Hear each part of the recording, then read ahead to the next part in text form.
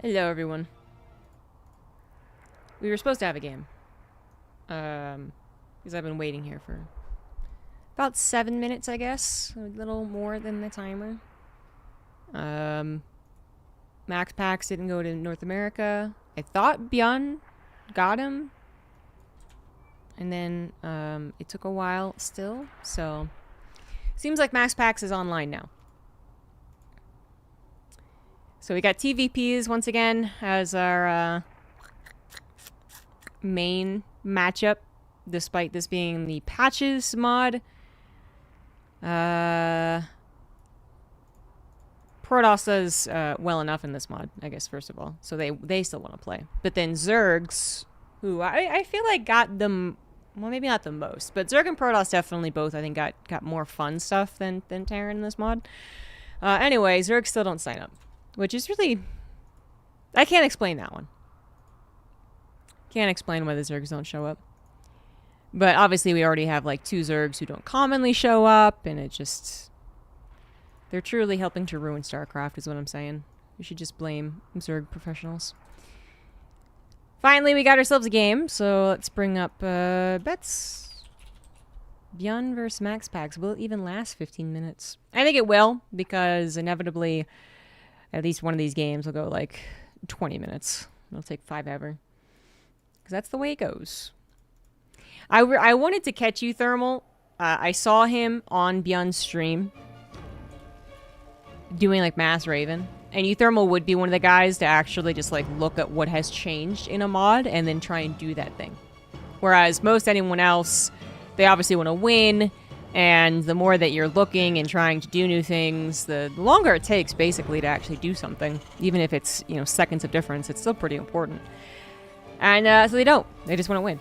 If they happen to kind of see something that already gels with their build, sure, they'll add that on. But otherwise, not really experimenting. Bottom left Bjorn, top right Max Packs. 2 guys who really don't do a lot of experimenting.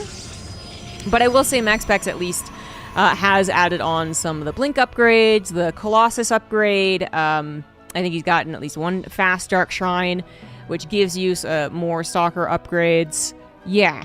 But, he kind of did that and then felt like maybe it wasn't really gelling with him winning, so then he stopped. So I don't know if he's still doing it. The thing that I've always said about this mod ever since casting, I guess, first 3 weeks ago, I think Protoss... and Zerg, but we're talking about Protoss here. I think they got more things like it just kind of like went along with what they already did. Whereas Terran, it's a little bit clunkier. Patches is always changing this mod, however. So even though it's only been a week since we last cast, there have been a couple of fixes. Some problems have been fixed, like turret tracking apparently, like tanks wasn't quite correct, but then there also has been actual changes. So, for instance, the Medevac Ignite Afterburners had a severe reduction in this mod. So they really weren't that... They weren't that great at accelerating, specifically. And they changed that, so 8 to 36, so... I mean, it used to be way higher. I feel like the acceleration number was like in the hundreds, but I don't want to check it right now. But, so it sounds like it's a lot more, but actually it still isn't. But they accelerate a little bit better.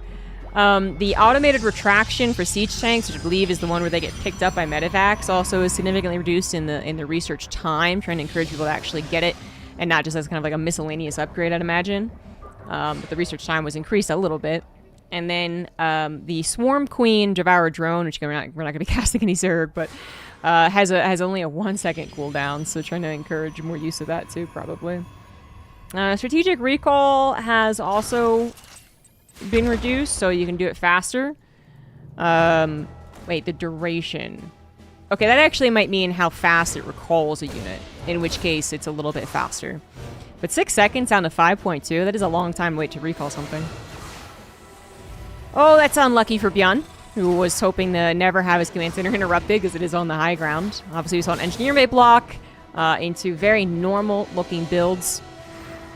But one of the things that's going to happen, most likely anyway, is that Max Packs is going to go into Colossus at some point. And then it's, that's kind of where we see the first question of the true mod usage, which is, Does he go for the Colossus Burn or the Colossus Range? Colossus Range seems a lot better. But he was experimenting with Burn first. At least a little bit. Clearly, it's just Blink right now. It's only 2 gateways as well, so... I was going to say, he almost always gets 3. Occasionally, he will go down to 2, but I guess this is it, so... Pretty fast expansion, then. Ah, there it is. I don't know my builds anymore.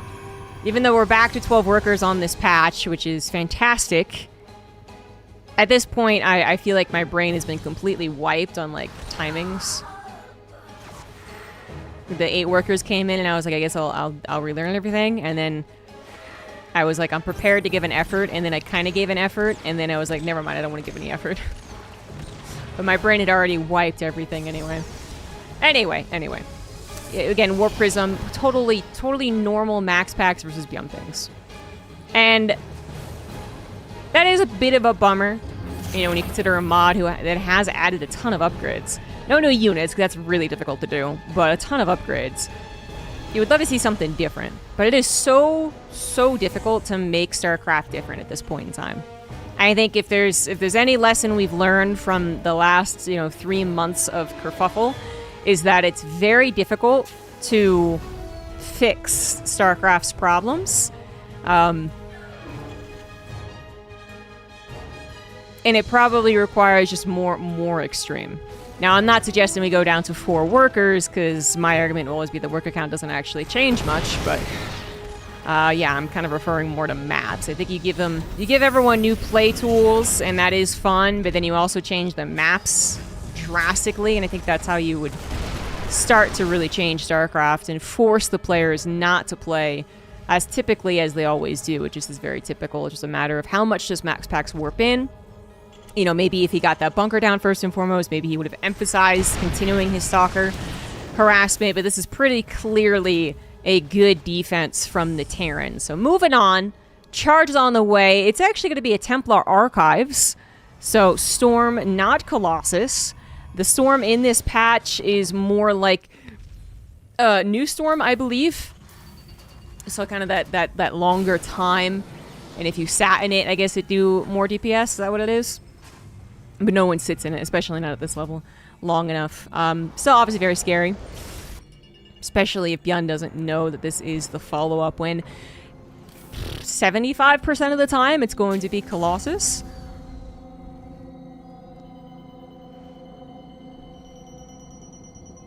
Should really play Protoss. Well, Protoss is a fun race to play, too. And that's why, I think that's absolutely a reason why Protoss seemed to, did dominate Grandmaster and Masters.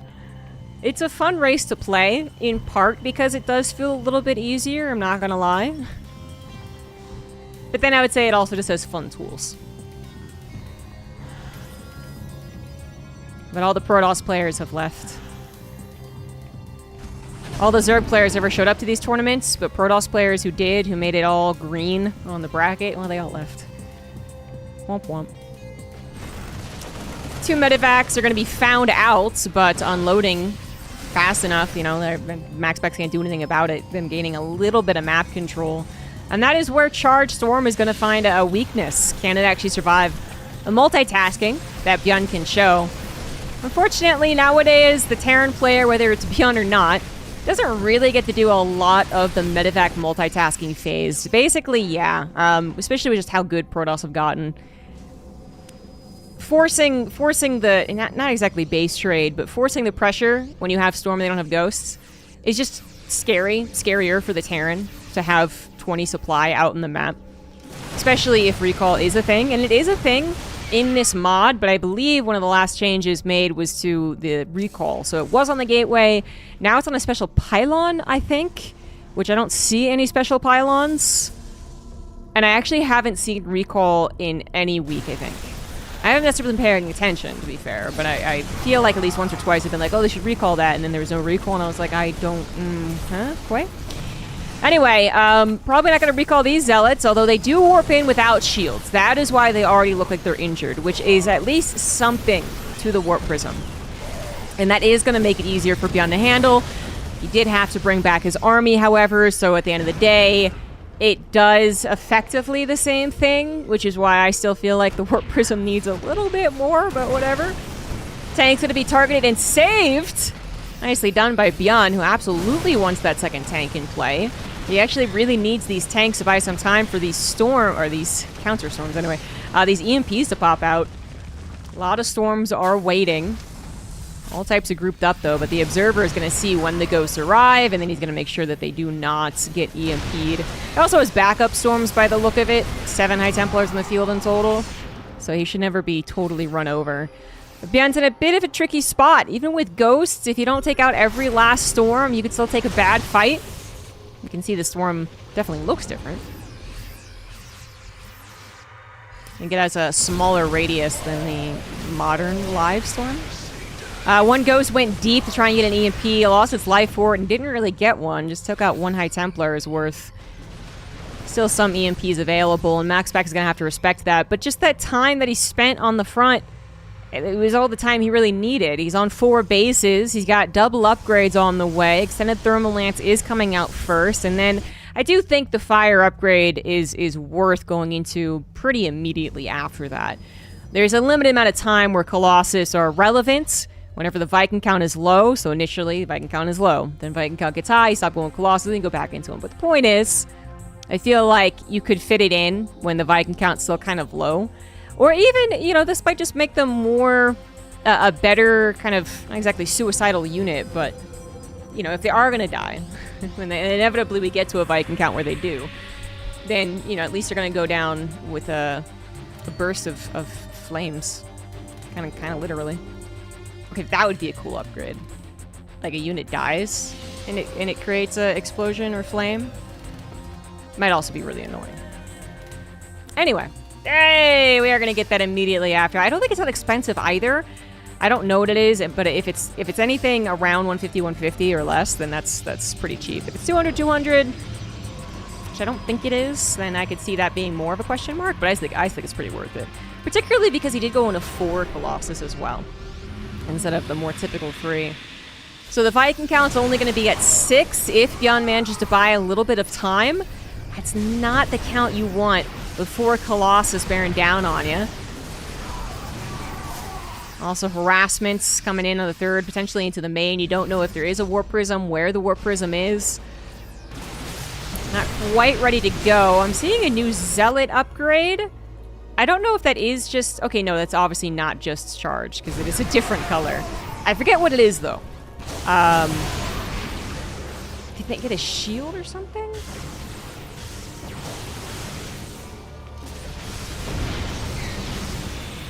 Max Pax is going to just continue poking and poking and poking. Dragging the Terran army out so we can storm it. Still has storms in his pocket, too. So, the more that Beyond is forced to stim, the worse the final battle is going to get. The Colossus now have that extra damage. You can see it kind of lingering on the bio.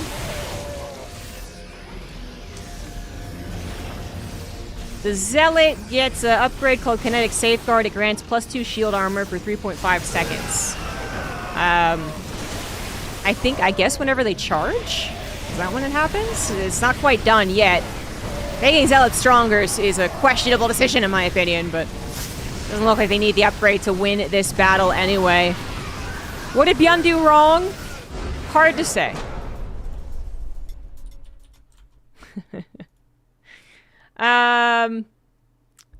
Yeah, hard to say. I don't, I mean, he definitely didn't do anything to the Protoss in the early game, which some people say is, you know, that's how you're already dead. Which kind of sucks.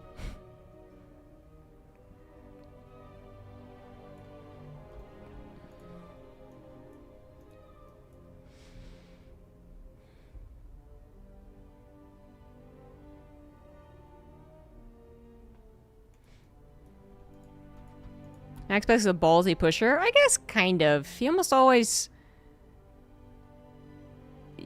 It almost always works out, though, so I'm not sure it's... Ballsy, maybe. In the hands of anyone else. But I feel like that was one of the biggest developments of TVP across the last 4 years. Was not any patches that occurred. but rather actually just the continued development of Protoss versus Terran, which MaxPax was leading. There was definitely a time, like, let's say like 6 years ago, just picking numbers out of the air, where I absolutely 100% believe that Protoss were not nearly as good at draining medevac energy and buying time. They would get to that same exact position that we just saw, and then they would just go. They'd say, okay, time to win it or lose it all, instead of what MaxPax does, which is hover. It's really annoying. Bottom right Beyond, bottom left MaxPax. Of course, there's other factors. MaxPax's aggression can be a lot scarier than other Protosses, so the investment there for the Terran to further defend doesn't exist maybe for someone else. As good as they are, it's just MaxPax is pretty good at it. Then there's obviously the Warp Prism, but I mean, I don't think I'm not going to actually say that MaxPax's Warp Prism usage is that much better than any other Protoss. That might be wrong. That might be disingenuous. But in my opinion, Warp Prism usage is not exactly a high skill cap skill. You know, like I don't see Warp Prism usage and go like, whoa. Yeah, no, never. So it's more just like he does that alongside really good micro and the correct hovering. I mean, I think it's really the best thing that MaxPax brought into macro TVP, because at first he just forwarded it all the time, right? But then when he got into macro TVP, it was just how much he hovered and made the Terran very uncomfortable. Not with a particular attack, but there are attacks in there, just the whole game. And Beyond, unfortunately, seems pretty weak to it. I mean, there's been times where his TVP looks much better. I mean, he went on a run. Was it the first Patches tournament, maybe? Or maybe the one before the first one? I don't know, but he was like defeating Protoss. He defeated like 2 or 3 in a row. And I don't know why. Because then it seemed to like rubber band back, and now he just doesn't really look like he gets a lot of... He doesn't get a lot of time to do the thing he wants before the Protoss has already done what they wanted. High Ground Command Center, as it was a Command Center first, so going to try and get a little bit of an edge in the beginning. MaxPax did also only scout to see the wall, which he didn't see here. And that is part of the plan here for Bjorn, to not build a wall. A little clever, but if a Protoss player does decide to actually go to see the command center just a little closer, obviously it doesn't work. In this case, it made MaxPax have to check elsewhere for a little while longer. He still went back and saw that it was like a marine opener. It's obviously still very ambiguous as to what actually Bjorn is doing. That might be the first marine, for all MaxPax knows. It could be the third marine, secretly revealed as a single marine. And this is actually like a one-base build. He just doesn't actually know. So that part's a little scary, but it is so incredibly unlikely that it is a one-base build from Bjorn. I know Kier occasionally seems to just want to experiment with them, but not so much Bjorn, and not on a 4-player map where he has actually 0 scouting. Which MaxPax doesn't know that for sure, but he has not seen an SCV come anywhere close to him.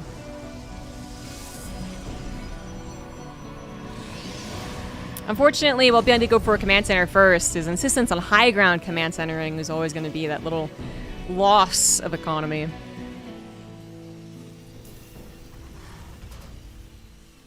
And he's not particularly eager to slap it down in location either, so he's getting oversaturated in his main, which we know just... It gets much, much worse after the 17th SCV. So there's really very little benefit to this. That's why you want to get your command center over as fast as possible, but not feeling safe enough to do so until you get a Cyclone. Which is... we know that is completely over-defending. MaxPax is not going to attack him anytime soon. We're still waiting for the Robo, for instance, to actually be built, which... It actually just looks like MaxPax skipped. MaxPax probably did figure out... Yeah, I mean, he got in there with Hallucination, that's right. He did figure out that it was command center first.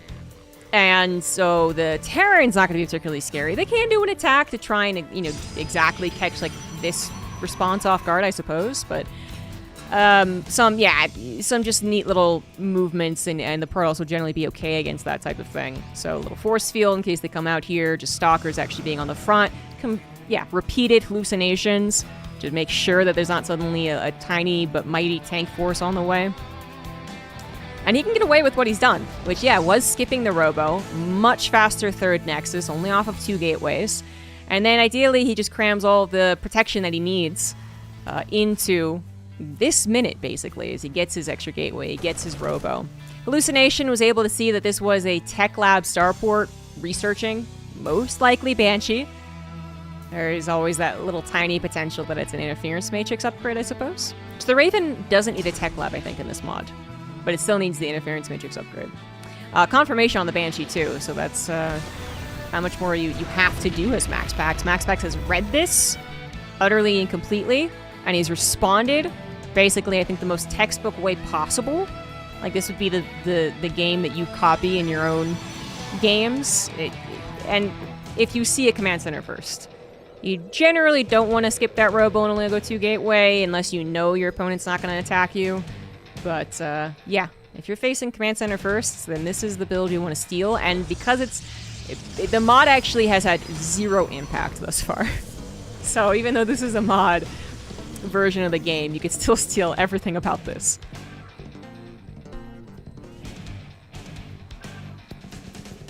Yeah, I can't think of anything that would have been affected by the mod.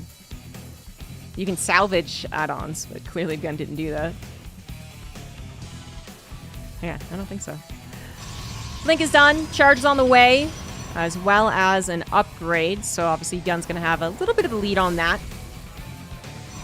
MaxPax is getting his gateways at a pretty much perfect time, opening up that supply as well. Maybe technically, yeah, a little supply block. We see that. We see that. These players are going from 8-worker ladder to 12-worker patch mod on Mondays, and maybe some other tournaments with the mod, but it's not, it's probably a little confusing. And here comes the mighty 2-base push off of that command center first. That is a lot of units. Definitely going to need more Zealots. No shield battery. Okay, 1. But none on, like, the forward position. Obviously, the Zealots want to go ahead and trade here if they can. Charge not quite yet done. That's unfortunate. Force field's not going to be helpful because of that. Immortal shield was popped. Zealots still without charge. The gateways might have been on time, but the charge was not. Shield battery still not helping out. Immortal gets taken down. Second Immortal is on the way, but the Zealots, it's just simply not enough. Maybe just barely enough. The Stalkers thus far retaining their lives. Bio getting very, very low, and somehow, even with charge being basically 2 battles late, that was still okay. That was still fine. Probably a bummer for Bjorn there. I saw better things for Bjorn. He even had an upgrade lead that entire time. And unfortunately, that did not kill MaxPax, who now has a little bit of breather room to accumulate those Zealots, get an upgrade as well. It's not armor, so the Zealot's still going to get shredded really fast. But the attack is still going to help. The Colossus is going to help a lot. Definitely needs to protect the Robo. In turn, the Robo will protect him. Widowmine shots are decent, not great. A little friendly fire there, too. And more Zealots are available as soon as those disappear. No Guardian Shield, but that Colossus, I think, is going to be the kicker. Medevac's are, pretty low in energy, although there are new ones rallied across the map. The Colossus might just be a little bit too much, and it is. I'll blink after to catch one more Marauder, too. Hoping to catch a couple more. Grabs one more. And is even going to go farther. That is always a little bold. You don't know if there's reinforcements right behind this, but in this case, Bjorn had almost nothing. SCVs were dying to Zealots and maybe chopped up his reinforcements he was supposed to have, and that is a 2-0 in dominant fashion from MaxPax, who doesn't need to change a damn thing about his playstyle. In the top half of the bracket, seems like a similar one-sided affair occurred. Hero 2-0'd Clem even faster, because these did start around the same time. Or maybe it was exact same time, honestly. They might have started a little bit sooner. Both Protosses just utterly dominating. That's what I'm seeing. Cat updates between matches. Nothing to really update on. I was taking care of other people's cats over the weekend, so I was working. I was taking care of these kittens, actually. They were really, really, really cute. I mean, really cute. Like, I take care of a lot of kittens because I volunteer at a shelter, too, and it's kitten season. And there are cute kittens. Every kitten's cute. But this guy's kittens were, like, extra cute. Because he had one that was just Little Miss Personality. She was this fluffy little orange ball, and as soon as you looked at her, she started purring. And she was a bit of a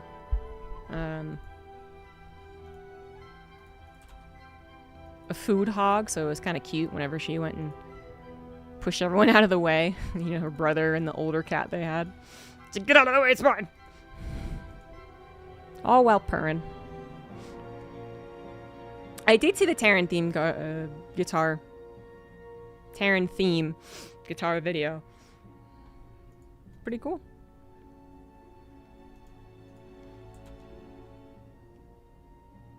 Do you still have feedback on High Templars? Yeah. It's just not that useful since its damage got halved, and yeah, not as useful as having a storm.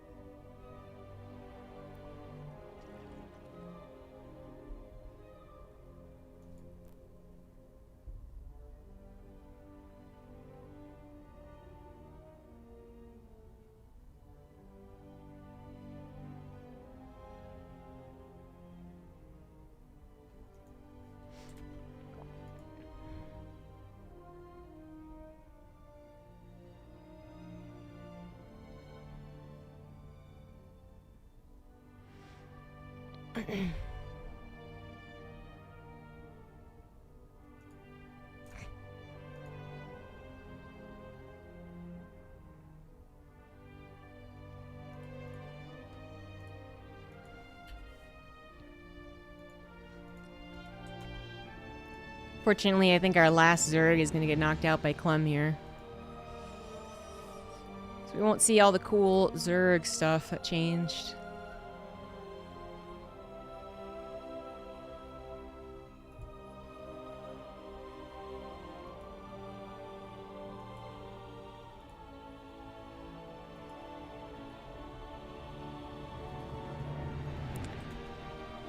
As you all know, I don't usually bring politics into the stream, but just there's the most, just like, I have the most visceral reaction to anything I read about this particular thing that's going on.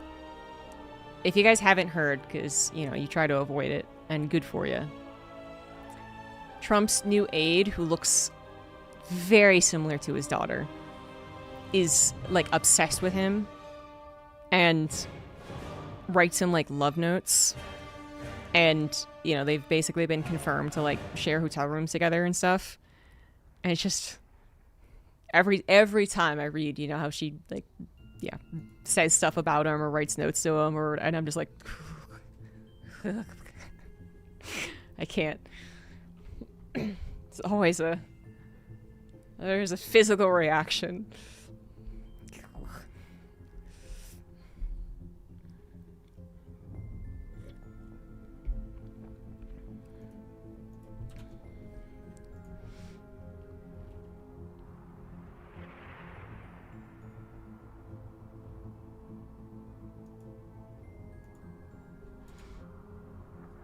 Trump coin? Yeah, I'm sure. Are any coins doing well enough? I do have some Solera and Ethereum, I think. And like the tiniest little bit of Bitcoin, right? Like 0.01% or something. But I just don't look at it. They treat it the same way as any stocks.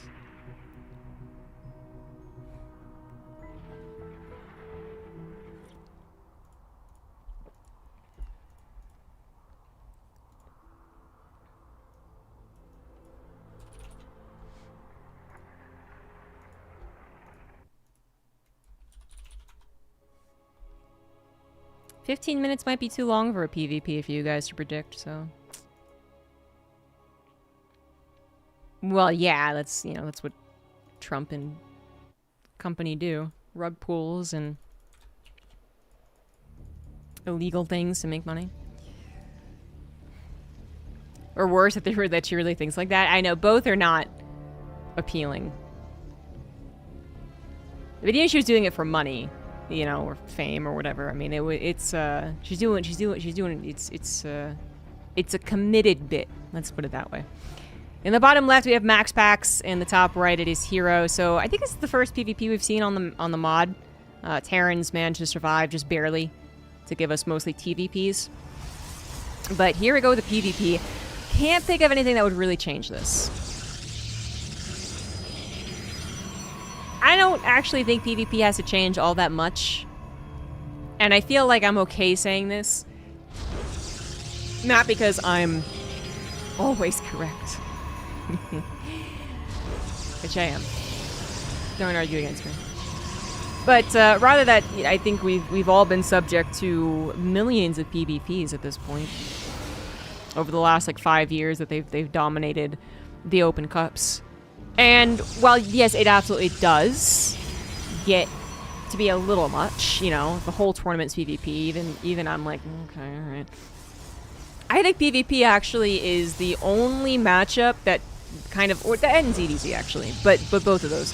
Mirror matchups get closer, PvP I think is the best, to really embodying what people want from a StarCraft game, which is one base play as a big potential, you know, with a strong chance of winning or at least doing damage to create an interesting game that the person then has to react to and play smart against, into a pretty entertaining mid-game. And if it does get into late game, like Tempest and Carriers, okay, we all agree that that's not really that fun, but that chance is actually quite low, because it's mid to late game is usually also pretty fun. It's constant action, it's moving around, we eventually get, like, disruptors, we get big explosions. Like, to me, every part of it's fun, and every part of it is fairly viable. Whereas, you know, the biggest complaint that people brought up, which is a rightful complaint, but their solution was incredibly wrong, was that we have too many skipped early games. And I think that is true for TDZ, TVP, to an extent TDT, I guess. It's still better, though. ZDP as well. So I don't really need PvP to be changed, personally. And, you know, if we do have such, you know, small changes as, for instance, it's going to be 1 gate versus 1 gate here, then that's actually already enough for me.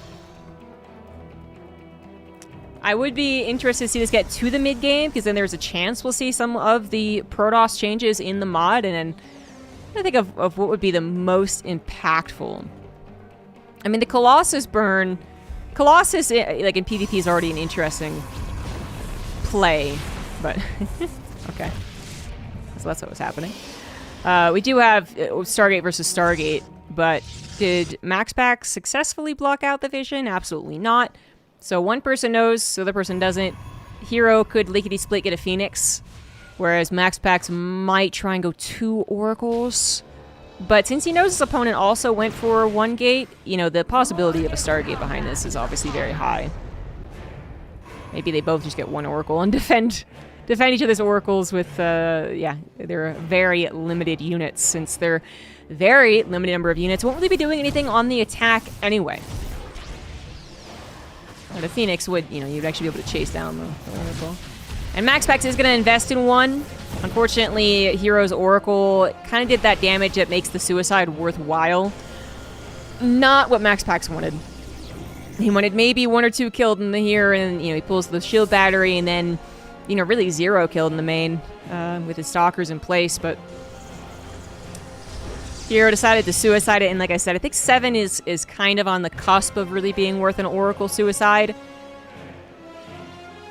Yeah, I would say cusp. It's like, you know, this is definitely still one where maybe you'd prefer having an Oracle because the Dark Shrine is on the way. Or maybe, like, gateways are on the way and they're going to actually attack you faster. Like, even though Max Pax would be significantly later to blink, it's because he did get a Dark Shrine. The Dark Shrine is interesting, too, because it's obviously a great reaction to someone who just lost the Oracle. This is going to allow for further Stalker upgrades if the game goes on for that long.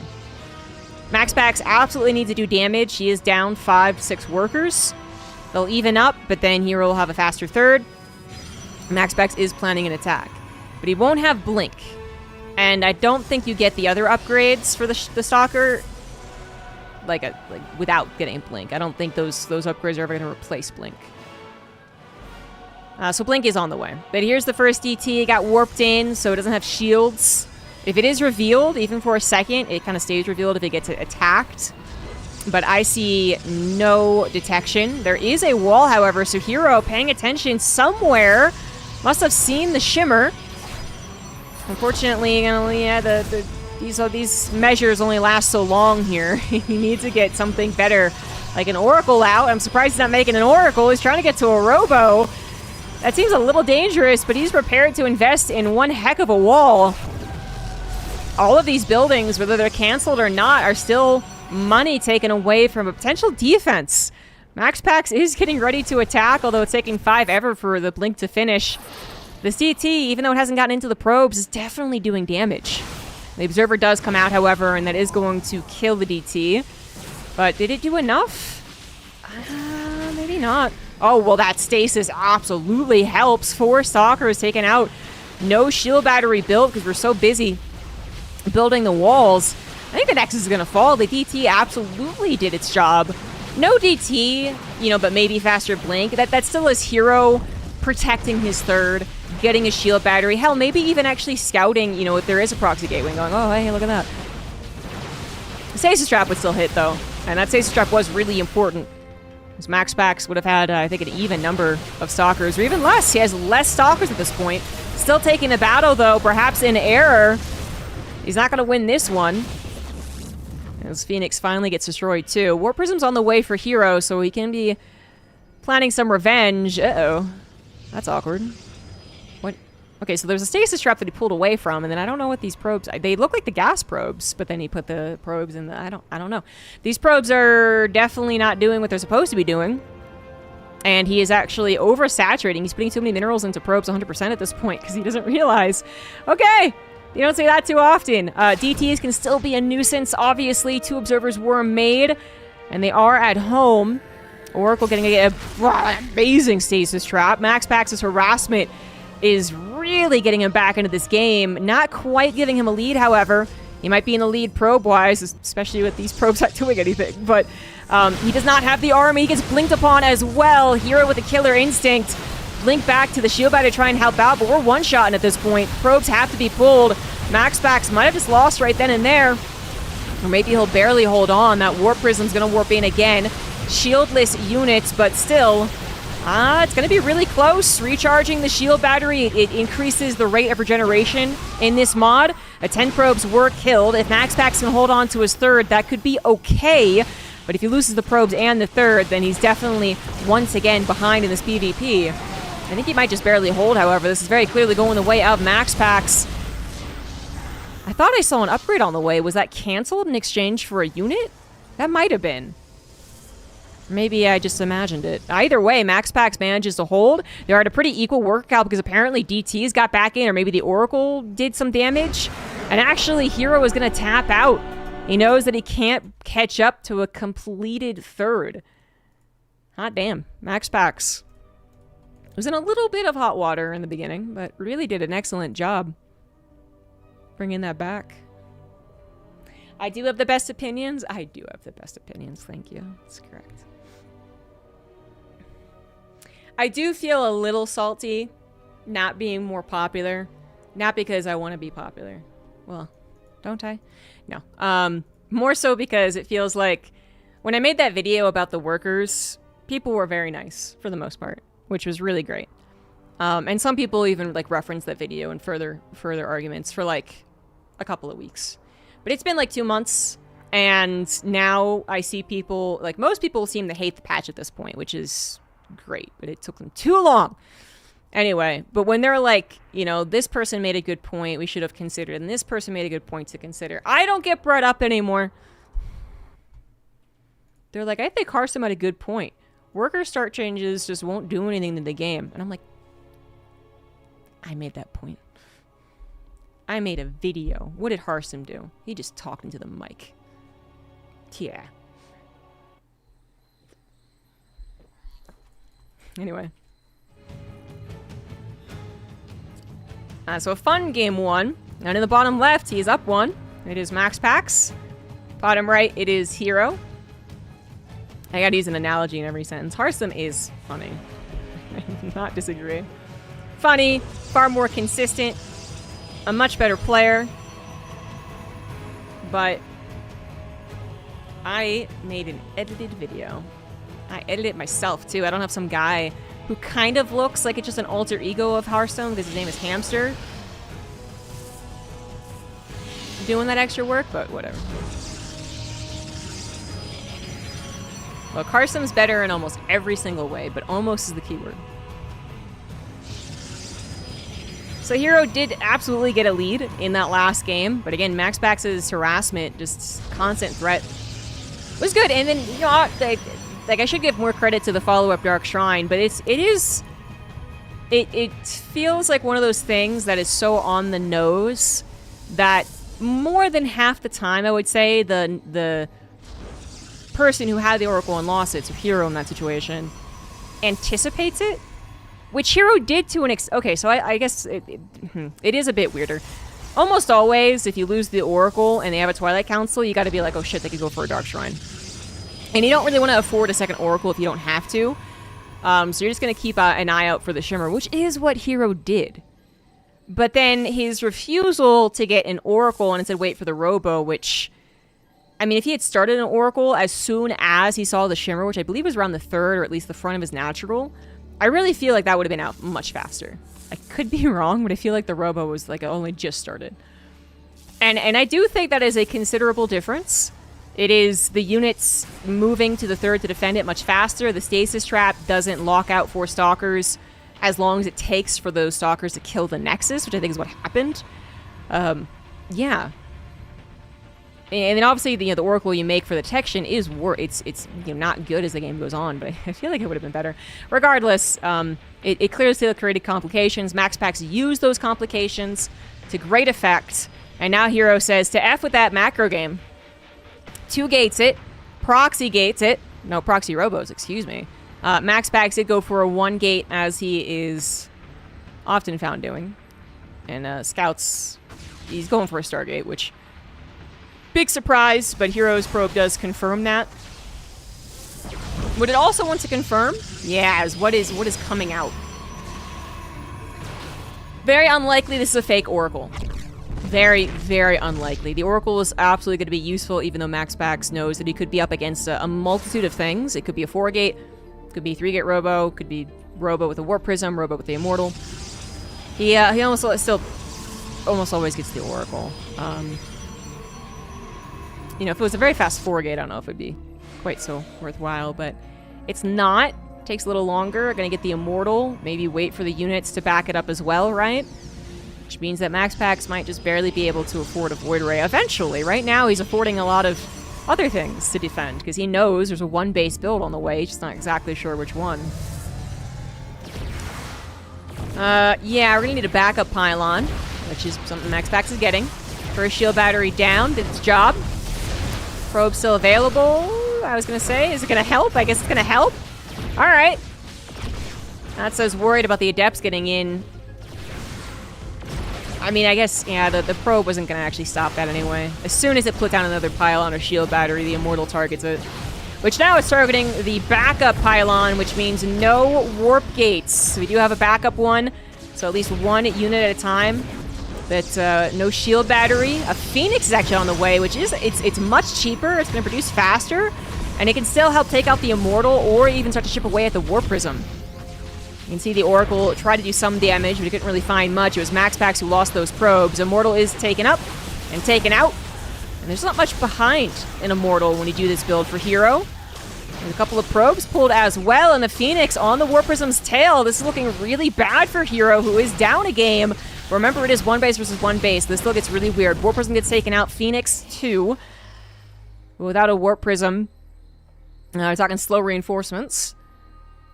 This is a huge amount of breathing time for Max Pax as well. So he fit in a Twilight Council, which I would have thought was courageous, but clearly is paying off.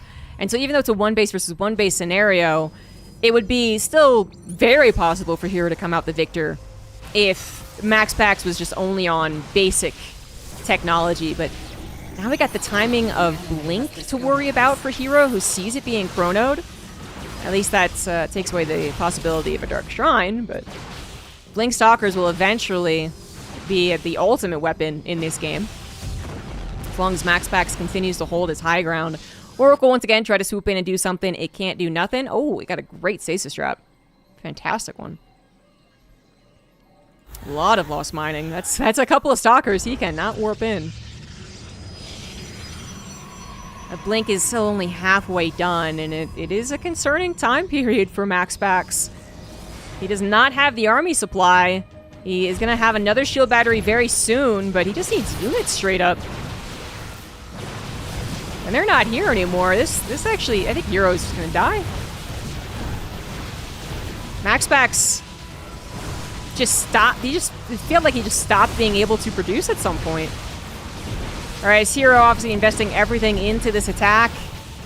Came up with more Stalkers, an Immortal to help, a Warp Prism as well. Maybe Blink wasn't the way to go. GG's. I think Blink is an excellent option when it finishes. If Hero tries to expand, because it's one of those weird PvPs where you both one-based. But to defend a follow-up all-in, I don't know, maybe that was thinking too far into the future.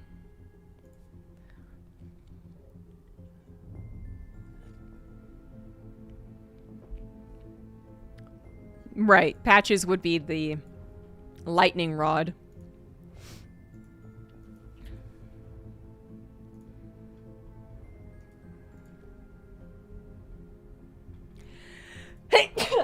Excuse me.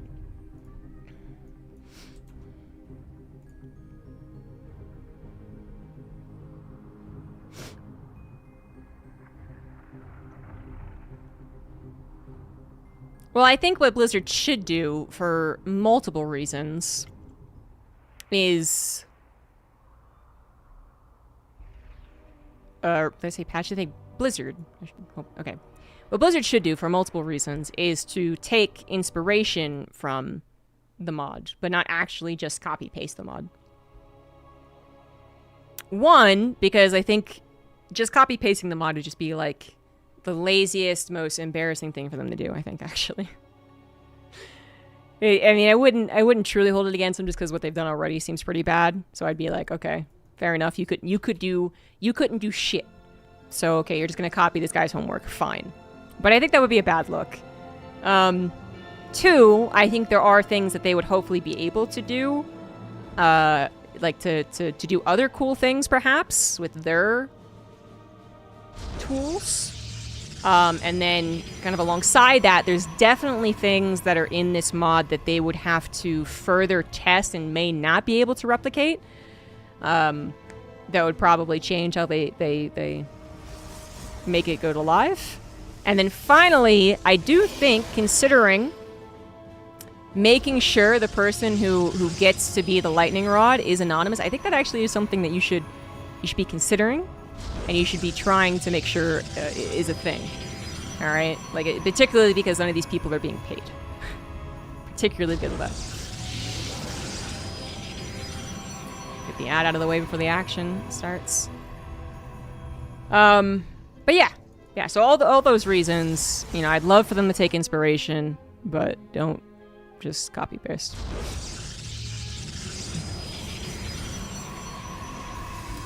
So Hero's proxy robo ended up working out with that second double down, which seems to happen.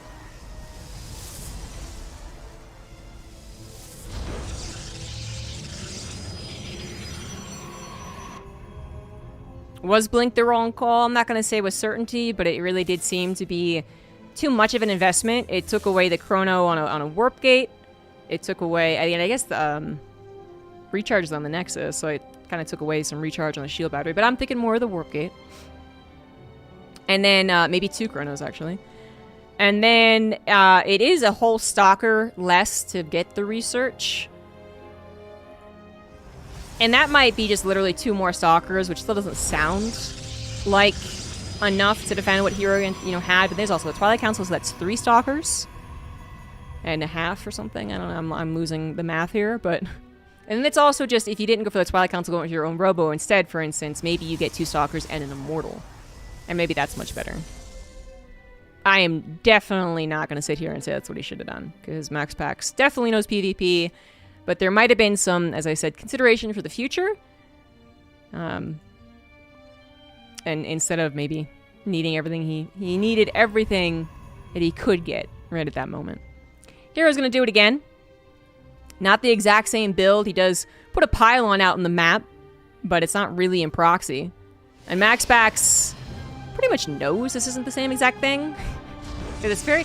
I would say it's unlikely these players to do the exact same all-in. Like, when people try to all-in Max Pax, they almost always mix it up, even if something just works, because he's pretty much guaranteed to not make the same mistakes next time. But there's always a chance, so he would love to see exactly what's going on. He is not going to be able to find out. It is a very quick proxy pylon, 3 gateway. So there is the proxy pylon now. Max Pax has the Stargate yet again. Oracle's going to try and find some damage. Did an excellent job with stasis traps. Didn't actually get direct damage done. Shouldn't get direct probe kills this time either, but it will keep 2 Stalkers at home. It'll also, most importantly, get a scout on this being not a 4th gateway, but a Twilight Council. So if Max Pax doesn't scout this, and he will, he might think that this is a far more committed 1 base than it is at this point in time. Now, it could still be a committed 1 base, although we saw Hero's probe go down, and he is holding on to 400 minerals, so I think it is going to be a natural. But yeah. The timing of when he's going to be attacked, the timing of a Nexus, obviously, something that Max Pax would need to know to keep up in this game. He can't over-defend, he can't under-defend. Zealot actually quite helpful here, going to tank a lot of shots, but that Nexus might have been a little over-ambitious. It is hard. Even seconds late on this, because you were over-defending, could, yeah, give Hero the lead, but then under-defending... It's a tightrope. Unfortunately for Max Pax, Max Pax gonna just straight up be behind in the Nexus. And actually, he opts to go for a proxy gateway. Yeah, I saw the proxy pylon. It'll be more for Stalkers than just a couple of Adepts. Now, if he never tries to get a Nexus, Hero should be figuring out what he's putting down. And eventually get a scout. He could at least hallucinate and see that it is a Twilight Council. And I was going to say, possibility of a Dark Shrine is also there. There's the hallucination from Hero at one of his sentries back at home. Sees a chronoed Twilight Council. Now, it's very, very, very difficult to tell there's also a Dark Shrine. You can count pylons up to a certain point in PvP. You can count... I mean, pylons is basically it. I mean, probes maybe as you get more expansions. And you can, to an extent, count gateways too, I suppose. Maybe 2 gateways seems a little light. And oh my god, okay, Max Pax actually going kind of crazy. Nexus at the gold. Max Pax is gonna just say if he's not gonna scout this, he's not hopefully gonna scout anything. I might be right about that. So Hero, he's seen no Nexus. He's like, okay, this guy's going to try and all-in me, do enough damage at the very least, and then maybe expand after that. Both have Blink, but Max Pax has one thing that Hero doesn't, and that is a Dark Shrine. Max Pax, I think he's just going to win with this. Like, this Oracle is scouting still as it suicides. It sees still no Robo, no Stargate. DTs will just win. Well, these Stalkers already look like they're doing a great job winning. We got ourselves a little bit of a base trade, but I gotta tell ya, I believe in the guy who has DTs. 2 DTs were warped in. Max Pax is now supply blocked, however, so no more DTs will be made. Also, just shy on the gas. Oh, a couple guys are still mining, actually, for another one. DTs should be figured out at this point, but Hero, he has enough to build a Robo. He needs someplace safe to build it. And there just doesn't, there's not some place that exists. He's going to probe out here, which he's not doing. All the probes sacrificed to try and kill this army. Yeah, and he just used his resources for more Stalkers anyway. He thinks there might be a chance for him to truly base race this, like last building killed. But obviously there must be a proxy somewhere. So that's the first problem. He doesn't know where that is. And then there's actually an entire freaking Nexus. Hero's going to scout this and I would say tap out. He's surprisingly not, but this is... Even if he kills this by some miracle, that's still not good enough. He literally has no answer for DTs. And his army doesn't beat the remnants of Max Pack's. I mean, I guess it does. So this particular army is not. 12 Stalkers to 5. Obviously, he would win Stalker v Stalker, but Max Pack's finally got unsupply blocked. Warps in another defensive DT. One was already trailing this army. I mean, Hero's good with Blink Stalkers, but is he this good? Not to mention they could turn into an Archon, which would be very difficult for the Stalkers to kill. And Hero is going to tap out. No GG. Which you should never actually take seriously. So often they accidentally don't do it, and then they do it in the chat or in PM after, or they actually didn't do it. And they're maybe a little frustrated, but no one actually cares because they play a million bajillion games.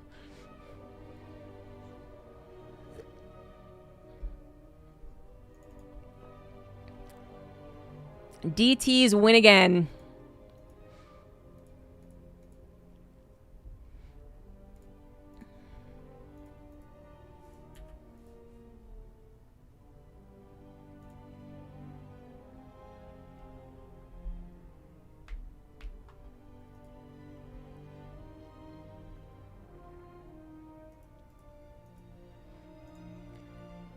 So Max Pax awaits the losers bracket, which I'm going to imagine is farther along than what is currently shown here. Clem, Fiant, even if Fiant put up a really, really good fight, I don't think would go for longer than the PvP.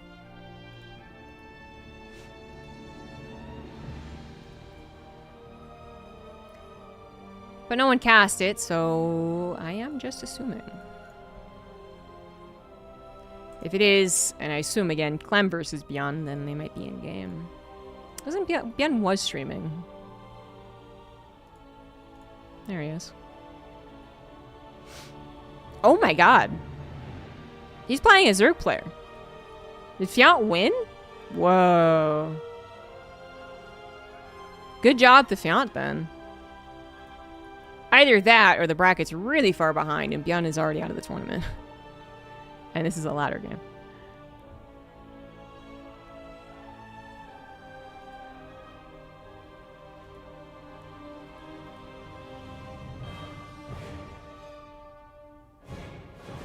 Yeah, I found BE thermal. Well, yeah, I saw that. That's not too surprising.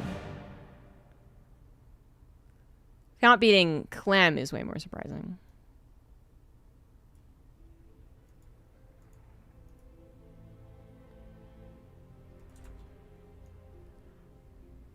No, it looks like he got beat. Or he's still waiting. I really can't tell you. But Bjorn is facing a barcode.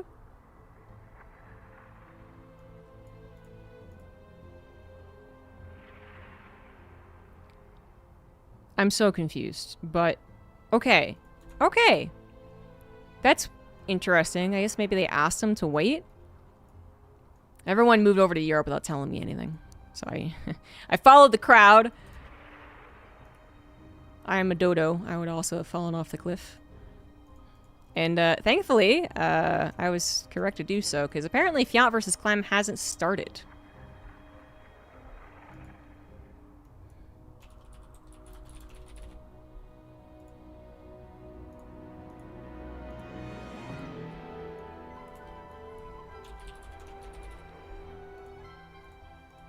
Which means Bjorn's just laddering because he's waiting so long.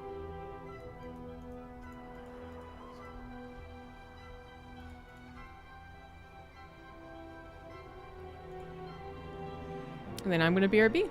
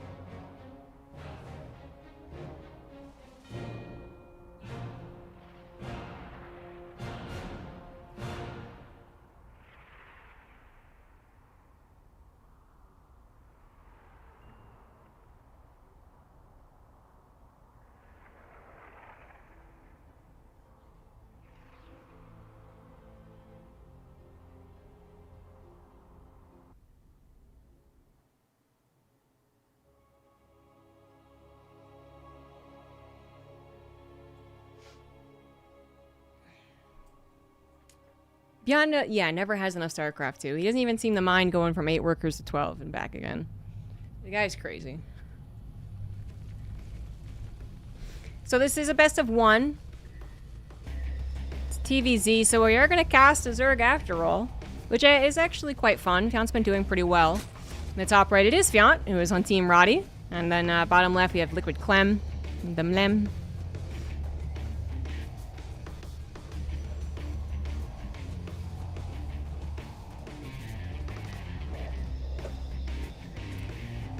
And while I think Fiont has been playing really well, and I think Zerg has more fun, better tools to use than Terran, it's a very low chance that Clem, he is playing Protoss. If I said Terran, then no, it's just habit, but Protoss Clem.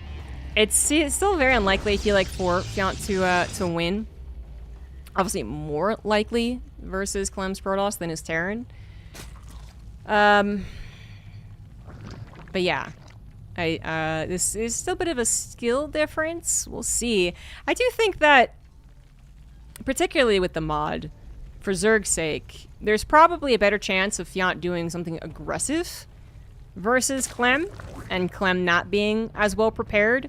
I think it's a little trickier for Protoss to be prepared for a lot of things. Just, you know, basically the fact that they have to wall and they don't have a supply depot is already, I feel like, makes that trickier for just being super basic, but there's other reasons too. And it is a mod, so Clem might be very, very used to dealing with a Queen Roach all-in the old days. But one, it's been 2 or 3 months since the old days, where he did play Protoss with 8 workers for a little bit, and then he just kind of was like, this sucks, I don't want to do this anymore. So it's been a while. And then, yeah, it's a new mod. So it's still different, but not different in the way that 8 workers is different. Anyway. Oh, wait, what? What? Hey, Quay? Excuse me? What? Huh?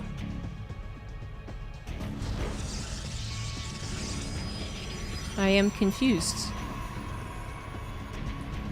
Clem goes for his 3rd as his 2nd base.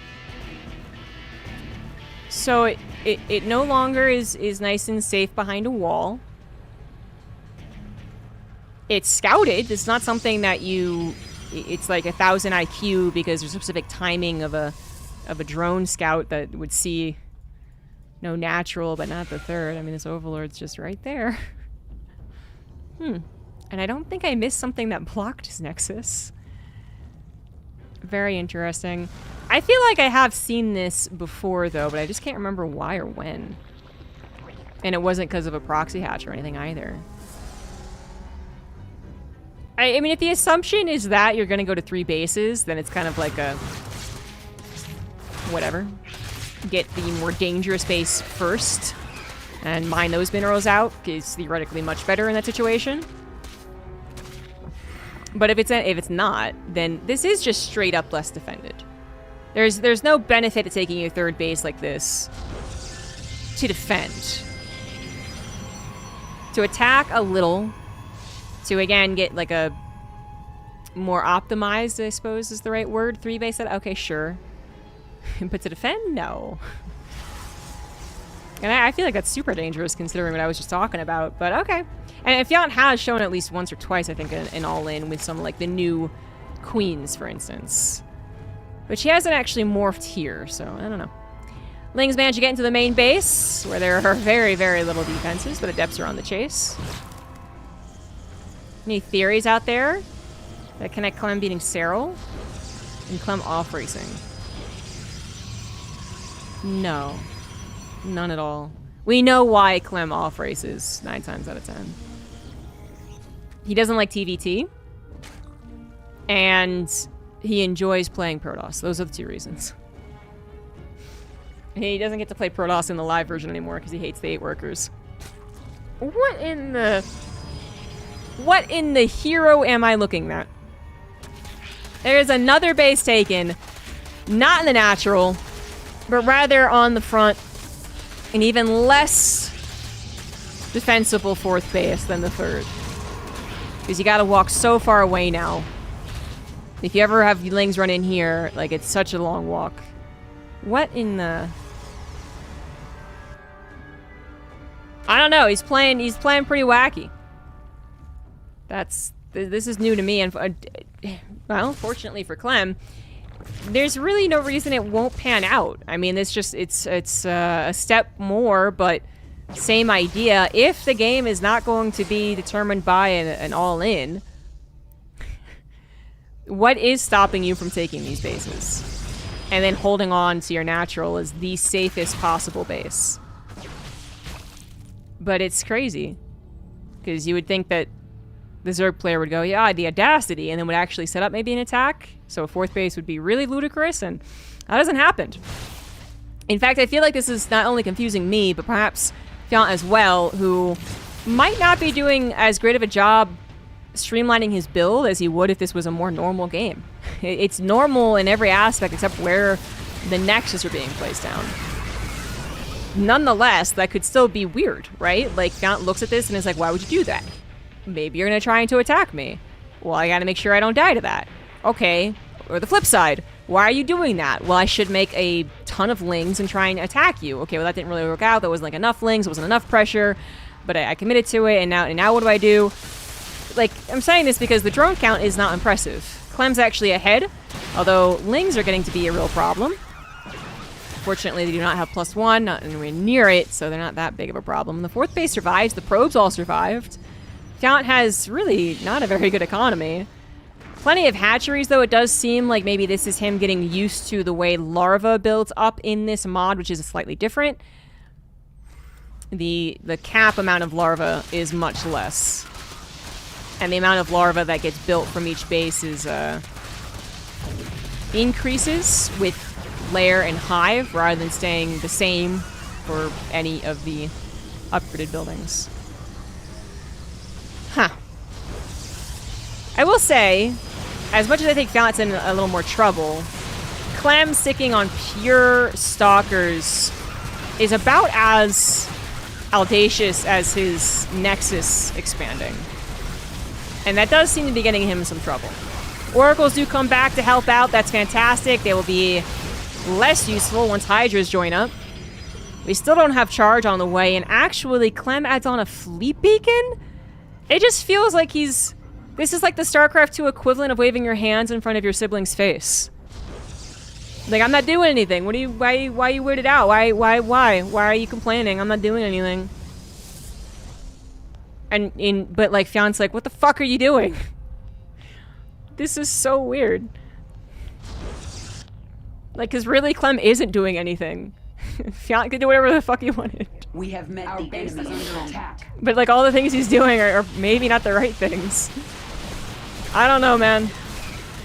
Charge is finally on the way, but we're gonna see that it's not ready. So the Stalkers get surrounded by +1 Lings. There are a lot of units backing this up, however. 6 gateways, actually not that many. The concerning number, in fact. Fleet Beacon is here, so just for the mothership for now.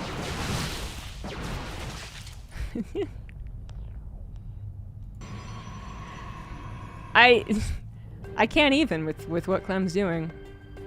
Fiant, I think he has a lot of time to recover. As much as this looks like it's a 4-base Protoss, it is actually just 3 base, although now is the 4th base being added. Of course not in the natural. Why would you? +1 Lings murder probes. And charge isn't done. You warping without shields now. I mean, this is... It's just one of the most stubborn ways to play this game I've ever seen from Clem. Now, on a race that I feel like he's actually trying to be less stubborn in, but... This is so weird. This boy adds charge faster, and then maybe like Archons as well, or Storm. Let's say it's definitely Storm. And I feel like he's smooth sailing. And instead we got this pure Stalker, quick mothership, forward expansion Protoss, who's gonna defend for now, and I think is still like in an okay position, but is giving Fiant a lot of chances to recover, because Fiant was in a questionable position much earlier in this game. Well, much earlier, but... Now he's at 68 drones. Still isn't impressive, but he had his hatcheries up, so once he builds drones, they'll saturate. He's gotten a better technology, even though the Lings were doing some serious work and still would, with +2 and nothing but stalkers. But yeah, Clem is okay. He's now going to attack, find a bunch of queens. Time Warp actually very effective right now. This is a great choke for Clem to abuse. Only on +1 attack, is +2. 20 seconds shy of finishing. Ling Hydra ripping into a lot of these stalkers. Again, only a 3-price Protoss. Clem is not that rich to replace all of his army, and that is what a hell of a blink forward. Still no +2. What is this? Did Hero worm his way into Clem? I was gonna make an X-Men joke, but then I realized it was a spoiler. Or not X-Men, Spider-Man joke. Okay. What the freak was that? That was too big brain for me, I guess. He didn't even get the Stalker upgrades. And at least that would have been fun. He could have gotten 2 additional Stalker upgrades. He affords a Dark Shrine, and he could have gotten a shield for them when they blink, and then... what was the other one? I always forget it.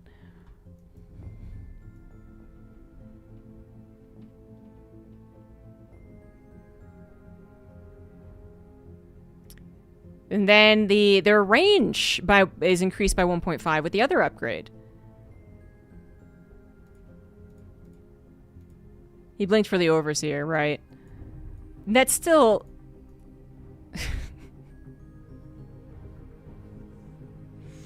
That's still so bizarre, the way... Everything about that, I would say even the blink. Like, just... To be at that point where you're hoping that the Mothership Cloak is what saves the battle is pretty bad. And that is temporary, so... Yeah, it felt like Clem was trolling. Felt like he didn't want to play TVT versus Beyond, but he didn't want to play anything versus Beyond either. So he was like, well, I'll just play Protoss now. So that means that we have a Zerg continue on in the bracket. How about that?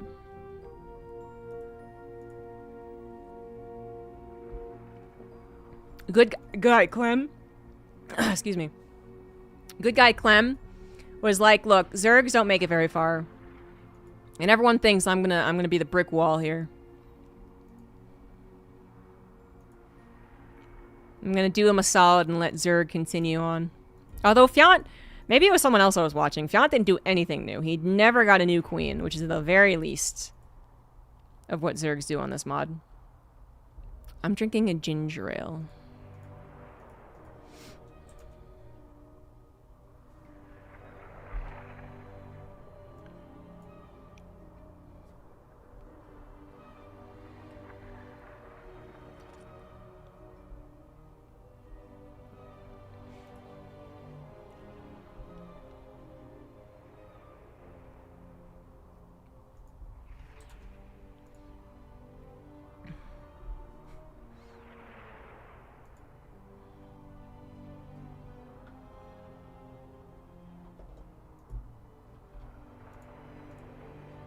Oh, yeah.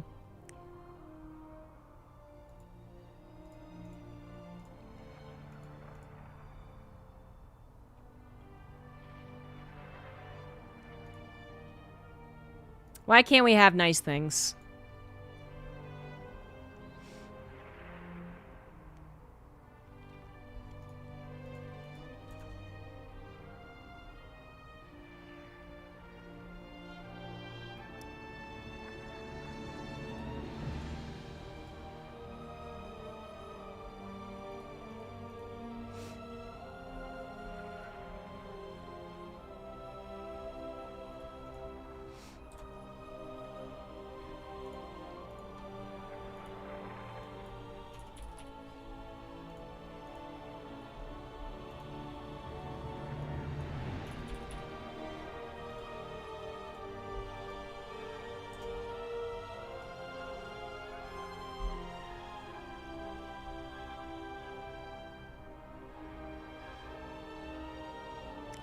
I bet if I gave StarCraft 2 20 hours,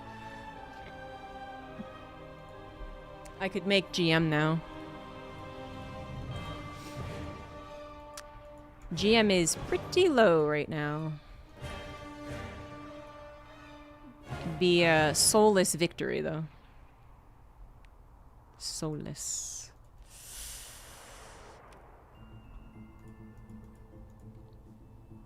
Hello, the Cinnabon.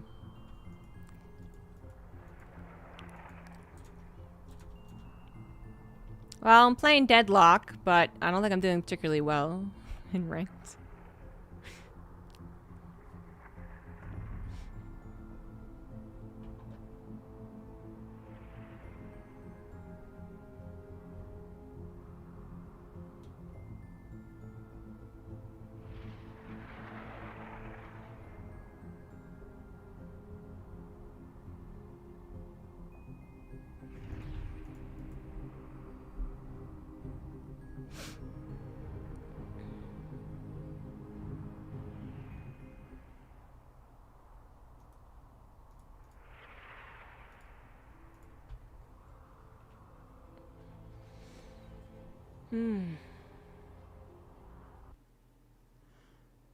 I had a really good Vindicta game, though, yesterday, so I got that much going for me.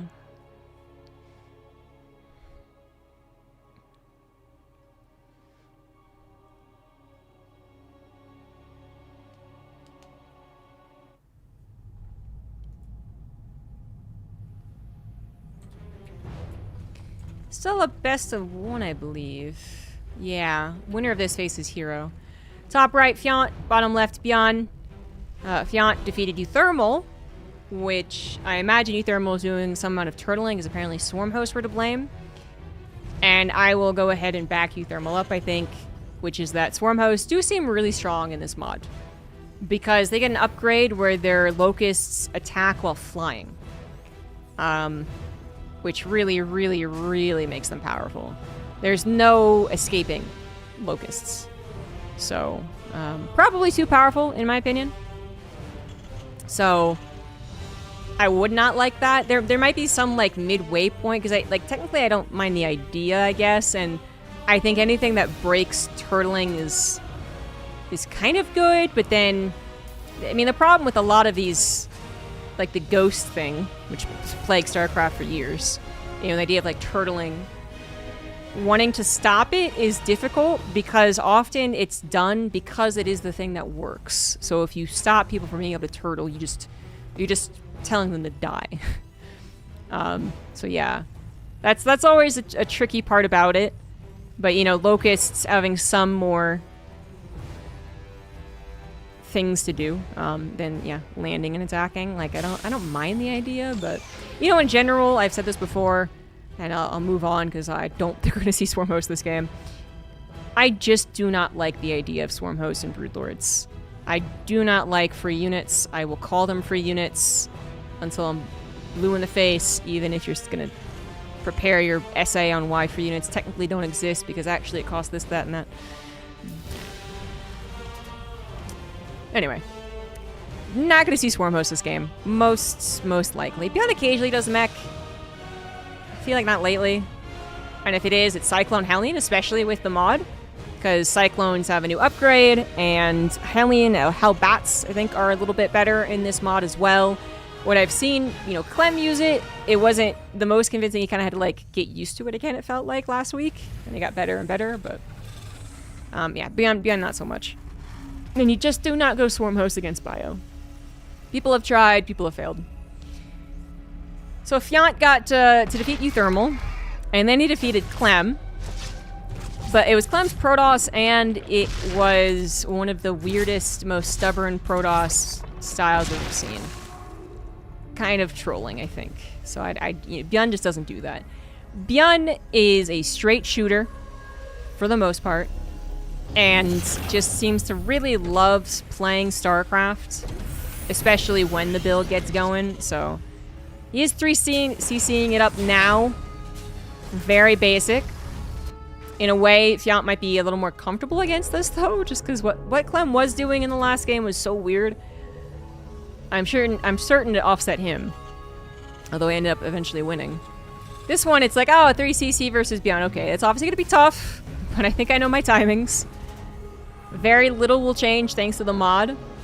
Eventually, we'll see Beyond get some additional upgrades, but I think that's currently the biggest weakness of this mod, is that the Terran players don't really see a benefit to getting any of the new upgrades until they're at the miscellaneous upgrade point.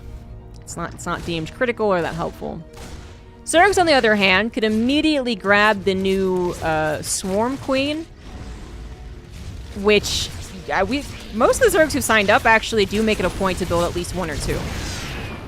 And Swarm Queens, they're just a little better than Queens as far as attacking goes. They're slower off of creep, but they can transfuse off of creep. They can take a drone to get more energy.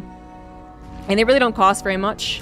So we do usually see that as sometimes the only adaptation of a Zerg player playing this mod, but still, it's obviously something that affects from the very get-go, so it feels like you're playing definitely a modded game.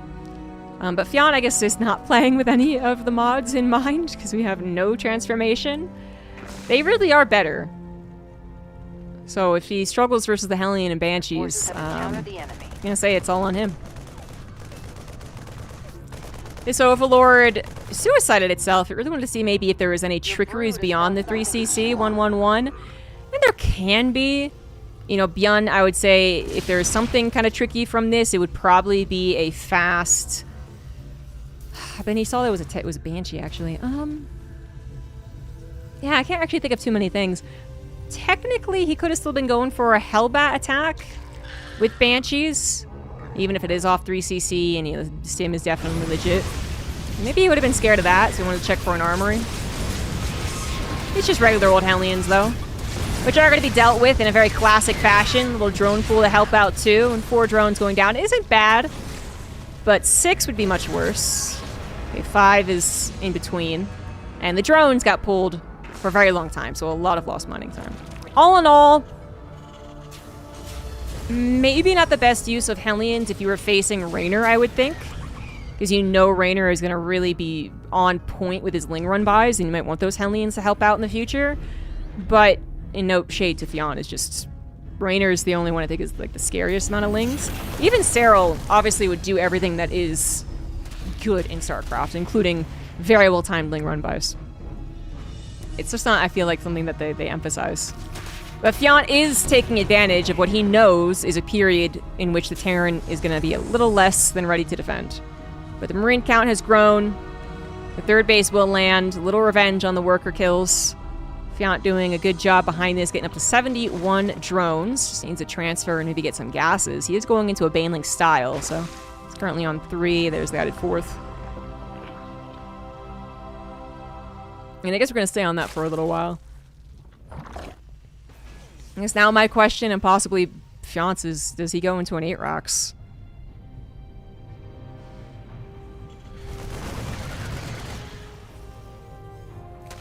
Can be hard to tell if you don't get into the main, but sometimes that 4th command center does come down here.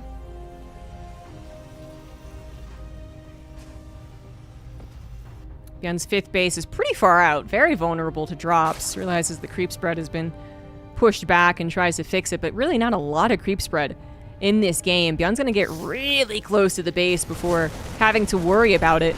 The scan will very quickly clean everything up. Lings on the backside, however, is a good move. Auto turrets actually would have helped, but Beyond should have pulled back. Baneling speed is not done. He's not quite set up to deal with this. He absolutely needs to go for a surround, but even bleeding off units while he gets set up. Upgrades are going to be done for Beyond. Not done for Fionn. He's got so long to wait for those. Run by not going to work. I think it might have gotten a scout in the 4th command center, so that's at least some good news. It won't be an 8 rack, so it just continues to pummel him, but struggling to deal with this as long as he is a little concerning. Beyond will probably have to lift. He has stayed a long time, but if he takes some Banelings down with him, which he does, one last tank shot over there, but one Baneling did manage to sneak on through and get a lot of those Marines. Beyond is going to have to lift and leave. But was that a good trade? I'd say so. Even with some of those last Baneling hits. And Beyond is just so well set up back at home. All of his production is going to be finalized soon. 2nd factory was prioritized in the 4th command center. Fionn, 69 drones, not bad. Does need more. And we'll need to think about his next step in technology. Hydralisk then is done. So we might see those added on. We might see some lurkers too. Are there any lurker differences in this game?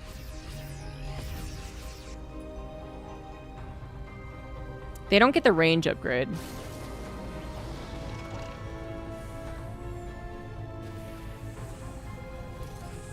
Yeah.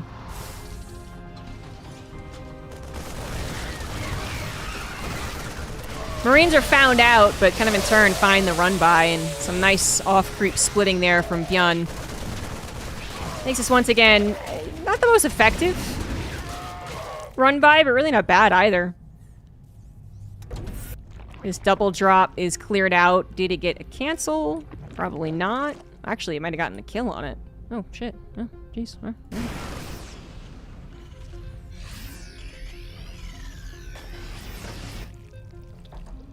Is that a third factory? That is a third factory. Oh, God. All right, well. I guess Bjorn is not looking to win the game in the next 5 minutes. Maybe not even the next 10. Cool, cool, cool. That's what that third factory tells me.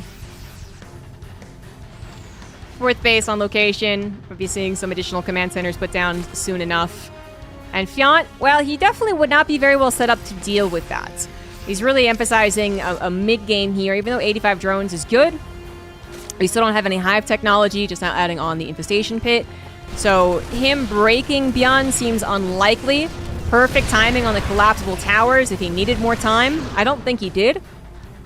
Bjorn's at a perfectly acceptable supply to defend. The high ground and his pre-splits and his pre-siege tanks.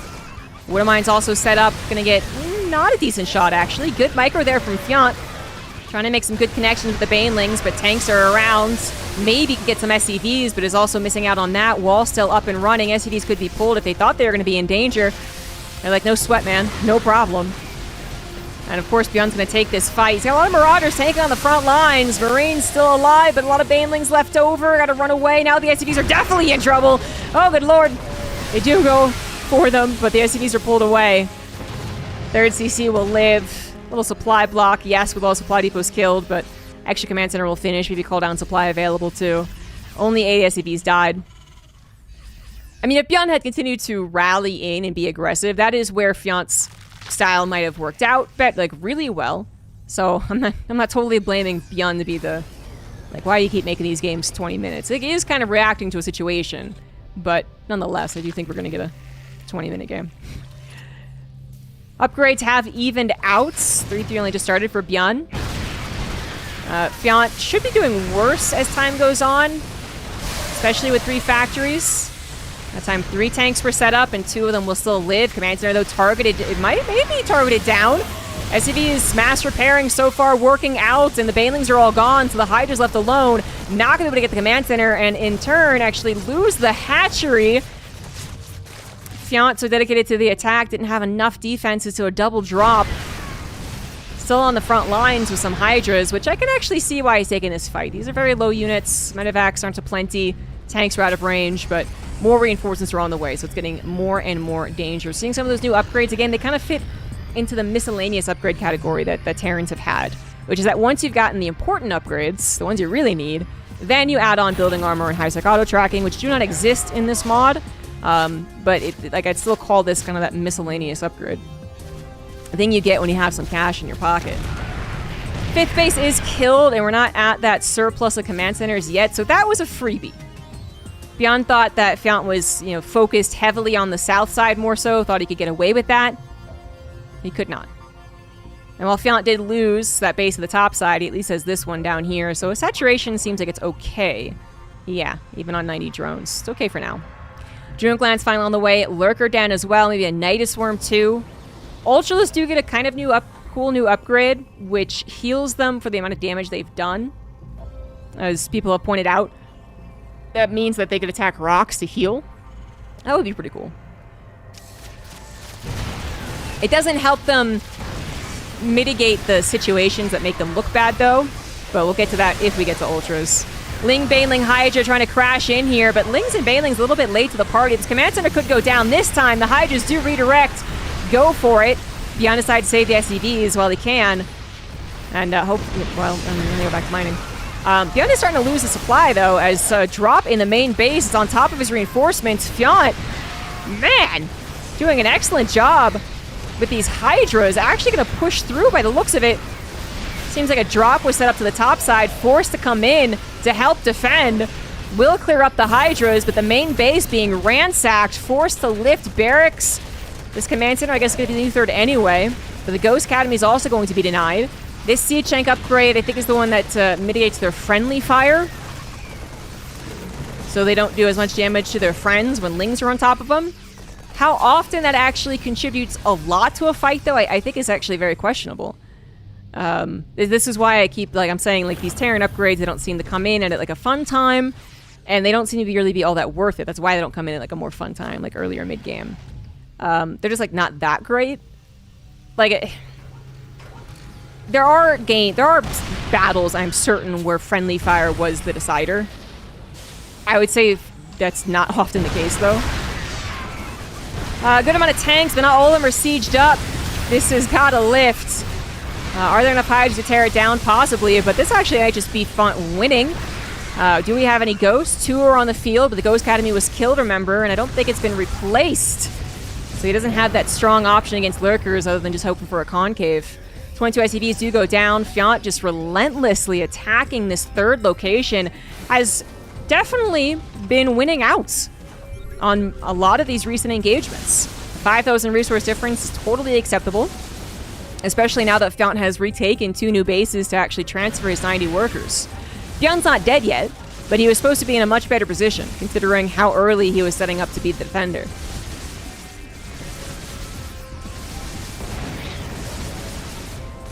Now, what would be a good tank upgrade to give them so that they are more impactful in the mid-game but not overpowered? That is tough. I'm not sure.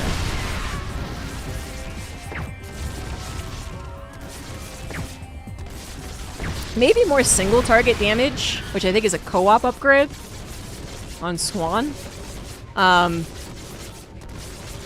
Which would make them, it would make them better against lurkers and ultras, which I think, you know, Zergs would not appreciate. I feel like it wouldn't change that much between Ling, Bane, Ling, Hydra, right? Because it's the thing that they actually target that would take more damage. But making them a little better against those units could still be good. I certainly don't think it would break it. Like, if you gave more splash, then I think that's breaking the tank. But single target damage? Yeah. Liberators are out, which will help against the lurkers as well, but still no Ghost Academy. And not a lot of lurkers. Tanks, again, you know, some of them not sieged, do go down, but this seems to be a strong defense this time around, although runs into the lurkers, there's a lot more marauders. Still losing so much bio because he's distracted. Ling's on the third base. Doing a great job causing problems over to the left. And Beyond just can't get things settled. No doubt about this game. This is definitely Fiant just playing very, very well. Beyond did not troll in any way. Fiant just played an excellent game. Seeing weakness where I don't know if everyone would have. Still not quite over yet. Can always be difficult to cut the head off the snake. Terrans are crafty little bastards. But he's done everything he needs to do to make sure that Bjorn doesn't recover. You know, he's been relentless. So there's ever been a time where Bjorn has sieged up tanks where they need to be pre-siege. This is a great fight for Bjorn. No, woo! Whoopsie-daisy. Planetaries ready to go. All the SimCity ready to go. Extra command centers in case he loses one. He doesn't even give a fuck, right? We never got to that point for Bjorn. Especially on the tanks. Despite going for 3 factories, I think he's been reduced down to 1, actually. Wow. It was 3 factories. Okay, I'm not crazy. Wow. Okay, yeah, so he lost 2 factories. Never really got to that intimidating of a tank count.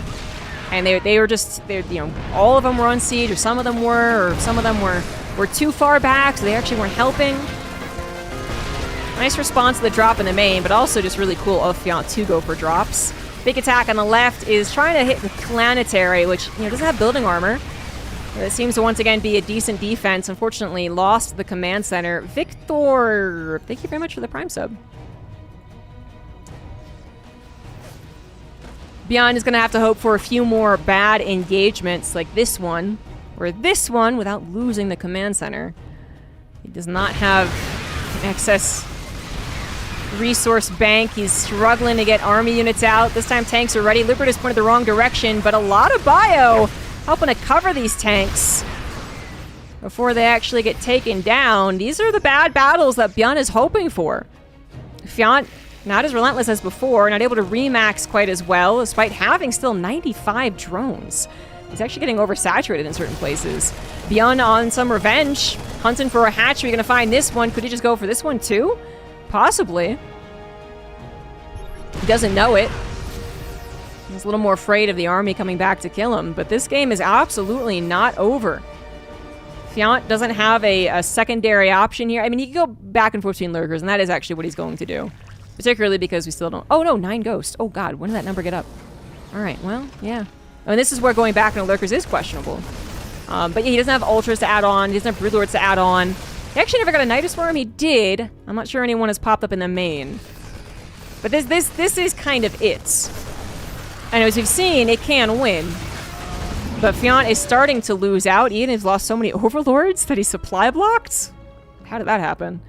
I guess he was dropping in the main. Bjorn's starting to feel it. You know, he probably knew he was on the precipice a couple minutes ago, but this much breathing room, killing 2 hatcheries, obviously fantastic. And the armies that are trying to come at him again, like, are clearly being a little more timid.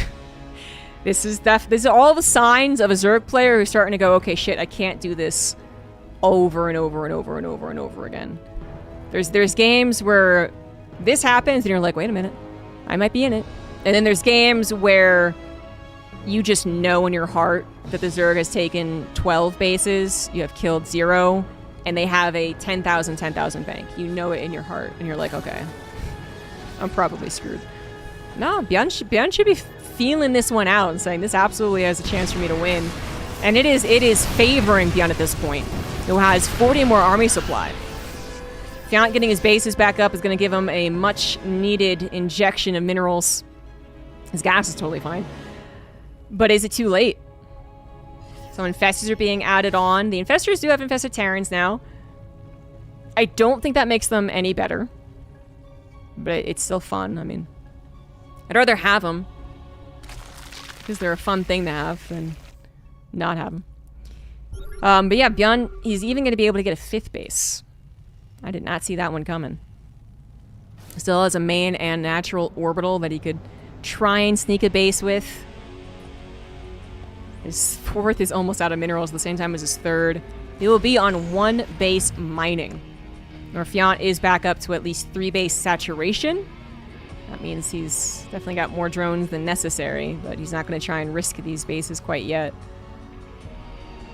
He might want to, though. Yeah, okay, he's gonna go for the corner. That has not been checked by either side in a long time. Of course, you say that, and you think, oh god, this is the time I'm gonna get a hatchery, thank god. And then that's exactly when the Terran checks it, but still. Nidus Worm in the main is seen, again, with a very quick pickup, building his little wall of defenses to make sure this base does not get killed. This is his last mining base. Which is bad news if it dies, but in a good way, it doesn't matter if this base dies. Kind of. Liberty gets taken down, but a lot of banelings sacrificed with that. Still not killing this planetary. We do not have the building upgrade that you could get in this mod, which is the fire suppression system that exists in co-op. That might be worthwhile now that Bjorn has minerals coming back in. Hard to say. It makes buildings good against attacks that take a long time. But against burst damage, which Zerg is so commonly burst damage, it's not as good as building armor. Oh, unlucky. Scan to see what the army was doing. Incidentally scanned an infestor, 1 of 2. Oh no, he built more than that.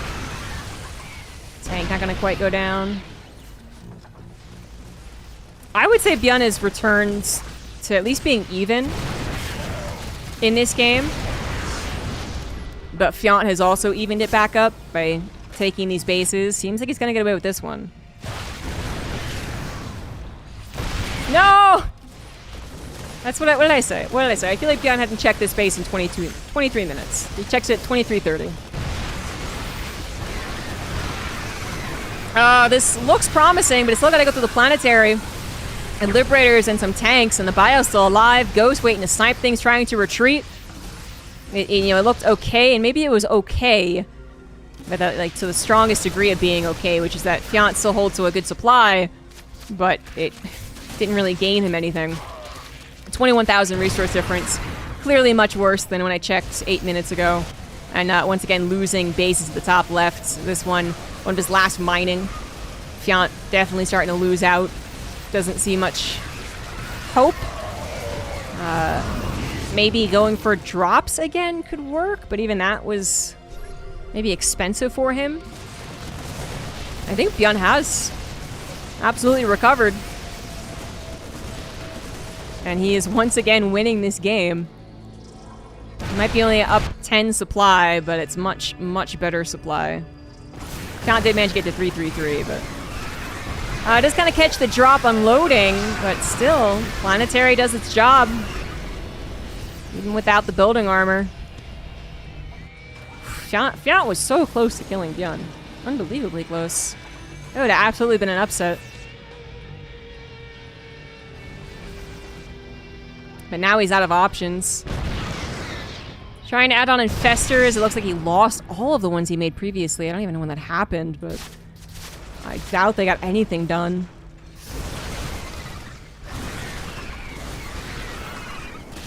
This is a good attack. Ling's on top of the Ghost to stop him from sniping. A couple do go off, but what are we doing here? You know, what are we really getting from this? The army that was killed, I think, is the best thing that Fiant got from that. And he also kills all the medevacs as well, so that was a good cleanup. Killing the Planetary doesn't really matter too much for Bjorn anymore. And once again, as Bjorn loses a base, so does Fiant. He is not mining anymore? Somewhere. Somewhere he has a little bit of mining. This base is back up. There we go. I mean, that makes them basically equivalent. It's very close. And Bjorn gets a couple more of those engage. Well, no, this is a good engagement for him. Finds Hydras all by their lonesome. Snipes help taken down. Double the army supply. If the Lings get into the army, like literally into them, onto the Ghosts, onto the tanks, they can be so effective against the type of army that Bjorn has, which is very Marine light. But anytime that doesn't happen, the Terran army's balled up. And the tanks are sieging, getting all the pre-shots. Like, yeah, it's not pretty. It is not pretty. That was basically Fiant's army, and it is now all gone. A bit of a heartbreaker. He was on a roll. But Bjorn is very familiar with these games. Knows how to bring it back. Knows there's always a chance the Zerg starts to take bad engagements. And that is what happened. GG's. Bjorn advances on to face Hero in a best of 3. Which I think is going to be very difficult for Bjorn. But we'll see.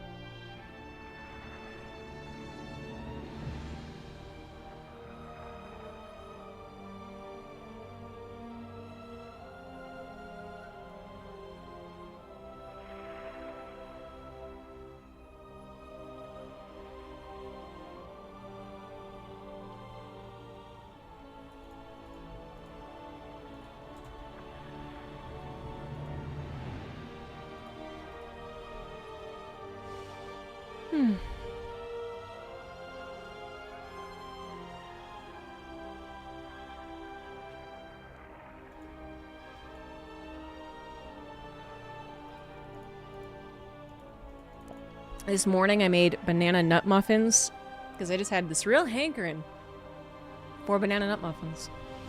And I'm a person with free will and the knowledge to follow a recipe. You know, I say that, and I could be mean to people who don't know how to cook, but I won't. Honestly, there are a lot of things that if you're not taught are not intuitive, and the recipes do not tell you to do when it comes to cooking and baking. Walnuts. Anyway, and I tried a new recipe. Have I ever done a trunk cast? Oh, brother, I am like the most well-known drunk cast in StarCraft 2. I used a new recipe, and it was a regular banana nut muffin, but then you made like a walnut brown sugar butter topping. Literally a topping, right? So you put the mixture into the pan, and then you top it with this sugar glaze kind of thing, right? And it ended up pretty good. My father said it was legitimately the best muffin he's ever had. Pretty much perfect. And that's high praise. My father is a vegan, so everything I make in the house is vegan, unless I'm making something specific for my mom, who's not vegan.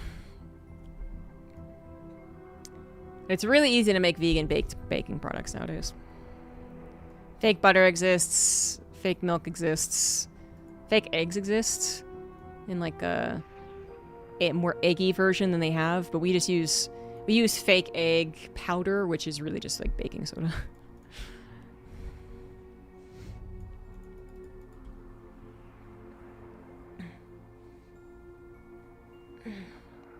W praise, I know. It's hard. It's tough.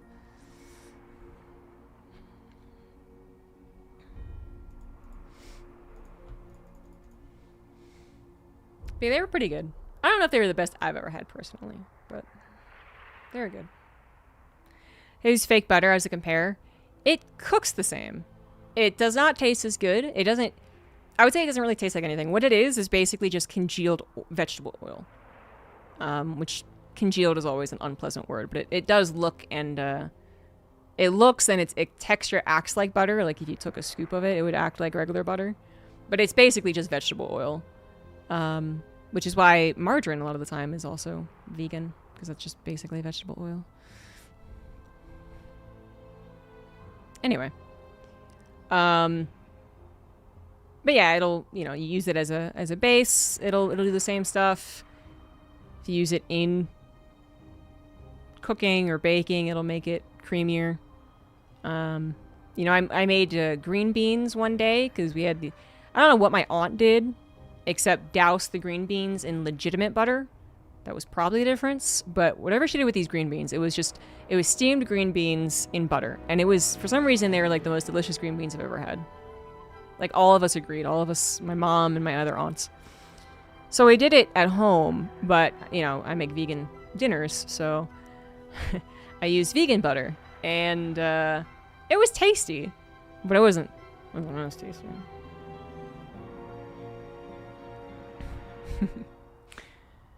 I've been playing the patch. No.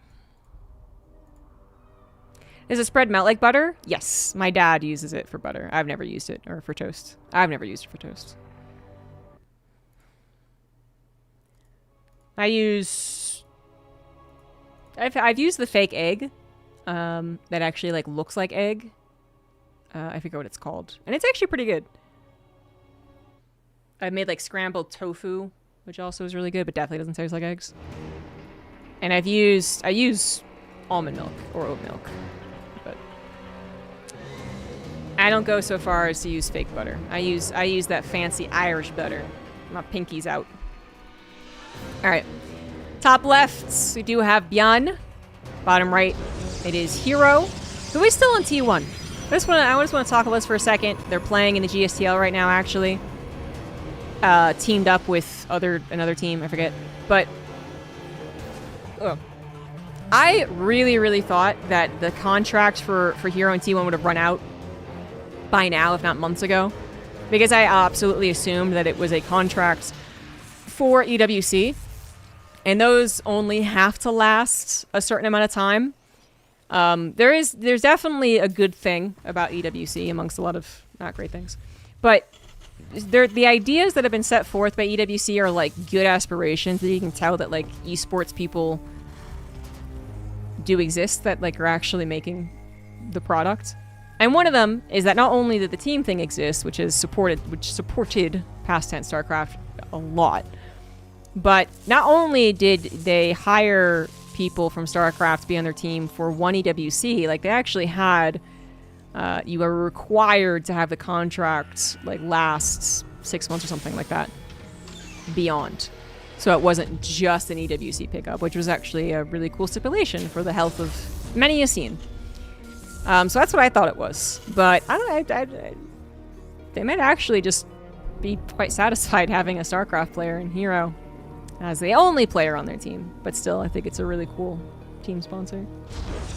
As someone who was an absolute SKT1 fangirl back when they were really in StarCraft.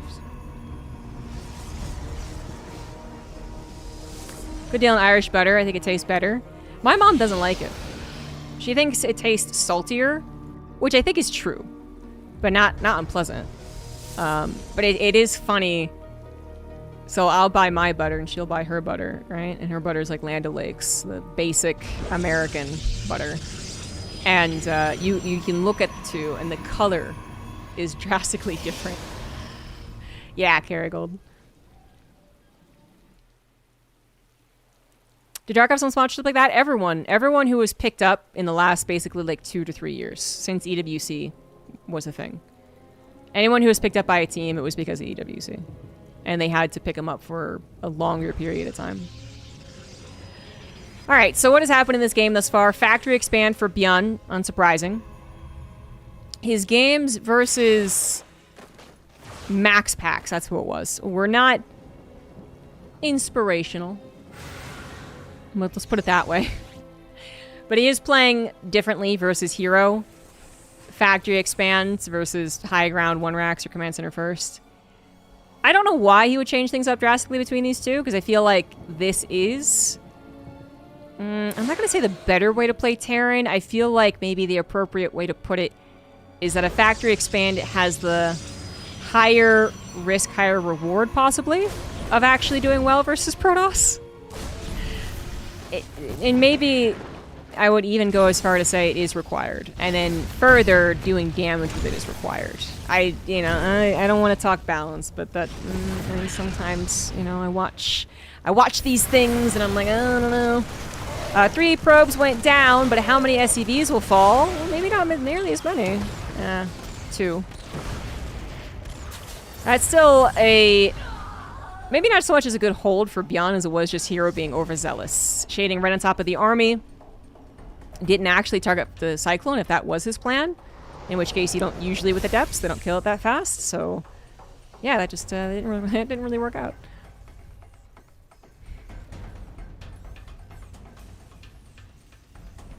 TVZ is almost always palatable. I would say that I'm not really impressed with any Terran matchup nowadays, which sucks. But yeah.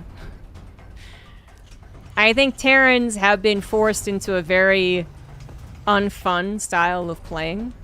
Unfortunately, this mod does not change that in my eyes. I think changing it would require a lot more than what any one person could do, but yeah. Ooh, that was also not a good idea by Hero, who does not lose an Oracle. But he just revealed that, Like, I don't think Bjorn was expecting 3 Oracles before seeing them. And now that you've revealed it, oh, now he's gonna... maybe even get a missile turret with how serious that is. But he might also just depend on 2 Cyclones.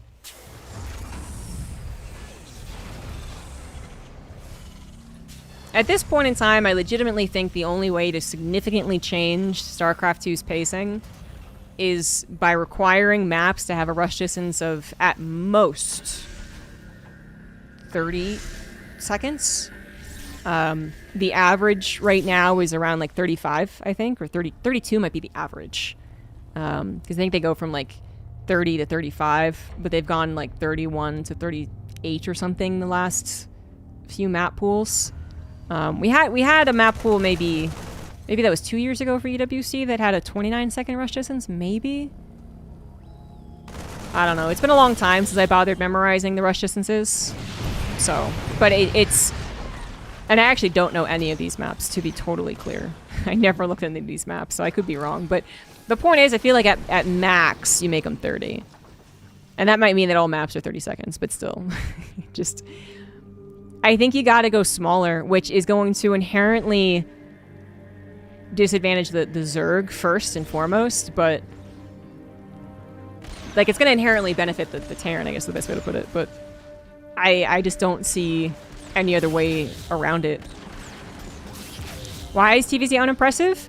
It is the quintessential skip the early game matchup. You know, very rarely does a Terran player do anything besides 3CC. In the mod that we're watching right now, there's maybe a little bit more of an inclination to go for a Hellbat attack, because Hellbats are better, but even that doesn't really happen. This is funny. Beyond got a Raven. Was he already planning on getting a Raven? Possibly. But if he got it 2-3 Oracles, he knows Hero. He absolutely knows Hero, because it's worth its weight in gold. There was like 7 stasis traps on the field. And then Raven just demolished all but 1. So nicely done, Beyond.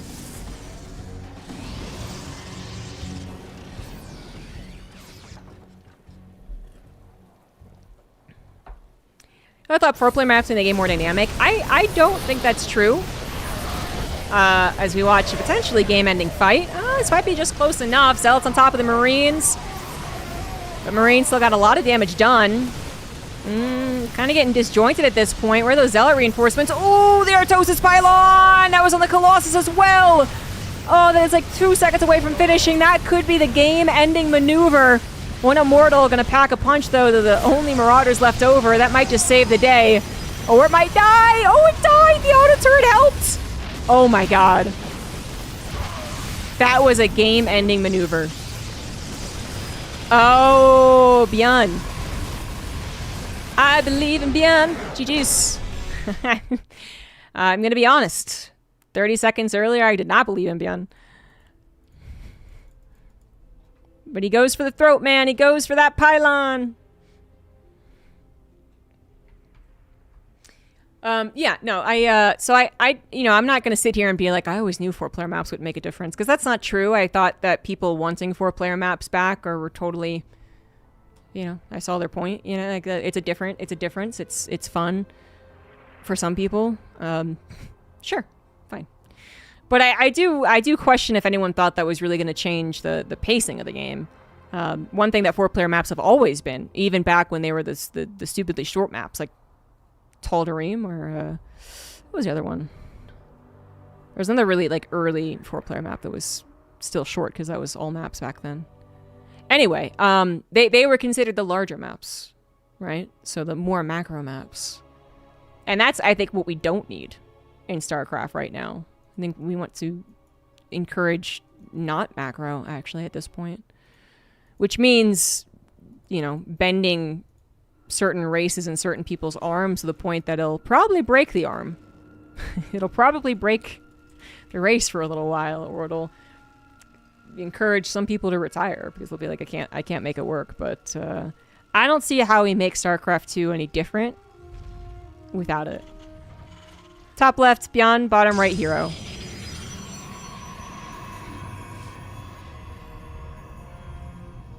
Oh, Legacy of the Void definitely had early game tactics. That's one thing that I feel like people really forget. It's weird. I'm not blaming you, and I don't think you're, bad for thinking it, or you're definitely not the only one who's like, this is what it feels like.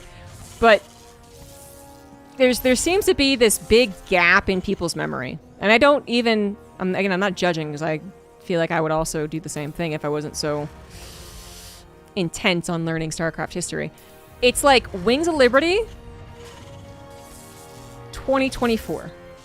It feels like that is how so many people are talking about StarCraft since this big hullabaloo about worker changes.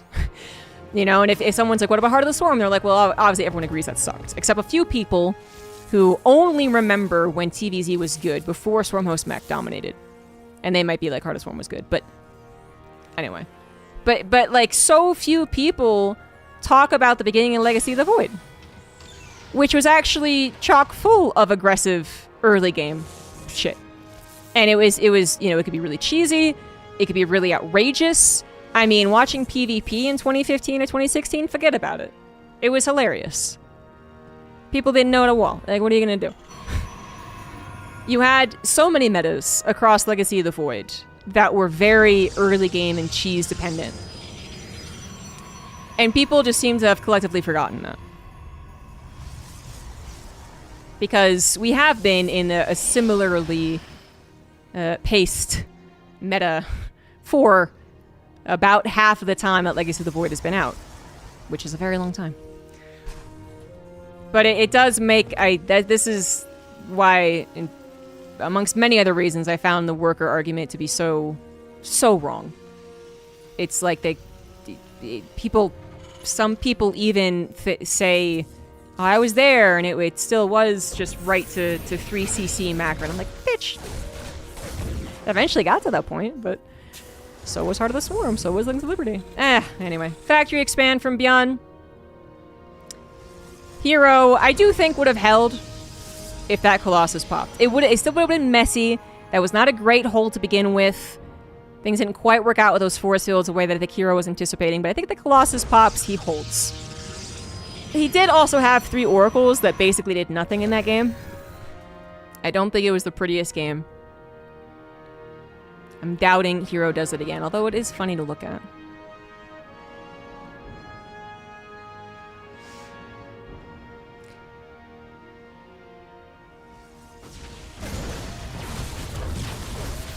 To be fair, there is a time change between Heart of the Swarm and Legacy of the Void. So far, a very effective opener. This gets 1 more probe and possibly 2 more, I would say, than the last game. Oh, you should get the second one. You're supposed to get another one. There it is. Almost got another one, but misclicked. 6 probes go down, but oh, he misclicked because he is microing back at home. Stalkers jump on top of the Cyclone this time, and that is far scarier than Adepts. So, needed to pay attention to that. Oh, especially because he's supply block because the command center was delayed. Yeah, well, Cyclone lives. Command center will finish. 7 probes were killed, the 2 SCVs, plus a significant delay in the command center, so probably still benefits Beyond. The Cyclone's in trouble. Yeah, that was risky business. He does pick up and he'll repair it, and these are now very injured Stalkers. He even is going to get one with the Marines. Tries to go for the second one first to ensure 2 deaths. And kind of at the last second he realized that was a little greedy, and yeah, that's why the second one survived. Won't be able to snooze the ads anymore, so apologies, ad watchers.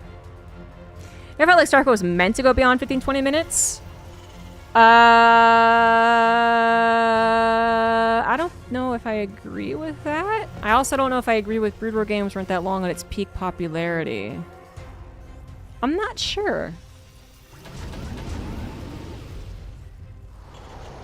I guess if we're talking in averages, which I think is what we are talking about.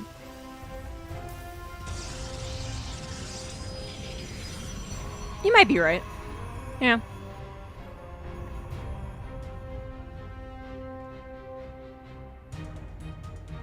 Well, yeah, StarCraft games should ideally never go to an hour, ever. Even really long, epic macro games. Max 45 minutes. I mean, typically, the reason that I'm kind of like humming and hawing is just because certainly the most epic matches you can think of across both games do tend to be on the longer side, just because they're a whole story, they're a whole narrative.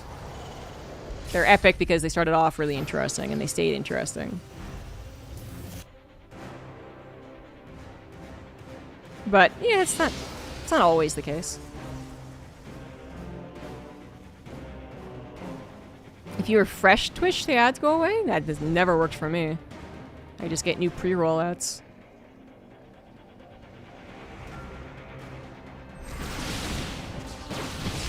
Well, that Banshee opener was a bust. Second Banshee was made, hitting the main right now. If he could grab 8 probes, I think you'd be okay with the death of the Banshees, but it's not going to get anywhere close. You are special. You should feel special.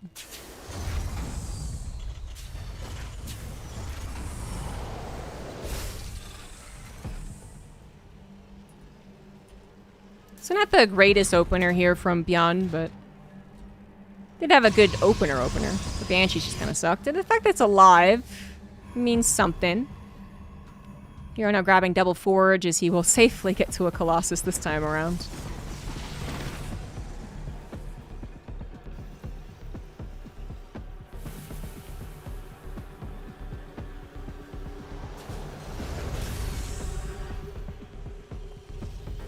I think we're waiting for Beyond to push.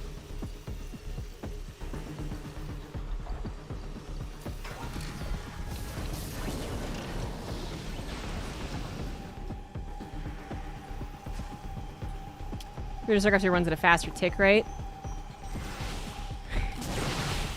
Yeah. Combat Shield's gonna get denied. That's a great pickoff there from the Stalkers. YouTube chat just asked me if I consider avocados to be vegan. Yes. I'm not familiar with how avocados are grown. I know that my dad considers, is it dates? Or figs? Figs. Figs to be vegan too, and figs are made by, like, devouring a hornet or something like that. This is a pretty big push. 3 tanks are quite scary.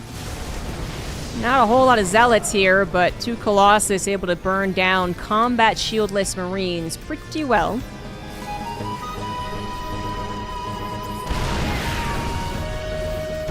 Thank you, Mike, for gifting a sub to Horizon. You don't have to cheat the system.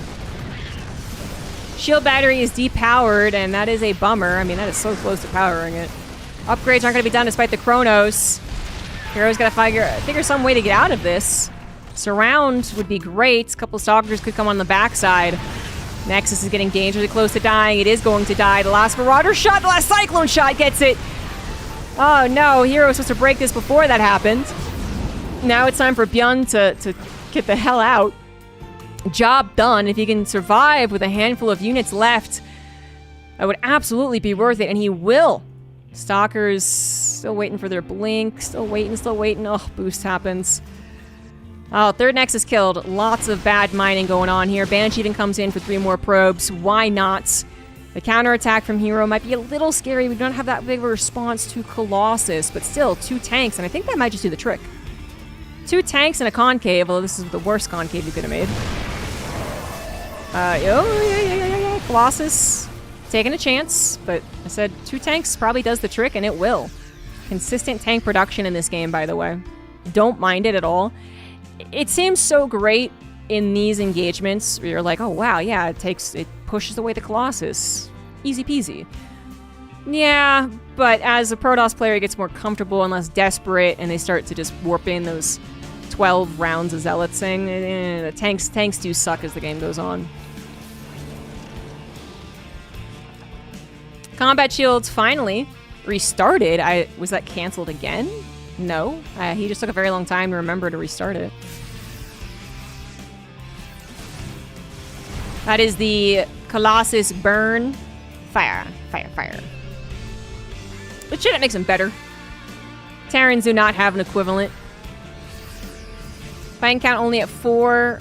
And not quite able to afford all the Vikings in the world. 3rd CC still not down in location. It's not in the orbital either, so we're actually gas-starved trying to fit Marauders, Vikings, and Ghosts into the production. You would need at least 5 gases. Zealots starting to ransack the natural too. Not enough reinforcements, and mostly Marauders not good at actually taking care of them. Byun's last potential push. I mean, he's losing way too much back at home. This might be his last push. And it's as all of the upgrades are about to finish, or maybe just before. Just before is great, but still not good enough. Oh, okay. Yeah, Hero's totally fine.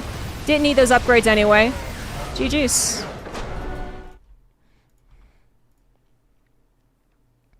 What is the avocado process? Why wouldn't it be vegan? My dad doesn't consider honey vegan, which I think is a little odd. if figs are vegan, then honey, I think. But I guess it's not actually eating the animal itself.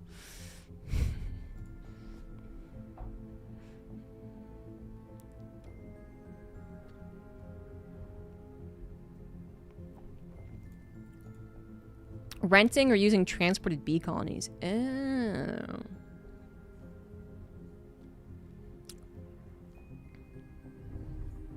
Well, thankfully my dad's not, he is kind of a hardcore vegan. In some ways, but he's not an obnoxious one. He won't have a fit if he finds out something had, like, fish in it or leather or something.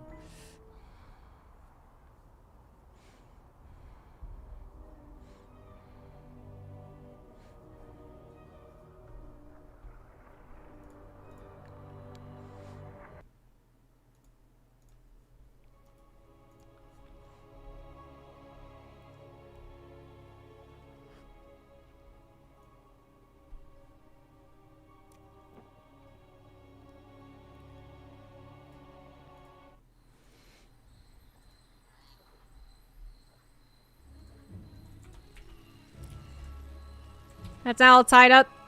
Bottom left beyond, top right hero on our 4-player map. Which I think, I'm really surprised that Beyond plays on this map. I guess the other maps are worse in his eyes. I mean, you also only get so many vetoes. You get 2, I guess? But I just don't ever see this map being very good for Terran. Even if you weren't cross-spawn, which is the unluckiest spawn for Beyond. Unless he wants to... If he wants to play really defensive and really late game turtley, but... Even then, I don't see that working out well for him. Coming back to the game after a year, a lot's going on. It is, yes. Yeah. You're walking into the fire, you know, in the apartment kind of thing. Everyone's angry at something. The mod is really cool, though. It just is a very odd time in StarCraft. Roddy was talking about it on his stream before I went live. Or someone asked him, you know, is it common or has it happened before that the community has, you know, played tournaments on mods? And he gave a factual background, which is that we would play on mods if there was a significant bug. So, like a Cyclone bug or Colossus bug that's found out. Once it was found out, we played on mods. Slightly modified, right? Until Blizzard fixed it. But never before have you played on a mod because the live version was bad. Yeah. Never before has a community rallied around a mod as its, you know, its kind of main focus, you know, this tournament being the mod. And I didn't get a clear answer. I know Roddy's stream title said the Monday Night Weekly was going to be on this patch, this patches mod. And I don't know if I was misreading it or what, but it sounds like maybe we're just going to continue doing this. Because it's so hard. It's so difficult to do that. Like, SC Evo is fantastic. And there's definitely been tournaments around it. But it's never really been like the rallying cry, like everyone kind of is converging on. Like the streamers start streaming it. Tournament organizers, plural, start doing it.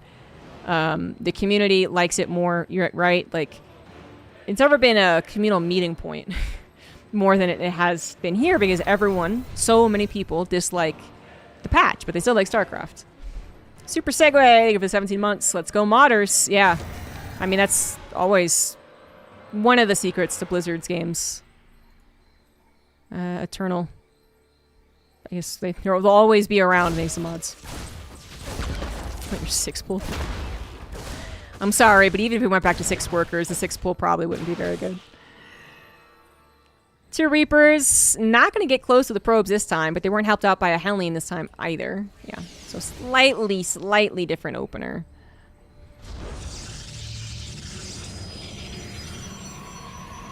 Let's go back to keto. Oh, you did a lot of research for it? Yeah, I don't do a lot of research into it. I'm a big, you know, calorie in, calorie out person. And don't super pay attention to my macros. I am trying to pay attention to more fiber intake, though. Fiber. It's important. And it's really easy to get. I mean, the stuff you can get that's like a powder that mixes with the water is just... It really does mix with the water. You can't tell. So... No, I was not GM with all 3 races. No. I've actually never made GM. I made the appropriate MMR for GM back in 2019 for Terran, but I did not replace someone who was in GM. I left for 2 weeks to do something, and then I came back, and all my will was lost.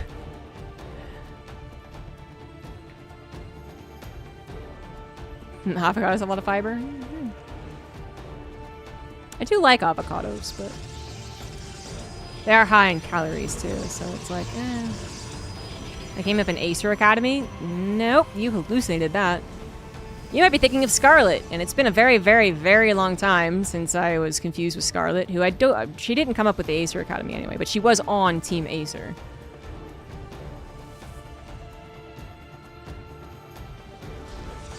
Except for Blizzard Move mods. I don't think they'll ever be so petty as to do that, but we'll see.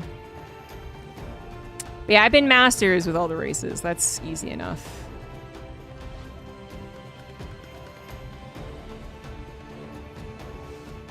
Yeah, no. I actually didn't even know there was an Acer Academy.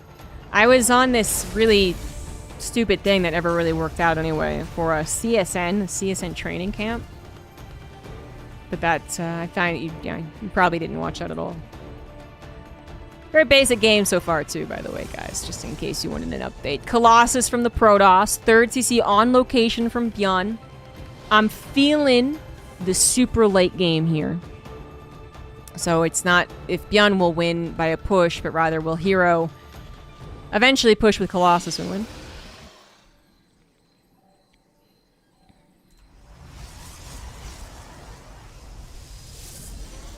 There was a time where, I mean a very, very long time ago, but people did confuse me with Scarlet just because they were like, girl voice. And then everyone, like so many people thought that I played Zerg, so many people thought that I was Canadian. That took 5 ever to stop being a thing. And it's still not. Every once in a while I meet someone who was like, I was your biggest fan, I watched so much Base Trade TV, I watched you after you left, like, but I stopped watching in 2023, and how's Canada? And I'm like, what the fuck?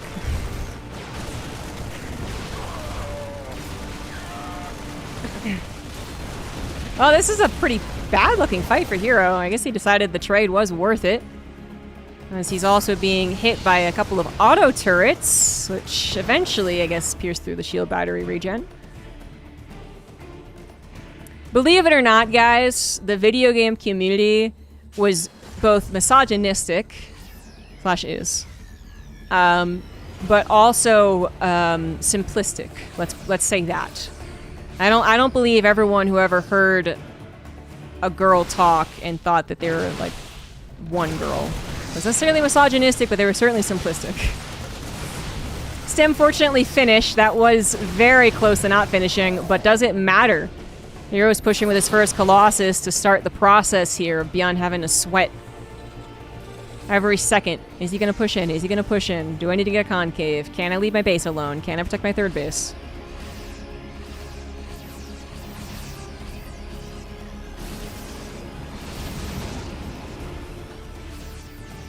Tough life for the Terran. Meanwhile, Bjorn is trying to get some damage onto the Protoss. It's not working out. Dark Shrine's on the way. It is the mod. I feel like I have to remind myself. But it is the mod, so you could get Stalker upgrades. You know, I say it's the mod, and yet, you know, if they had hosted without the mod, I would not be surprised.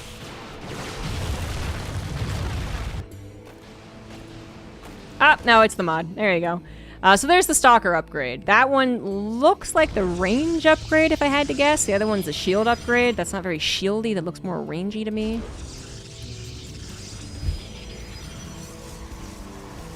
Turns them into little dragoons. which we all know Stalkers needed a buff. And here's where I really, really think... I mean, Protoss already seems to have the upper hand in PvT. Maybe not in the live version, but 12 workers. And, This mod just gave them more tools to work with stuff that they definitely are already doing. The Terran equivalent just doesn't exist. So the Colossus will get to burn as well as have range. The Stalkers will blink as well as blink shield. And basic range. What other upgrades exist? There's definitely more that you would get. For the Terran, what is really worth to get here? There's a Widowmine upgrade that reduces the armor of units that it hits, but you don't really go for a lot of Widowmines eventually in this matchup. And part of that is because they are something that the Protoss eventually deal with quite easily. This attack looks kind of scary, but it's only 2 medevacs. A second stim really hurts these units. They do take down quite a few Stalkers with that second stim. As the Vikings try and kill both Colossus, they manage to kill 1. Or maybe they did kill 2, but the third one survives. It's still... There's not a whole lot of follow-up here. It is so far away to reinforce. Hero has so much time. So he's at a very comfortable probe count. He's got 2 robos. Upgrade's about to finish. That's going to tie him up. Almost, actually. There will be an upgrade lead for Beyond. But now it's 2 starports, so he's replacing the medevacs. Disruptors, I think, are slightly different. We actually didn't see too many of them. Let me look it up. Disruptor. Was Blink Shield in Legacy of the Void campaign? I think so, yeah. I mean, I literally just played it.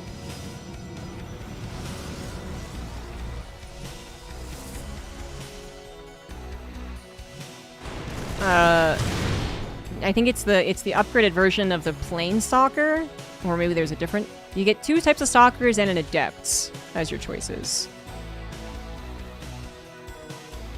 So it depended on what type of Stalker you chose to use. Anyway, the Disruptor, Purification Nova takes longer, the cooldown, but it... I don't know what the changes are to the damage. I don't know what the base one is. It seems to... I don't think they don't do bonus versus shields in live, do they? So I guess that's the difference. And its inner and outer AoE is changed. Trying to pay attention. Supplies less. Disruptor Nova model. Disruption field. Upgrades to the lingering field for 8 seconds. Because they get an upgrade. I don't know if that is the upgrade, but we gotta fight. Just gotta pay attention to the fight. It's not the only fight that's happening, though. Hero also being attacked in his third base. Warping in Zealots hopes to deal with that. But he's winning in the middle. A lot of medevacs are going to go down here soon as the Marauders are getting chased down, too. Disruptor decides I don't actually want to hit my own units. I was unnecessary. I did not think that was enough Zealots, and it was absolutely not enough Zealots. Nexus goes down. DT scanned. Beyond hoping for a lot of things from the stack into the natural. Great snipe on that pylon. But I don't think he can hold it home. It's our last game in this series, turning into a base race, potentially. Disruptor is very helpful to have out. I don't think that upgrade finished anyway, whatever it was. Oh, recall being used! Hey guys, it's the recall! Look, it's the recall! It takes 5 ever. It's about 5 seconds to get a recall in. Plenty of time for Beyond to have focus fired it, but I'm not sure he knew what it was. Wait. Okay. I think maybe part of that was the pylon transforming? And then it was the recall?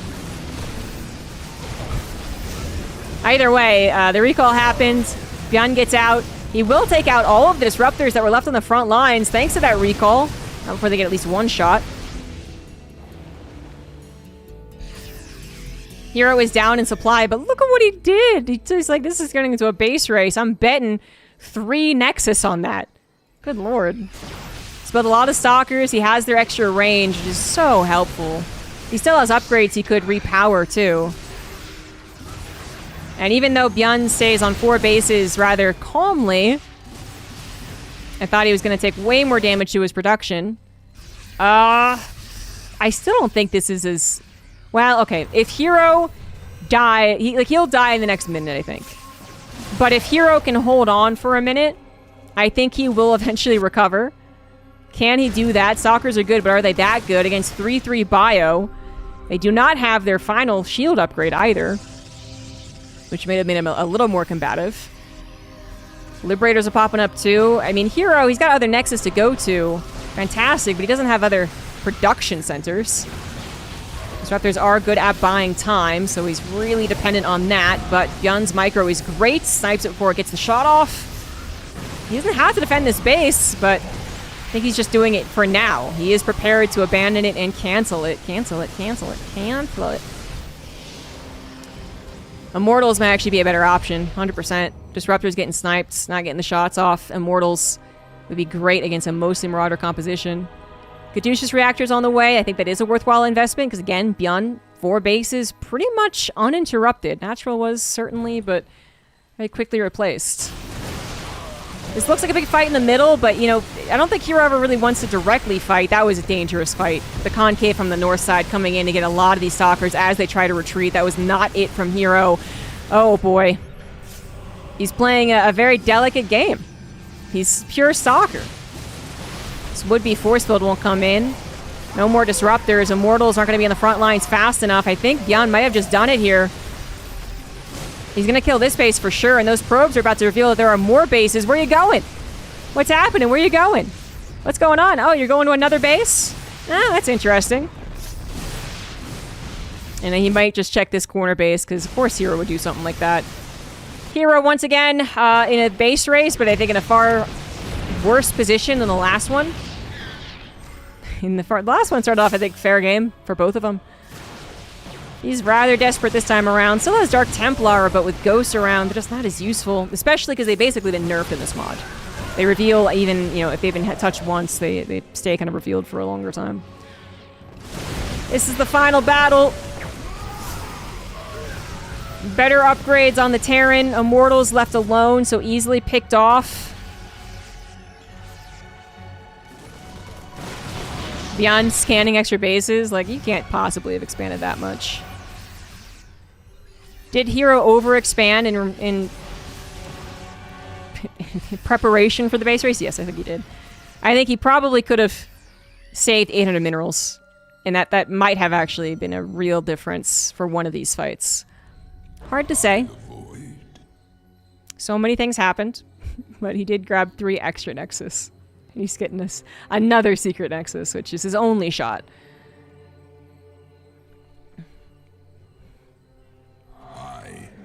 As I was saying, the DTs are just... they're not that good. Ghosts are still being made. Static defense can still easily be made. There's 3 orbitals. Sometimes in base races, you don't realize how many orbitals you don't have. But he's fine. Oh, that's the deploy. That's the tech lab upgrade. So Marauders and Ghosts will build faster.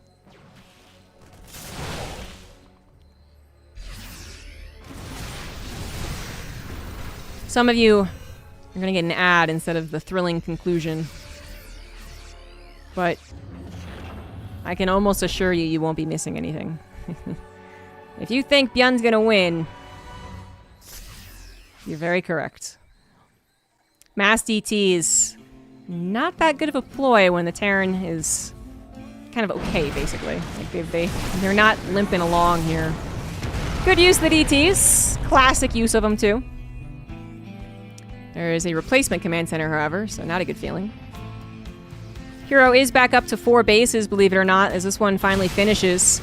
Trying to kind of sneak a 5th in as well. Back to Disruptors as the Hail Mary. And this time he's gotten to, you know, let's say 6. That's going to be harder for Byun to focus down as the Stalkers do not blink fast enough. Oh my god, oh my god! That was so dangerous! And then it worked. The Disruptors do not win out the battle. 4 of them was not enough. The last 2 came in too late. Can the DTs win this? No. Scanned, EMP'd. Brutal.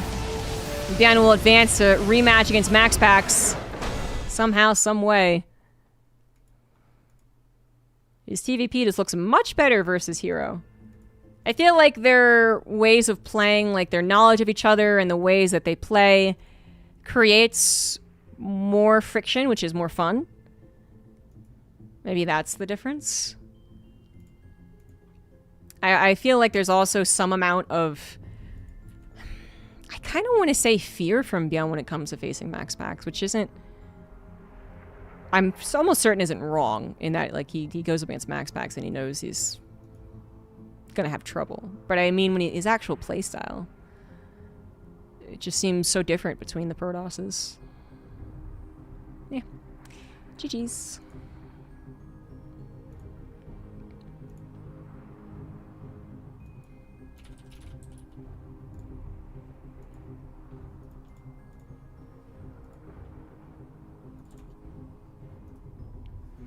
Let's stand.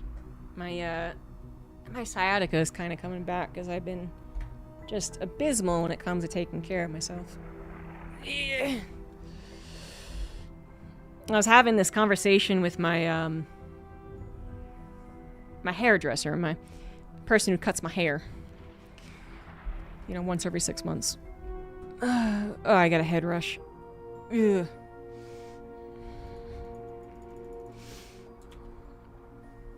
Anyway, and you know, I mean, I haven't been working out, like, at all in way too long. I've been doing some sports, but it's not quite the same thing, right? I made it to the championship of my pickleball, guys. It's very... Anyway. But I was having this conversation where we were both kind of lamenting, it's like, especially as you get older, usually you have more specific problems. But I've had, like, specific problems for, like, most of my life, even when I was a youngin'.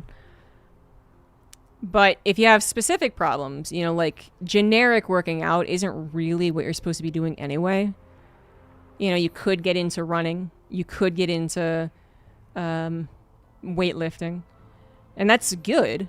But, you know, if you have sciatica, if you have hip problems, back problems, arm problems, neck problems, whatever, generally working out is always good. But there's stuff that you're supposed to be doing that's more focused, right? You're supposed to do, like, stuff your physical therapist told you to do. You're supposed to be doing some, like, stretches and, like, yoga and shit. And you're not always in the mood to do that. Hey, Trixler.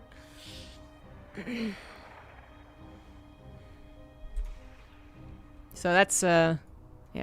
I can't just say I'm going to get back into weightlifting. I have to do this specific thing. This kind of circuit that really helps my sciatica to help fix it, but I don't want to.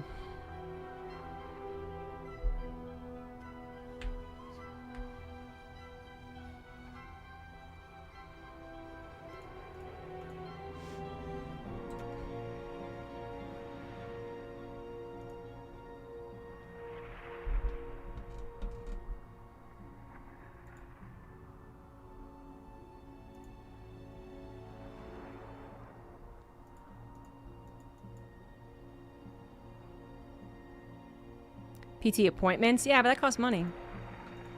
Plus, in my experience, physical therapists have been mostly missed for me. Like, for my variety of problems I've had, most of them misdiagnosed and then mistreated.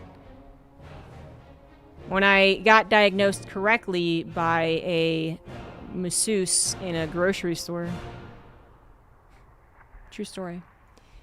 And I told the physical therapist that, then they worked on what needed to be worked on. But,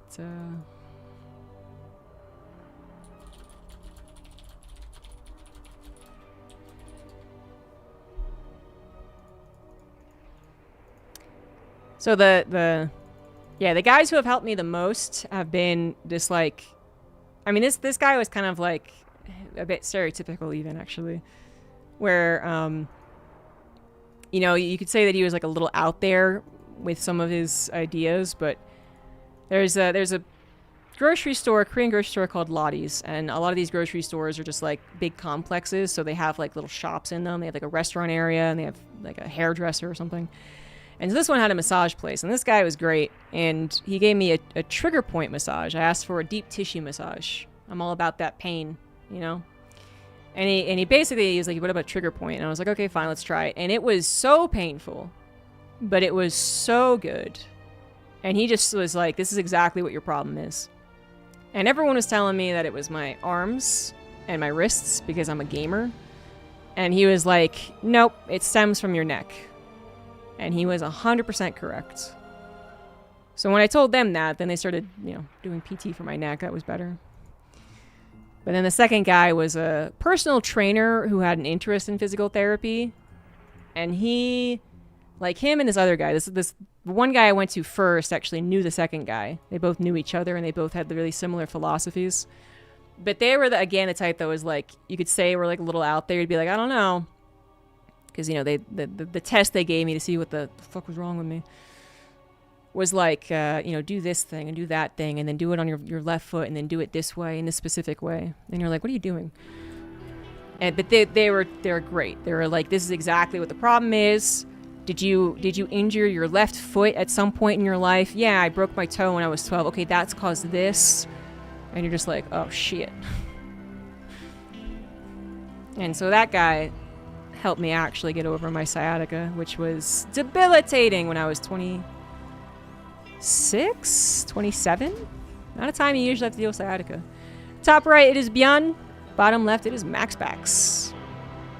Oh, pelvic floor specialist? Oh, yeah. We could get into this, man. That is the new thing, isn't it, though? That is the hot new thing. I was actually talking to a pregnant lady. She's like 6 months along. And she was saying how, you know, she's going to, like, Lamaze class, I guess.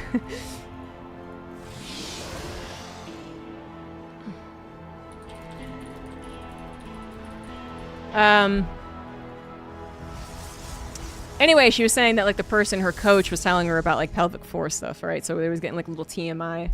But I made the same comment. I was like, it seems like this is the whole new thing. Like, this is going to be, like, kind of the equivalent of, I feel like, what's also more getting into the zeitgeist, which is fiber, right? After, you know, there was no carbs, there was keto, then it was protein for a long time. Well, there was no fat, I think, was also a phase, right? Like, everything's fat-free, but otherwise really still bad for you. And now, you know, protein had been a big thing. And now people are like, wait a minute, it's actually fiber that we need. Oh. And I feel like, yeah, pelvic floor stuff is going to be...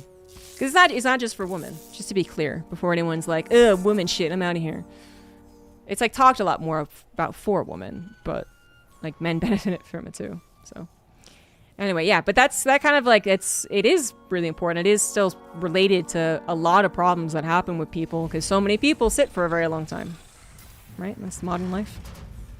Bottom left, Maxpax. Top right, Beyond, by the way. If I didn't say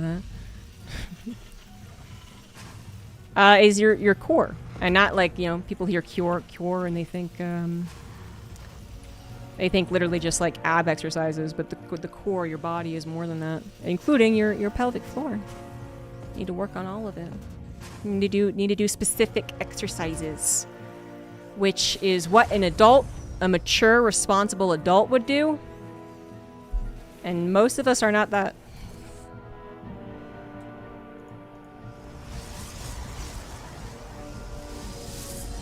So.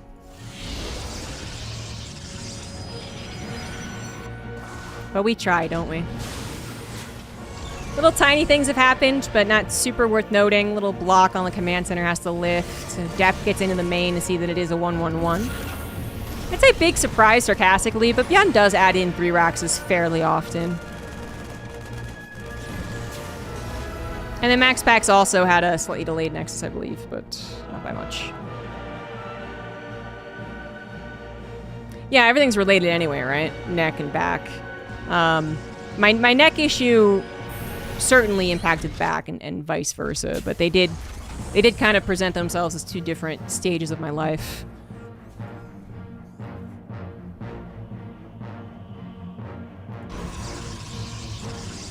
You knew somebody related to doctors' pelvic floor exercises are named after? You don't want to say Kegels?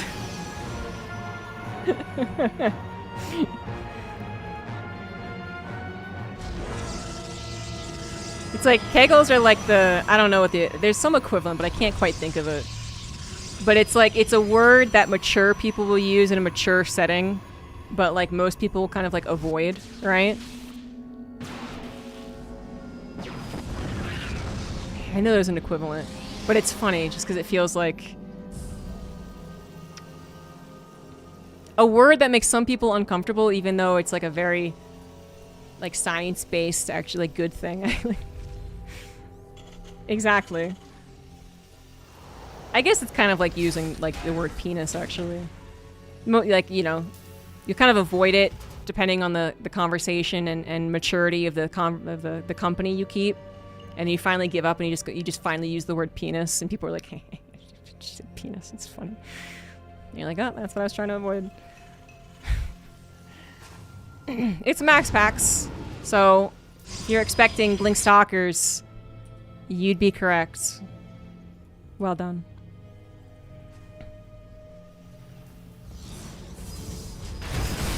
Didn't like where he put that one. I guess he saw the Banshee. Or wanted, oh, he needed the Stalkers back at home. Good call, but this Banshee ended up being a complete and utter surprise. He forgot to account for the Banshee. Observer's coming out really late, and this Banshee is already paid for itself. It's probably going to get 2 more probes. Oh, don't make it a 3rd probe. Oh, don't make it a 4th. Oh, no. 12 workers killed in total is a fantastic single Banshee. The second one actually apparently died too, so that, yeah, well, that's not great. But I would say it's still kind of good, 12 workers. I think the problem now is, do you have enough back at home? It doesn't seem like it. Tank goes down, bunker goes down, not a good start. We know how scary Max Packs' 4 gates, it is 4 gateways, can get. And you basically, I think one of the tests, one of the very first tests, and whether or not you're going to hold it, is if you keep your second tank alive and your bunker alive. Oh, that last shot from the tank was fantastic. That actually obliterated so many extra stalkers. That might have just saved Bjorn from dying. He is still going to take damage, however. Or is he going to die? No, well, no. I mean, he's taking a lot of damage. Thankfully, he did a lot of damage, too, because it is required. All right, this is going to get all types of messy. This is not the smoothest game for either side, which is exciting, because usually this is a very easy matchup to call.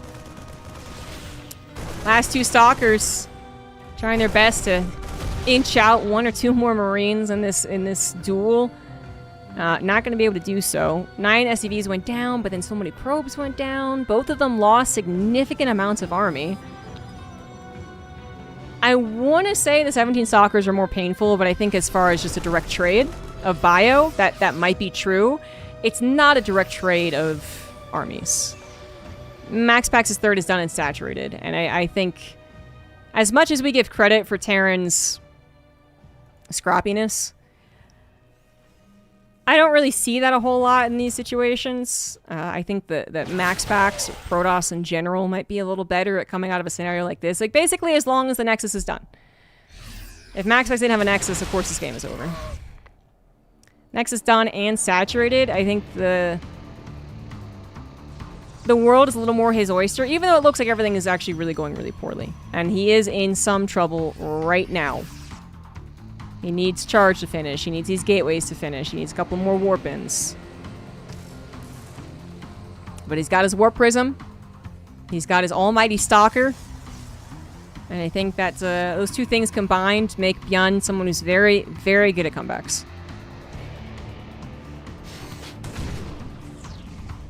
Personal medical story regarding professional use of the word penis. Yeah, I want to hear it. Let's go. Everyone tell their medical stories.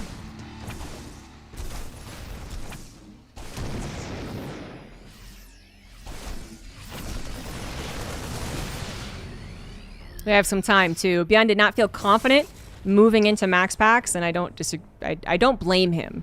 It does suck though, because it feels like it's one of the most vulnerable points for the Protoss. They're basically only on Stalkers. They have not regained map control, but you know there's a Warp Prism sharking around there. You know you've underestimated the defense of the Protoss before. Like, you just don't go for it. So he didn't. And the Warp Prism is being taken care of, but it did its job, making sure that Bjorn didn't attack into him and catch him when he wasn't ready. He's gonna have Colossus by the next attack.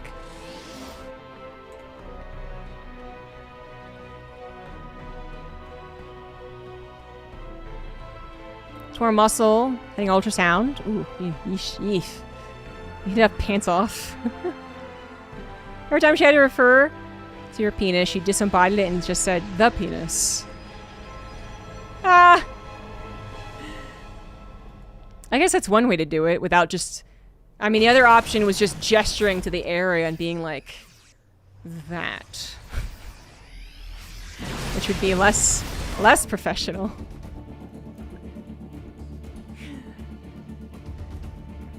Zealots get on the third base to deny a lot of mining.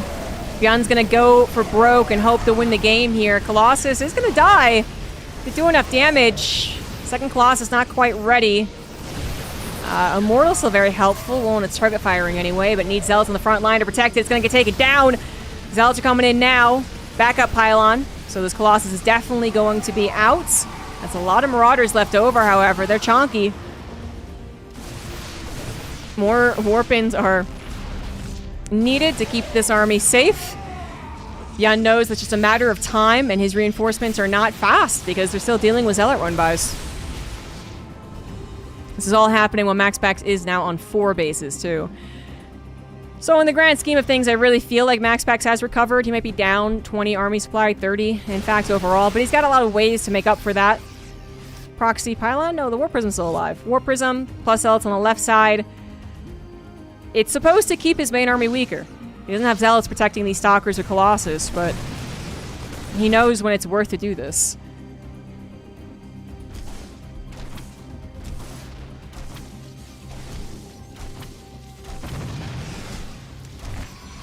The SEV count cannot stay stable. MaxPax always finding the weak point. Bjorn's sharking for the perfect engagement, but it's getting harder. Now there's 2 Colossus and only a single Viking. Sand Thermal Lance is also now done, getting into that extra damage upgrade. And a Zealot, it won't stop. Never stop, won't stop. Good lord. And you think, I'll build a bunker, that'll stop those guys, and then that's when they warp in 12 Zealots anyway, and it doesn't stop shit. Chad just went to 4th grade. Penis. Well, that's what happens. We can say other medically correct terms that will also get a nice chuckle from people. Or one of my favorite words that I've learned in the last year, teledildonics. Remember that conversation? That's also funny. Warp Prism finally gets taken out, but it did its job.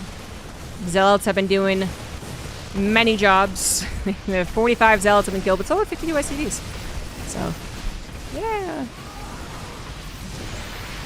Still a very even supply, but I'm familiar with this game. I'm familiar with this pace. What is this word? Teledildonics. You know how there's like AI boyfriend and girlfriends, but one thing that they can't do is, you know, be physical? Well, guess what? Someone had a copyright on teledildonics up until like 2018 or something. That's gone, and people are now really getting into the work.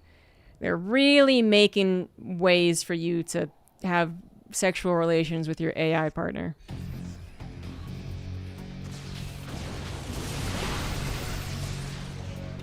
You got liver and kidney issues? I am not shocked. Science is truly amazing. Yeah. Teledildonics. What a word. Both Stalker upgrades, by the way, the shield and their extra range. Bjorn's gonna get to 3-3, but not that much farther ahead than MaxPax's 3-2. Just snipes the Nexus. Hello. Manages to circumvent MaxPax's scouting, but might lose this because he is dealing with Zealot run-bys once again. Delaying some mining, killing some SCVs, doing the things. Zealot run-bys. Can't stop him. AI, it's also for long distance stuff for sure, but I mean, AI partners are becoming more and more common, sadly.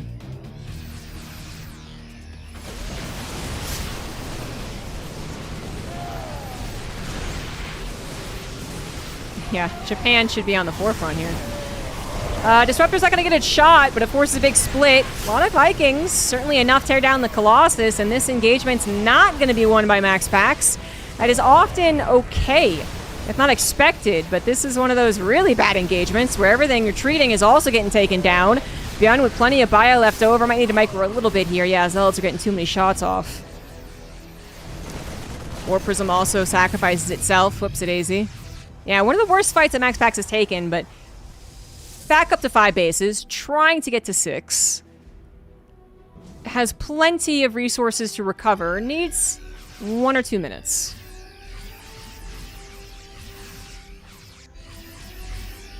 (3-3) will finish up for Bjorn, but he did... How many Vikings did he save? All right, so 4 Vikings. Not going to be enough soon, because we're going for double Colossus production.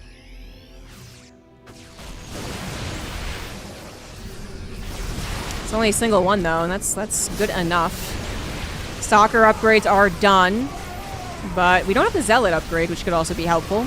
Also, Colossus upgrade has been done, but it's not doing enough. Max Pax is going to fold under this pressure here. 3-3 bio, taking advantage of the supply gap made in an earlier battle.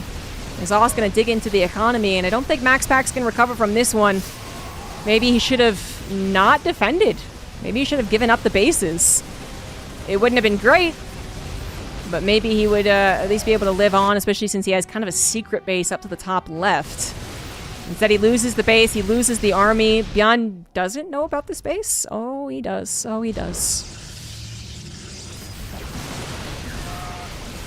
A lot of gun supply are in medevacs with increasingly lower energy, but here comes some reinforcements, which might not even be necessary. Marauders do jump on top of the Colossus, get stuck. So the Colossus lives for another day. So does the Nexus, by the way, or the Liberator hammering those probes. Bjorn is barely winning this out. More reinforcements rally across. Max Pax is stopped with the Zealot run-bys. Another Nexus will fall. Max Pax just cannot get to a critical mass of units. Disruptor will not get a shot. Despite those additional Stalker upgrades, he had already taken too many bad battles.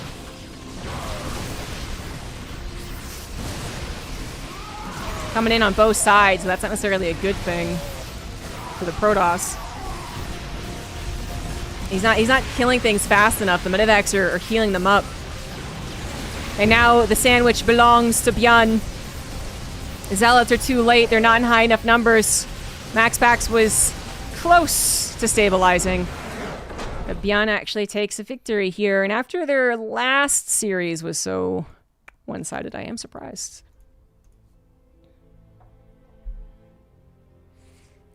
You're having trouble with the prologue for Brutal? Oh, the prologue. The prologue is the Zeratul thing, right? I did recently play those. What advice would I have? Well, I think the advice for any campaign playthrough is don't feel like you have to do something, especially if they're not timed. Many Legacy of the Void missions are timed in some way, so there's that. But even if you're good at StarCraft, there's very little use in moving out before you're like 150 supply. Actually.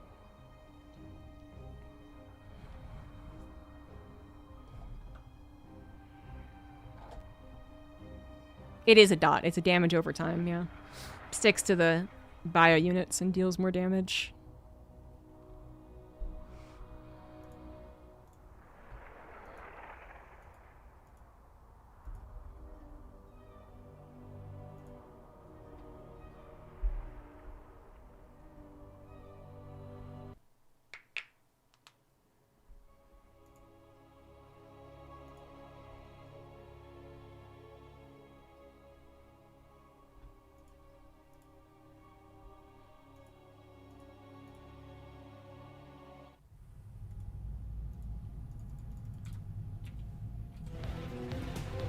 In the top right of Lockdown, it is Bjorn. Bottom left, Max Pax. It's a best of 3, but Bjorn has to win 2 best of 3s to actually win this tournament. Max Pax demolished him the first time they fought today. But the 4-gate didn't go quite as planned. That did offset a lot of what Max Pax usually does. And then, in a rare instance of him fighting off more than he could chew, he took a bad fight. He took too bad of a fight. He was almost at a place where he could trade reliably. Even then, you want to trade a certain amount in the negative on the front lines. He traded really negative in those battles and just couldn't recover. We'll see if he ever gets to that same point again, though. I mean, certainly the 4-gate versus Banshee shenanigans shouldn't happen again. Because that's definitely the first big problem. If Max Pax doesn't take 12 probes worth of damage to a Banshee, life is totally good. Max Pax probably wins. But every so often, even though you know it's a possibility, it's a 1-1-1, you don't know what's coming out of that extra 1. Every so often you see a Protoss player mistime the Banshee, kind of forget that that's an option.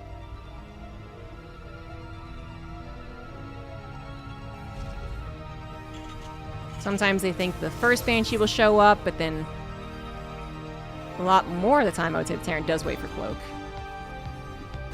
But sometimes the first Banshee shows up without Cloak, and that's a real difference in timing, you know?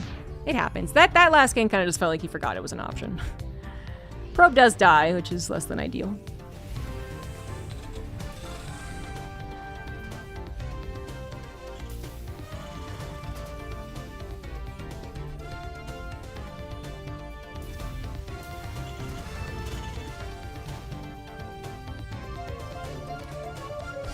Fuck Google, but Google are overlords. Yeah, you can't really avoid either one, can you? What are you gonna do? What are you gonna do?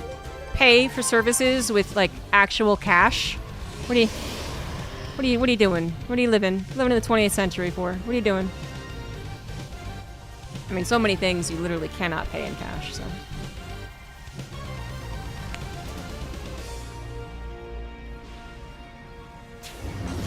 I've worked a little of getting off the Google tit. But I still have a Google phone, so. What are you gonna do? I still use Google Drive. With blackjack and hookers, yeah. We could make our own app store and beat Apple and Google. That'll happen. Make a PO for subs to send checks. Yeah, that's what I want to do with my life. Just be constantly depositing checks. You know, back on the Base Shade TV days, we had this kind of neat thing for subs. I mean, Rifkin was a pretty good businessman in a lot of aspects. But one of the things that he did was that he gave out a coin for, you know, the year, if you sub for a year. And at one point, we had a lot of subs who were getting their year-long anniversary. And I was the one who was in charge in mailing all of those freaking partoofs, and it got really annoying. Going to the post office once every month, and then sometimes they'd allow it through and sometimes they wouldn't because they're coins. They would sometimes pass the letter test and sometimes not. Ugh, it was obnoxious. Speaking of obnoxious, attack here on the natural. Marines unloaded. Not really targeting the army, though. So there wasn't a significant loss of stalkers that then made you worry. There wasn't a significant loss of probes either. It is still alive. Could come back later. And 3 probes isn't bad. You know, nothing's died. Not really, for the Terran side anyway. And it was so many addresses to fill out, and then, you know, I didn't have a P.O. box, and then I was like, I really should get a P.O. box. I'm just like giving my address out to people. Fun times.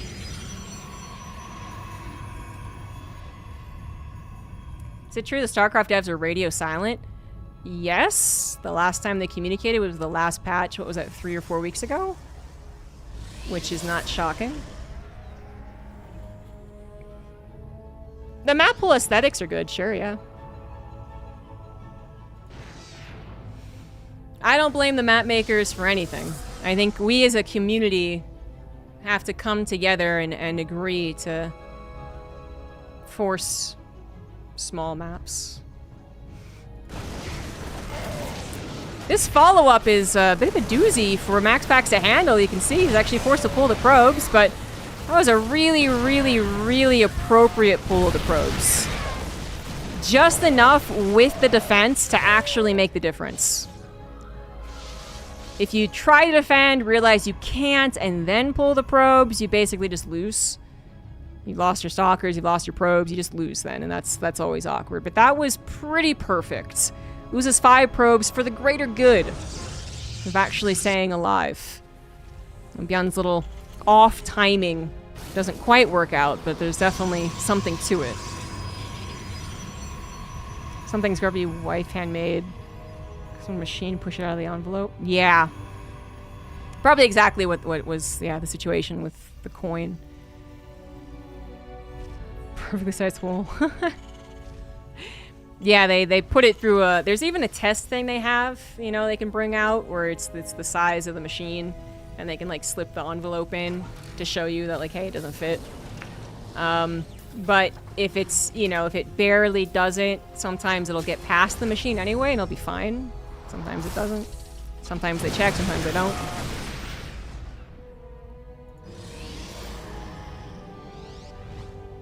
You hated all the mineral walls? I guess I had no I had no strong opinion.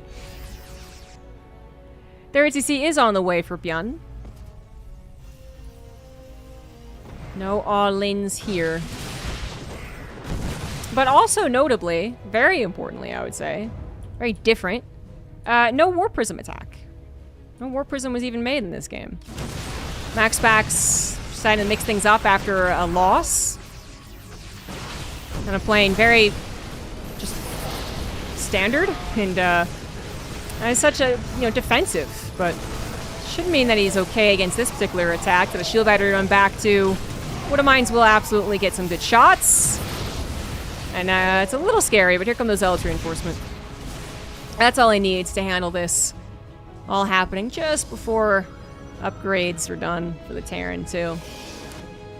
The 4th base is done now for MaxPax. Colossus is on the way out, and Bjorn would not have found much more damage anyway. Now's probably the time to start worrying about Zealot run-bys, which are doing such a fantastic job in the last game for so long, and then they stopped. Eventually, the push and pull started to favor Bjorn, and MaxPax couldn't afford to go for run-bys. He needed everything back at home. It's a very different game. He didn't lose 12 probes in the beginning. He might actually go for some more aggression, but should get a Warp Prism after the 3rd Colossus, whether to reinforce a forward attack, or obviously to go for the harassment. This is his bread and butter. Zealots go in, army goes in, medevacs drain energy. Now this army is trapped, it can't escape quite the same way, and that is scary because it's supposed to poke, not really truly engage. It also wants to be reinforced, which you can see the Colossus can't do. So now MaxPax needs a little more time to continue poking and prodding, and that's crucial seconds, so I like the breaking of the rocks there. It's a bit of a relief, but a temporary one.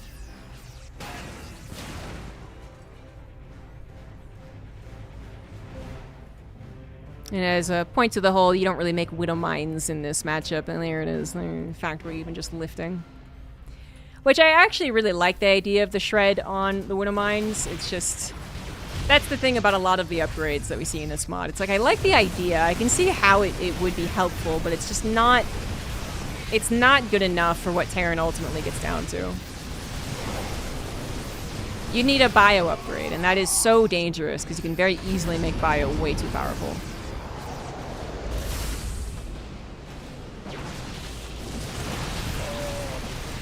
SCV's falling and just not mining. Bjorn knows to take this very seriously, especially as his Viking count isn't up to snuff yet. Only at 5, about to be at 9. That would be much better. Equal upgrades if this were to actually engage. MaxPax, again, poking and prodding is the goal here. 2 more Nexus on the way for max packs. Alright then, that's going to be pretty hard to defend if Bjorn starts to drop. But it's pretty common, I would say, for at this point in time, the Terran to not drop and go for more single engagements, because they're kind of being forced to. Now Disruptor is being added on. Dark Shrine again. The Scorch, the Burn here for the Colossus. And I expect him to go for the upgrade. That's why he's getting the Dark Shrine. Big engagement that does not look like it's going well for Max Pax. He is going to retreat after losing 2 of his Colossus to the Vikings. And the Viking count itself only lost 2, so good trade there. But Max Pax is on 6 bases, so this is where he's okay with that, as long as he gets away with some amount of army, and as long as he keeps tabs on Bjorn's expansions. And since this is still a 3-base Terran, I don't think Max Pax really cares about what just happened. Bjorn, unfortunately, doesn't know about Max Pax's extra bases, but... Doesn't he? Doesn't he? He might. This isn't Bjorn's first rodeo versus Max Pax. 3rd Robo on the way too. Ay, ay, ay. 14 gateways. I think we can replace this army pretty quickly.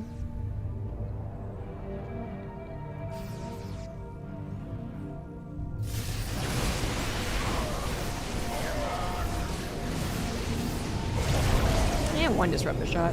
By the way, I don't think the Disruptor has anything different on it. It just has a different graphic. Because there is a new upgrade, but I don't think we've seen it. Whoa, what did this happen? Zealots on the backside getting a surround on the bio. That's not ideal. Bjorn's army just sinks in supply. Still so many Zealots left over, even without a 2nd armor upgrade. Positioning, winning out, being king, and everything has just gone to shit in the blink of an eye, hasn't it? Bjorn tried to lift as much as he could, but it was so freaking little. Colossus left a little alone, but not near enough to kill him. Max Pax just waited for his moment.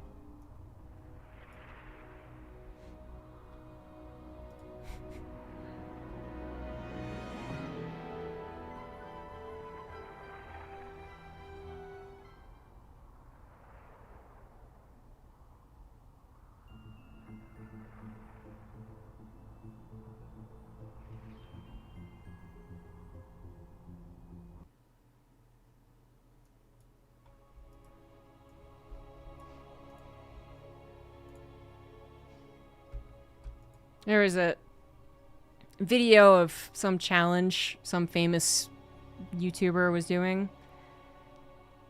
And someone pointed out, like, giving away $10,000 is nothing when you're making millions every month. And I'm like, what do I gotta do to make millions every month? What's the easiest path to making millions? I think the easiest path might be being attractive enough to get like a sugar daddy or a sugar mama. What are the other paths? Top left of Old Sun Temple, it is Bjorn. Top right, it is Max Pax. Maybe some type of con artist. I think I have to be smarter to be a con artist. Good at art and rich furries. I could have less morals, and I could just pass AI art off. help push gambling or crypto, I don't think it's enough. You already have to be like somewhat of a big presence to get a lot of money from pushing those things. Know the right person and ask nicely. That's true. Lack of morals is usually the way to go, I guess, for making a lot of money. I don't think you always have to. I think you can make millions with having some morals. Billions, nah, I don't know about that one.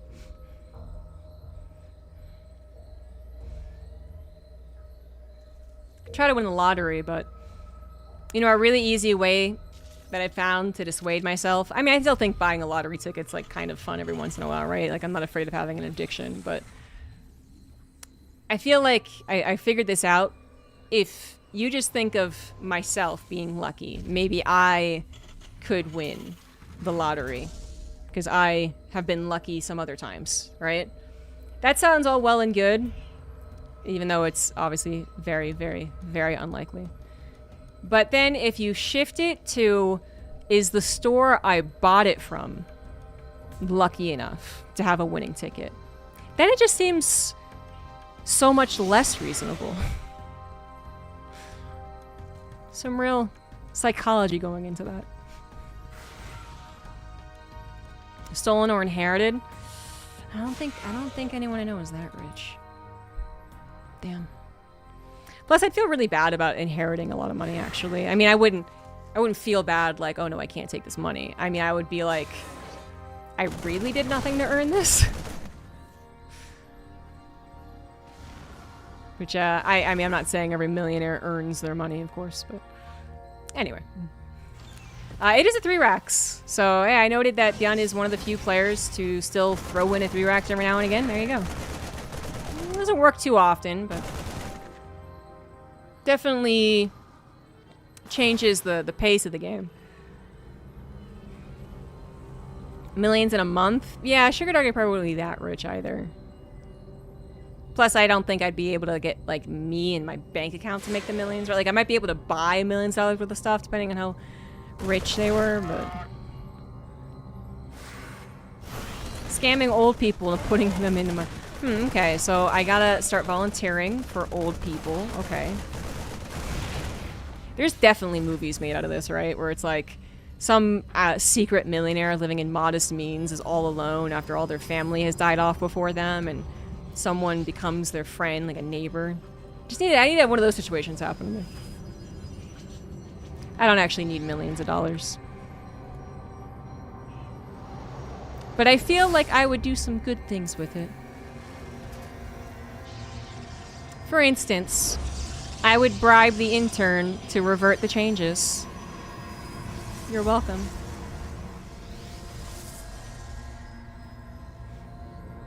I'd also fund a cat cafe, but like a really nice one. You know, where it's like really big and it's clean and you can adopt the cats and, you know, like that thing. The easiest way to make $1 billion, be born into it. Pretty sure. I think it's the easiest way. Have $10 billion. There you go. Or I was also gonna say like movie like Zimbabwe or something with like a really bad currency. 3 rack attack is on the way. Max Packs never actually saw it was a 3 racks. It is not uncommon for them to do it, but I would say Max Packs is under defended. No shield battery to fall back to. I think he wasn't expecting it. Stim is done, and Byun did use it once, but he's got to be careful about it. To use it once and grab 4 stalkers, was it? As well as 13 probes. 3 stalkers. That's pretty good.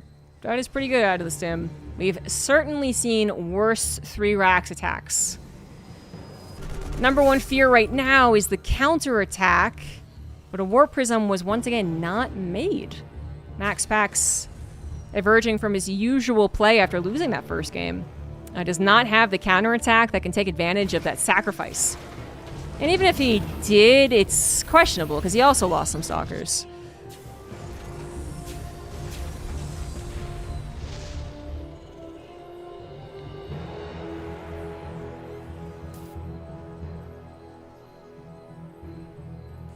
At the end of the day, I think there's a lot of things that a lot of people could do to make more money very dishonestly that I'm happy to say most of us here wouldn't do. So, if you're ever feeling down about yourself,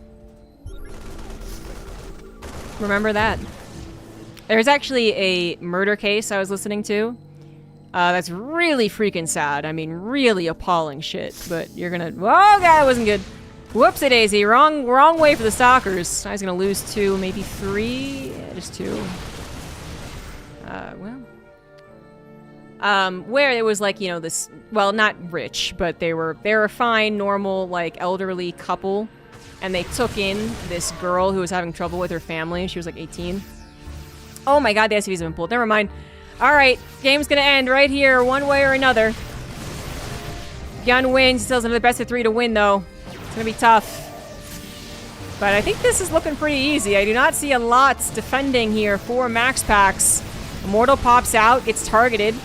Not killed, however, but where are those zealots? Where is the army? Probe's being pulled as well. That makes sense. Max Packs needs everything he has to actually hold, but looking okay so far. Immortal is still alive. More reinforcements coming in. Stalkers retaining their numbers. And this might have just barely not worked. Okay, Stalker's starting to go down. They're supposed to be retained. You'd be able to chase things down and focus fire down as well. Bjorn is lifting and leaving, though, which is not a good sign. He didn't kill that many probes, actually, at the end of the day. Still at 50 probes. I think Max Pax has got this.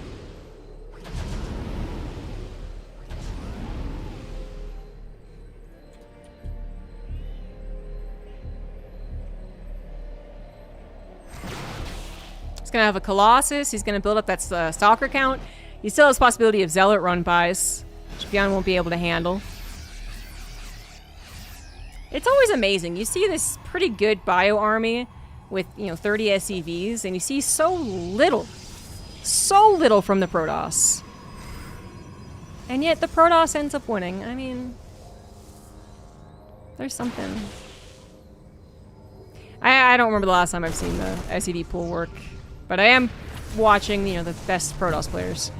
There's that Zealot run by, which you'd say, well, maybe there's less Zealots on the defense. Is there? That's still a lot of Zealots. It's the Terran's last hope here is that Super Saiyan drop mode is gonna win them the game. That was a good pylon to kill. Stalls out the +2, but the bio army is gonna die. And that is it. Max Pax defends, wins the best of 3 and the tournament. At least Bjorn made a series out of it. GG's. No one believed in Bjorn? No one?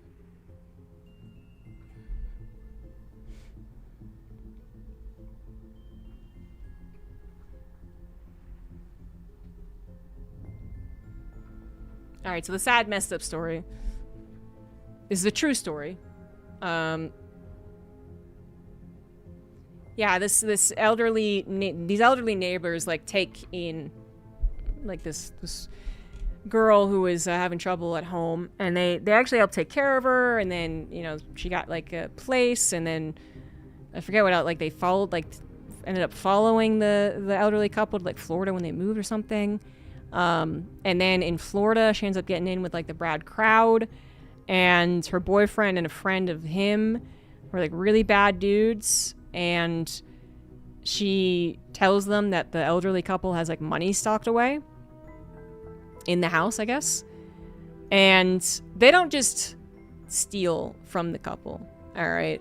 And the chick goes along with it, right? She's not like, oh no, what have I done? She's like, yeah, let's steal from them. They not just steal from them, they murder them, but in like one of the worst way possible. They kidnap them, put them in the trunk, and then dig a grave out in the middle of nowhere. And then bury them. But they didn't actually kill them before they buried them. So they end up suffocating in a grave. And that's how they die.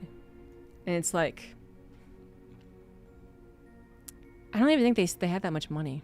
It was like $10,000 or something like that. And they could have absolutely just stolen from them. But no. Some people are very, very, very bad.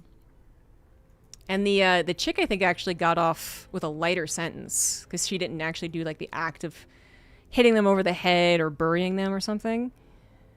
So I think she even tried to pull like the, you know, like, oh, I couldn't do anything. My boyfriend was abusive, but it like, definitely wasn't true. She was 100% a part of it from the get-go.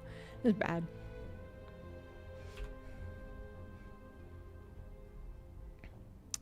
Oh yeah, it was bad.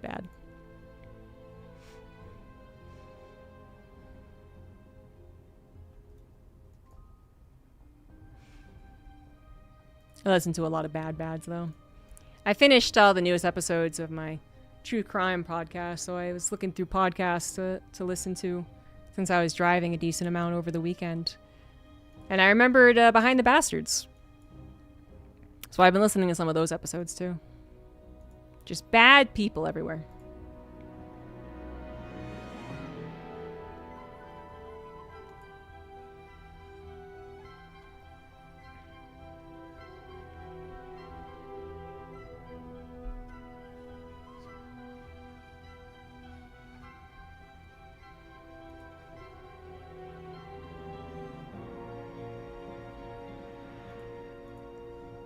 It's good. It's almost always good. I think once or twice I listened to an episode where I really didn't like the guest. And honestly, I don't really like the chick. So there's the guy who's like the main host, and then there's a woman who's not really a co-host, but she's there and occasionally says something. And I never think that she adds anything. Yeah, the producer, Sophia. And at times, it's just really, you know, the opposite. I feel like she's not adding, more than not adding anything. Yeah, I think there was once or twice where, like, the guest was so obnoxious, I couldn't.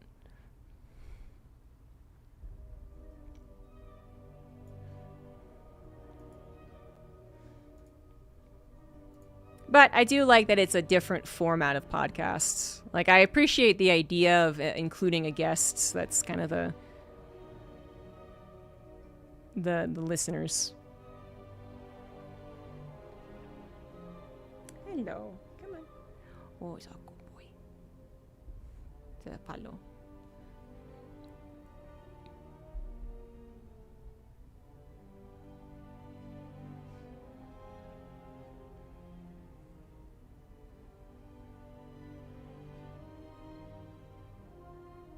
Kitty butt.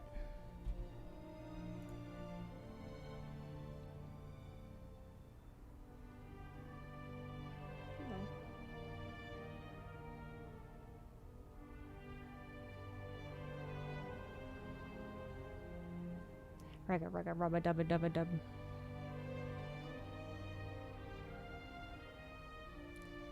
He's starting to look like an old kitty. He looks skinny.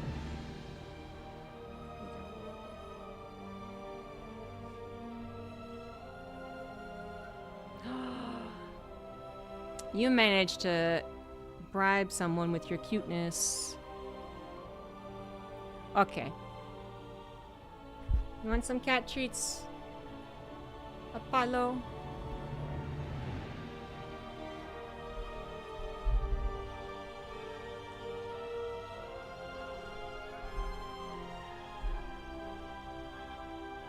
Okay. Excuse me. Kitties, cat treats.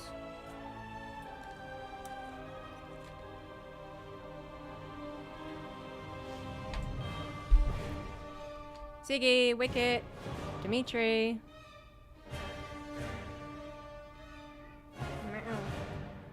Yeah, you're gonna get potentially a whole one all by yourself.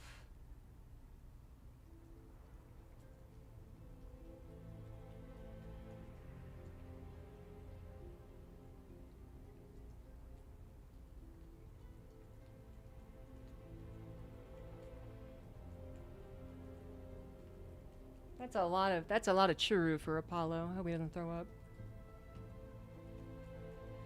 Ziggy, Dimitri.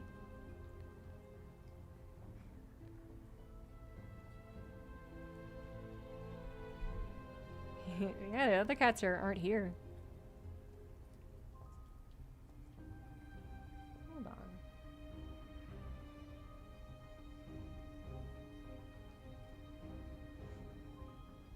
He's 14.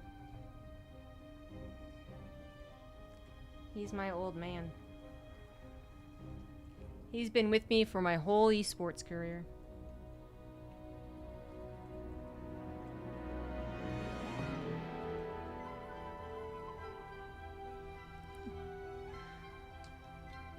I'm gonna see his mlems. All our cats are indoor only.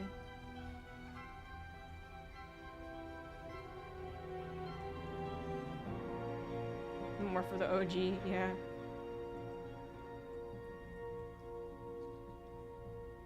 Ugh, no matter how hard I try, it always gets messy. I'm having to wash my hands.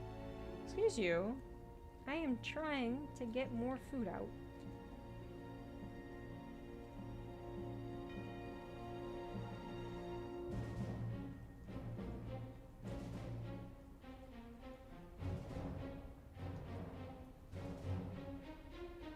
Yum, yum, yum, yum, yum, yum, yum, yum.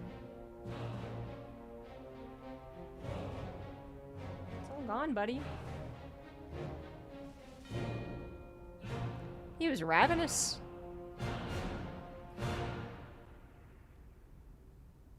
Ravenous, I say. Never seen him eat so much.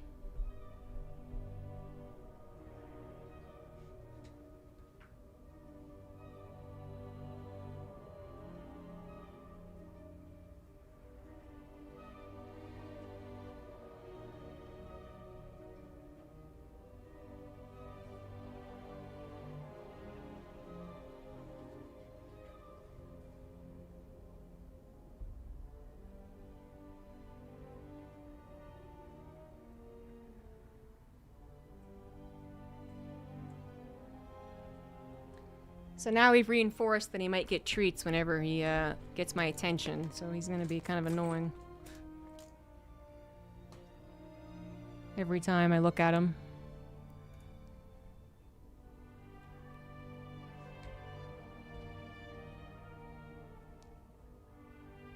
You can't have two.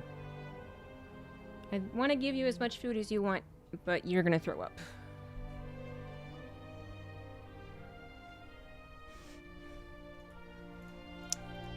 Alright. So this didn't last nearly as long as last week's. Oof. So we can get to another mission or two of Legacy of the Void roguelike. Which I think there's only like 3 missions left anyway. Yeah, the epilogue.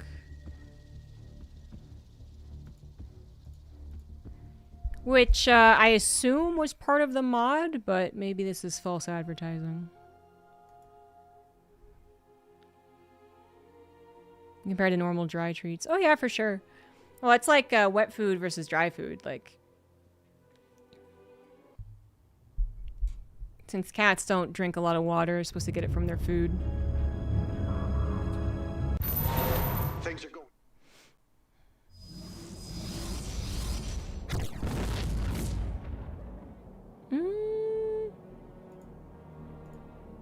Okay, yeah, it works. We're still on the roguelike.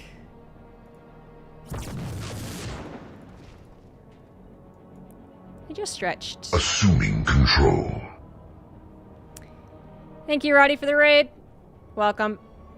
We're completing the epilogue of the Legacy of the Void roguelike. Being in a void-tainted area deals twice as much damage. State thy bidding. Oh, is it all tainted? Oh, God. Your warriors are close now, Artanis. I can sense it. 104 months as well. Hot damn. Corruption and Century ZG sub. the shadows are slowly consuming Thank you. our warriors. Strike true, Templar.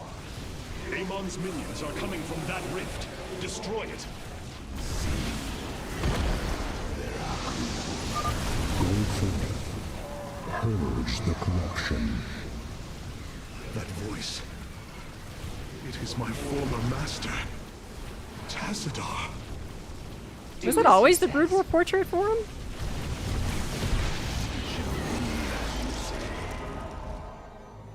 Oral attack speed. Well, yeah. Shield generation, I guess. Oh boy, that's a lot. That's a lot more health on my enemies. I call to you in...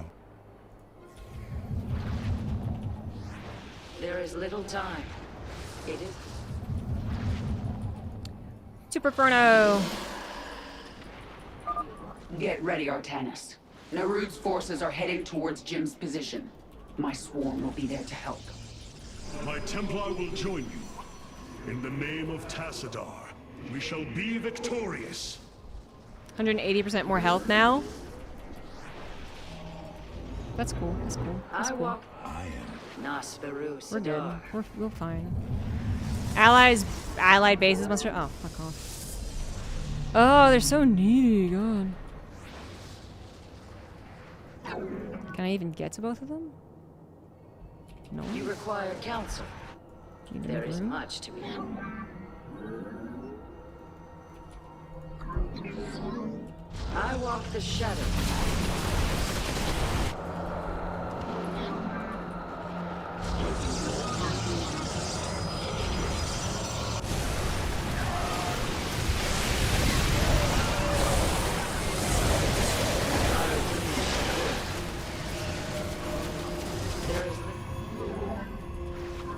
Assuming control. I'm steadfast. I'm the last StarCraft streamer. Thank you.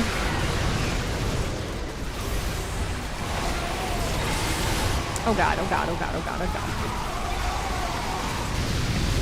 Get him, Phoenix. Out is the daylight.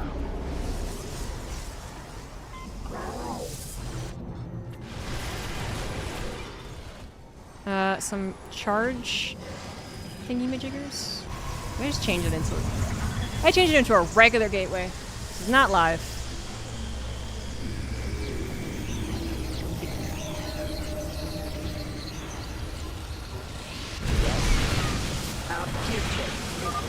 That Thrasher is tearing into my base. Hit it with everything you've got. Oh, I can make Tassadar. I forgot about that.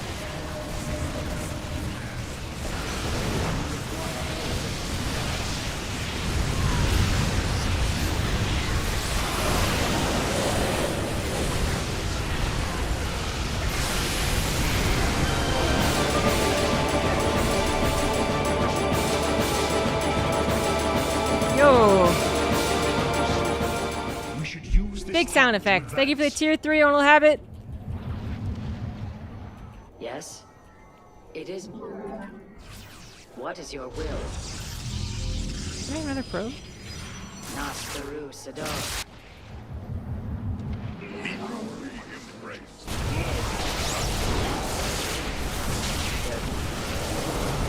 I don't think he's alive. I think he's some, like, you know, calling from the dead.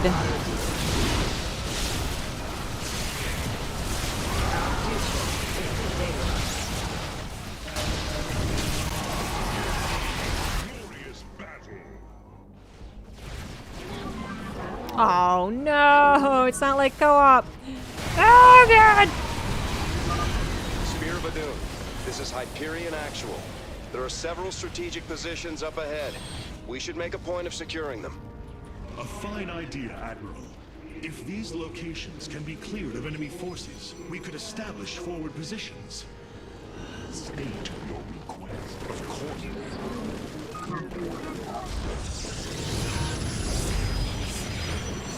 I'm gonna need a natural.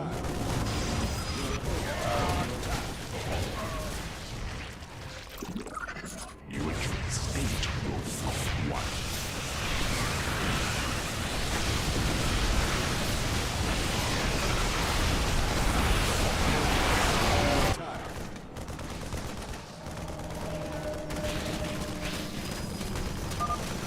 The sword will fall this day.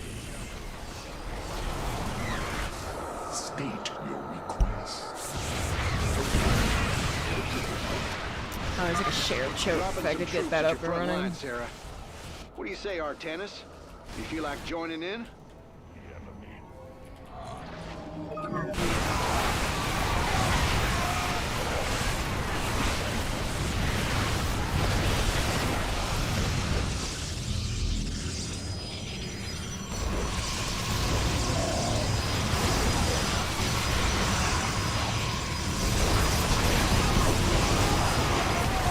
No, the probe is stuck.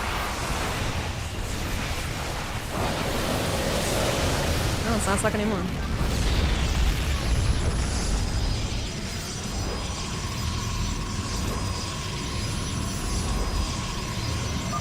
I could use your help, Artanis.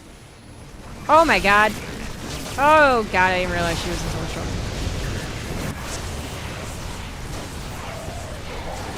Why do I gotta be a babysitter?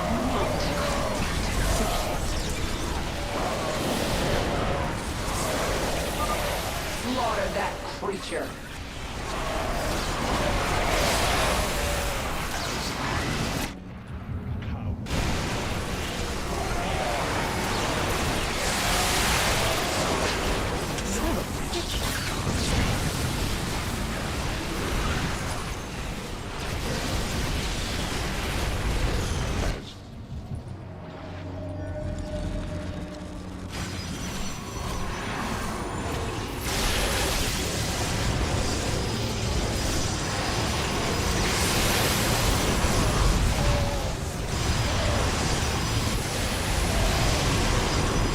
The pylon's only at 15 health.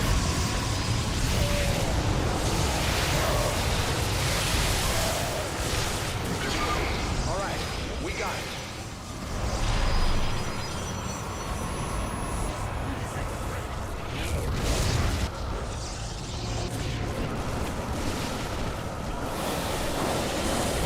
I don't think I can mind control these things.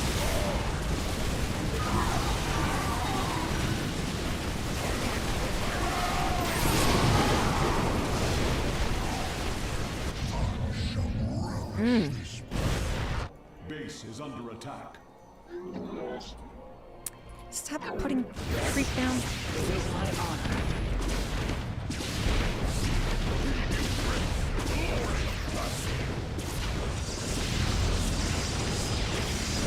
Are they all something I can't mind control? Because that sucks.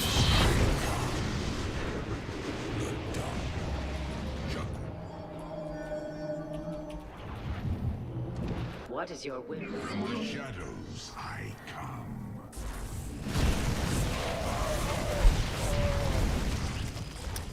The Terran draw pods, yes. They're not that great of units, though, so...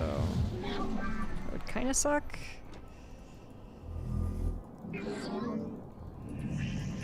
Upgrade complete. Our future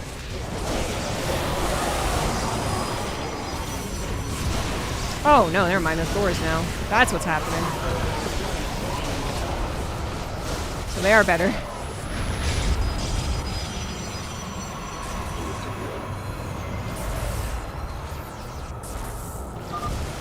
You cannot resist forever, Raynor. You do not deserve to stand among gods. Ah! Probius! Overcharge, please.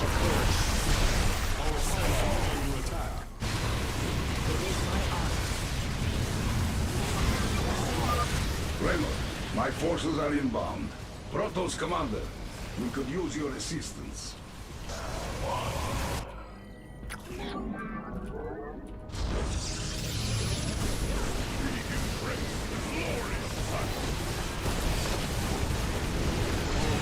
Yeah, we're just gonna have mass war.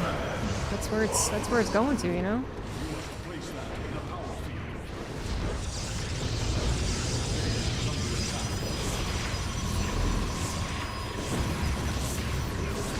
I walk the shadow.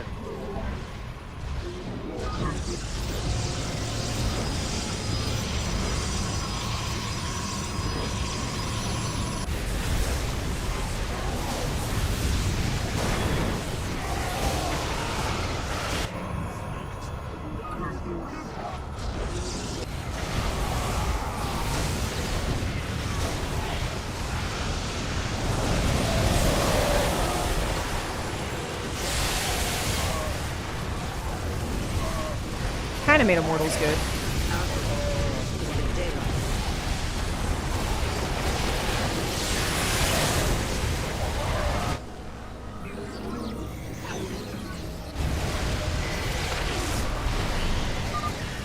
Their forces, push forward. This bastard dies today.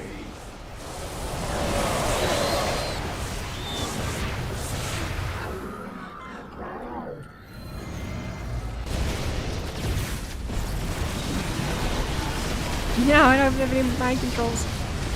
It is my honor. Okay. I think we're kind of getting stabilized though, but I don't have a natural, and I feel like I really need one. We must form a plan. Yes?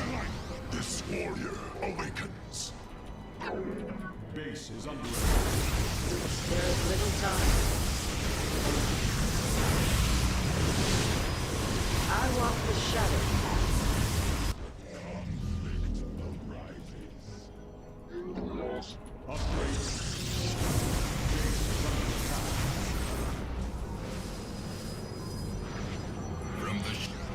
This warrior awakens. This must have just been a perk they gave me for the last mission, but I'm gonna be able to warp in everything. Robos and stuff.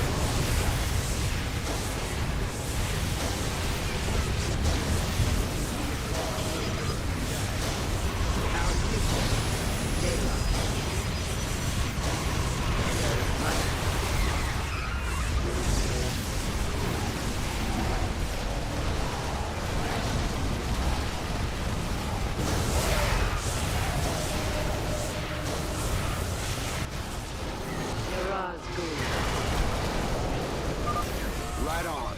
Oh, okay, so we kind of advance. Okay. Okay. Good stuff. Swarm is your ally. The Queen of Blades can only spread suffering. She is the enemy of all life. She hasn't been great. Sarah, I'm sending over a few of my troops to help. Oh god. It's a lot of shit. Artanis, if you want to jump on in, we'd be much obliged.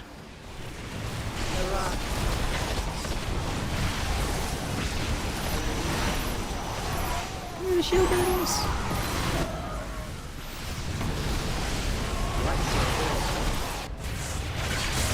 Base is under attack.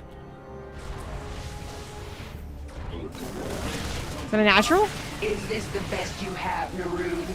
Time for you to die again. Taunt him. You're not even helping.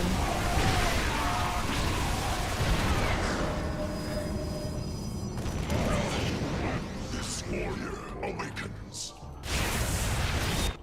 Niraz Gulia. And we're still stuck at 100 supplies, so that's good fun.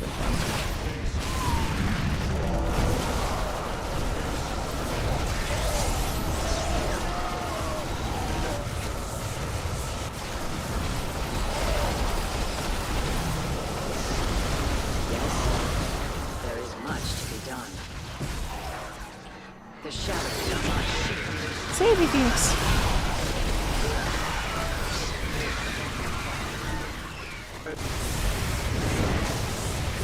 There is little time.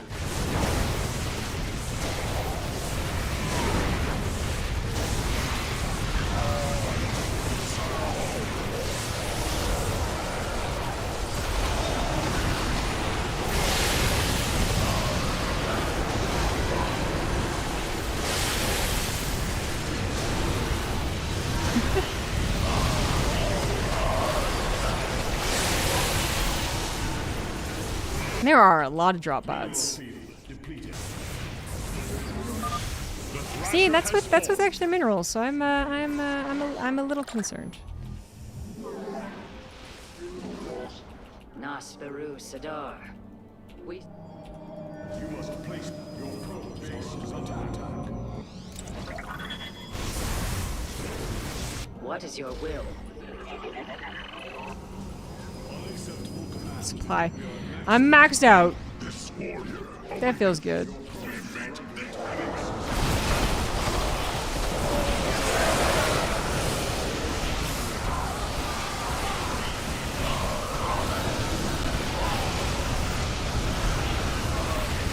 supercharge units. That sentry's really good, man. It's pretty baller. You can all hear him now, can't you? Yes. But there are still many questions.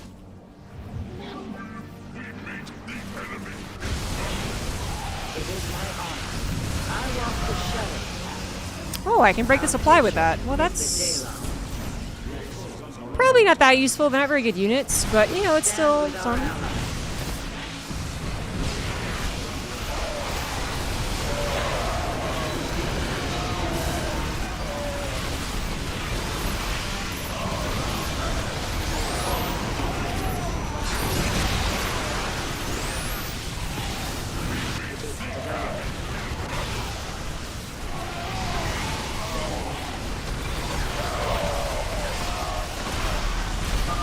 Set up defenses here.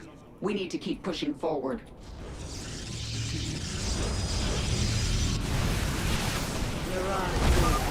Terrans, weak-minded and feeble. Man, these things are hefty. Probably because they have a lot of health.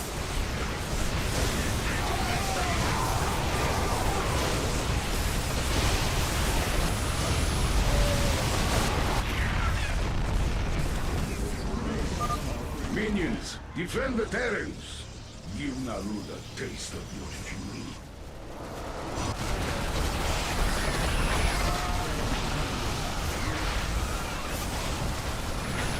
Can I play this? Giant Grant Games Discord.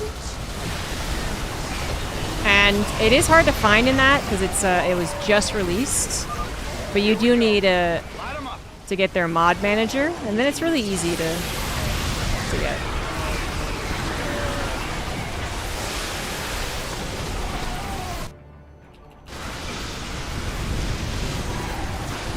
This is not the last mission. I think the epilogue is 3 missions. It's fun, yeah. It can be very difficult. This is not over.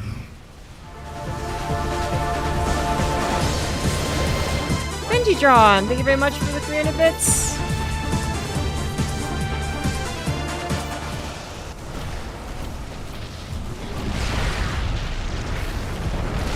You require counsel.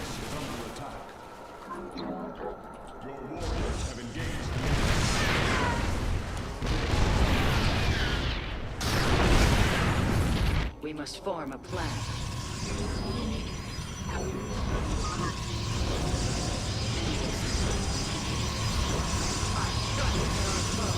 Damn it.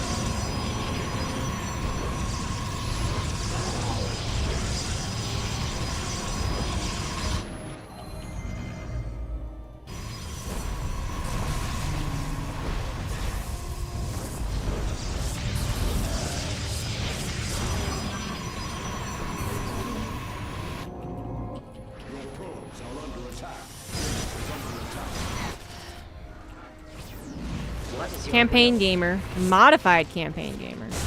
Hello.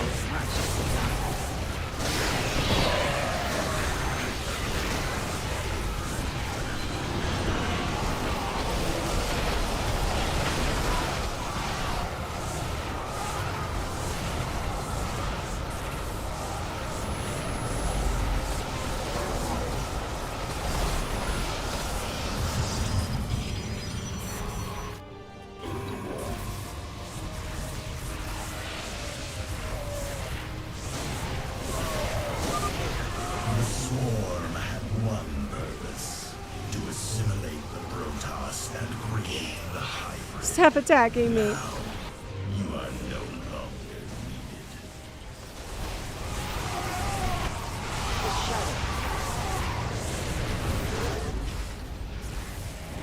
Oh, I can finally build the big thing. Swarm needs some help.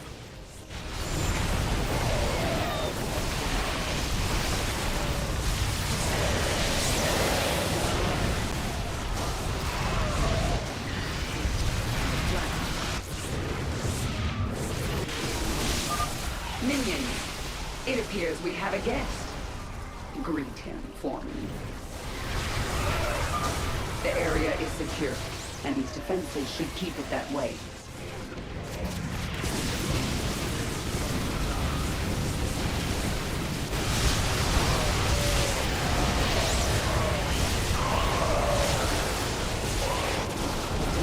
crap. That's not, that wasn't enough.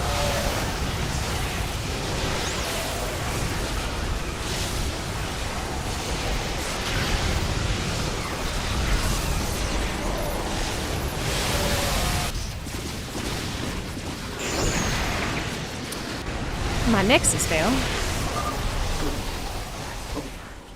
Now let's press forward while we still can. The space.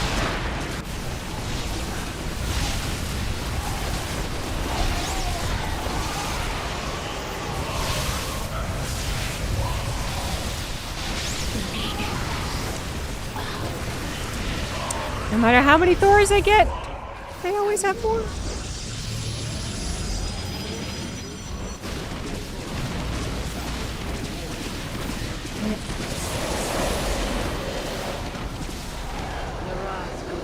There's no way I can defend this base, though. It's a terrible place to be.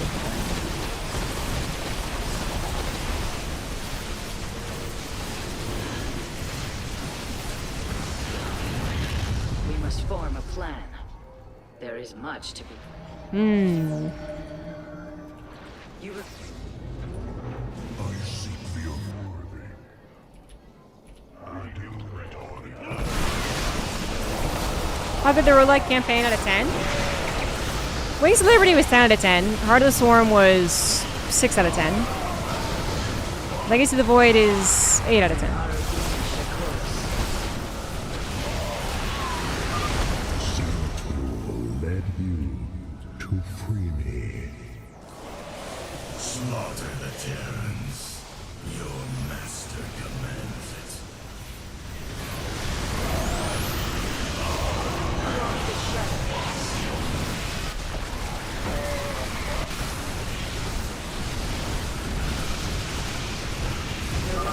All forces to the Terran battlefront now. Resources, please. Nice work. We're securing the location now. Jim, expect some more support coming your way soon.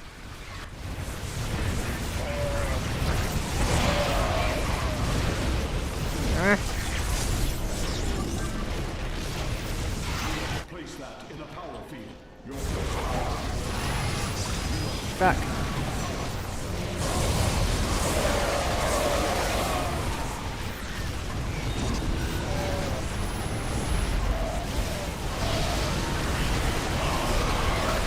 Well, fuck, I lost all my Dark Archons.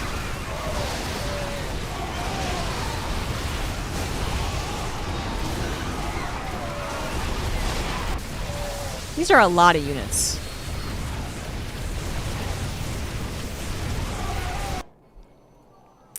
It's okay. It's alright. I mean, I think, you know, it's definitely doable. I think I just needed to settle my bases better. Like, better SAC defense so they don't have to replace it.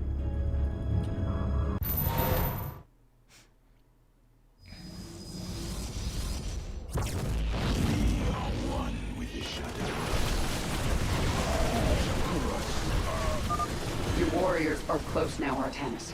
I can sense it. We must find the corruption and clear it. The shadows are slowly consuming our warriors. Strike true, Templar! Amon's minions are coming from that rift. Destroy it. Oh, okay then. Apollo's out of here. He's less than impressed with me. Go further. Purge the corruption. That voice. It is my former master, Tassadar. Do as he says. Quickly, quickly. More damage, please. Oh, more health for them. There's no good curse for me to choose at this point. There is little time. I strike at our foe. Get ready, Artanis. Narud's forces are heading towards Jim's position. My swarm will be there to help. My Templar will join you. In the name of Tassadar, we shall be victorious. There's little time. We require a council.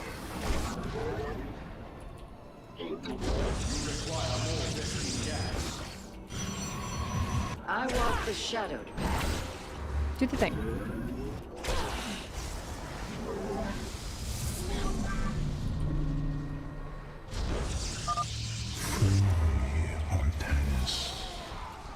You can all hear him. Giant now, Probius? can't you? Probius won't hurt you, But there are still many questions. but he is real. Spear of Adun, this is Hyperion Actual. There are several strategic positions up ahead. We should make a point of securing them. A fine idea, Admiral. If these locations can be cleared of enemy forces, we could establish forward positions. That Thrasher is tearing into my base. Hit it with everything you've got.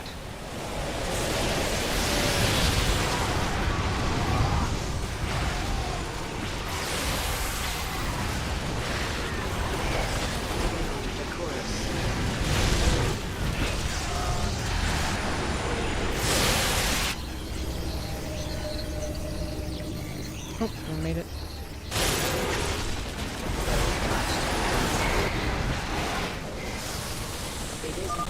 We did it. There is no time to celebrate, friend Raynor.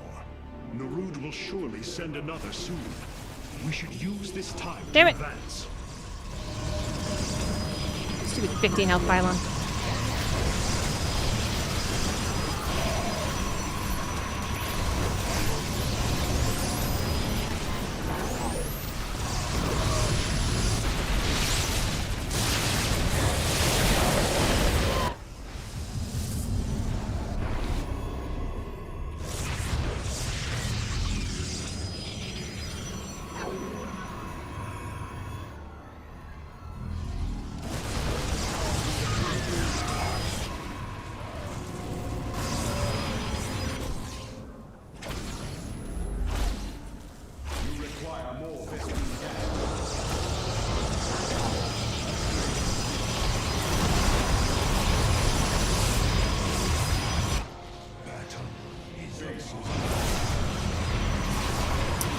Didn't realize he had such a weakness to detection.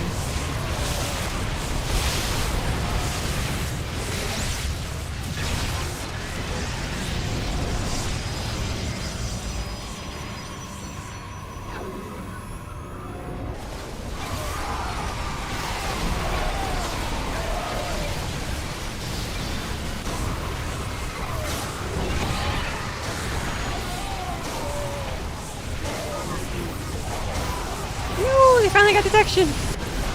Ah, no, my weakness.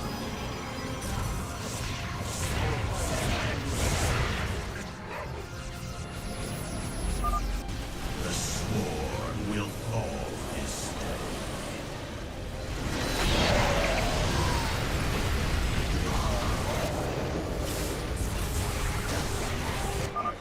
Dropping some troops at your front line, Sarah. What do you say, Artanis? You feel like joining in?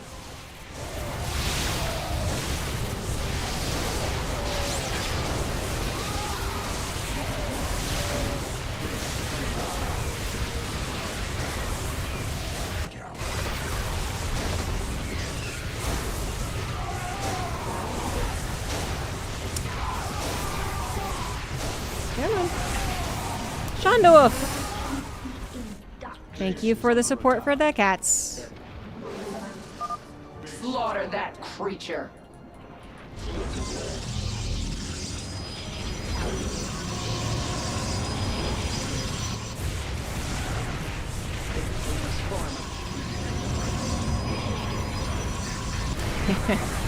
Jim is trying his best. Apparently.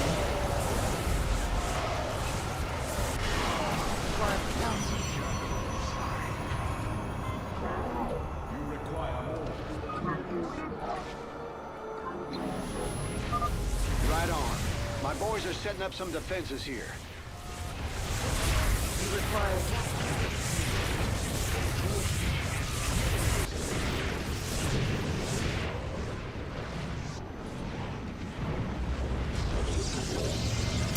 Matt could, but he has more important things to do, We apparently. got it.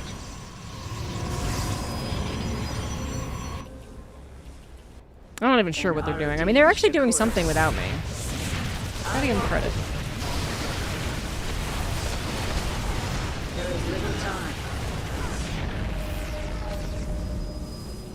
What is your...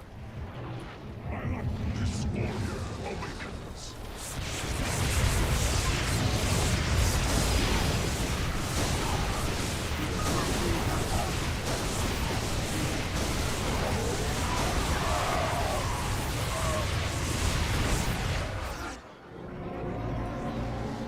All the doohickeys. There is little time. Niraz Gulio.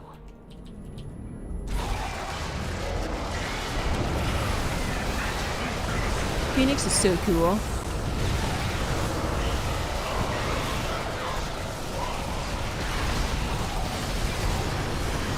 Or cannons caster? I'm not the cannons, this thing. Psionic crystal.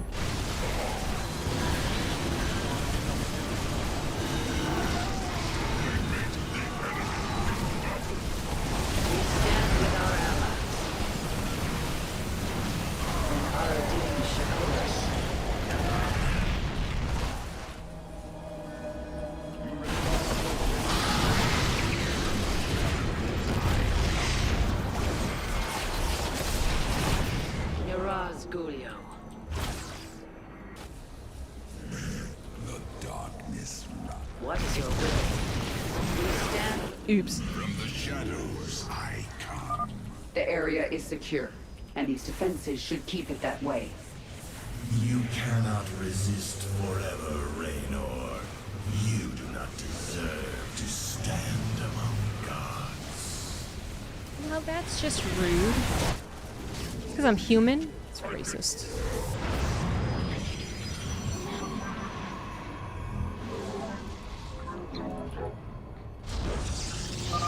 Raynor, my forces are inbound. Protoss commander, we could use your assistance.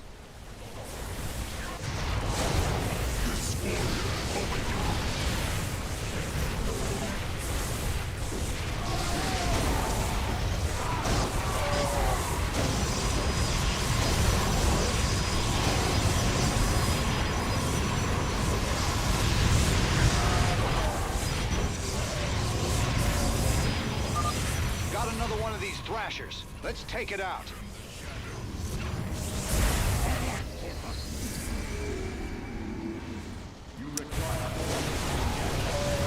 More Thors is what I require.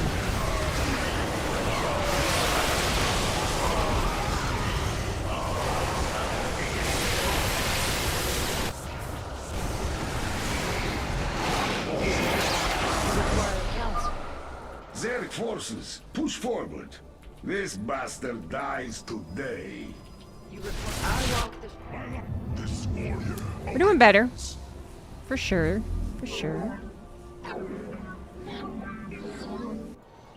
Yes, we must fall. I walk the shadow path. Oh god.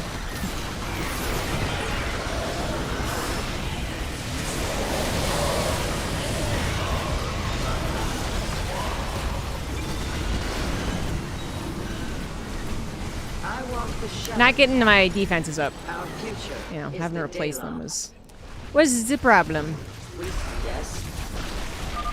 The area is secure, and we are implanting a hive cluster now. My queen, our mutalisks shall join the fight shortly. Niraz, you require counsel. I walk the shadow. I walk the shadow.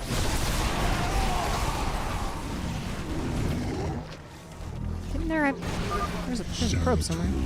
Led you to free me. Oh yeah, I want to make Zeratul. Or Tassadar.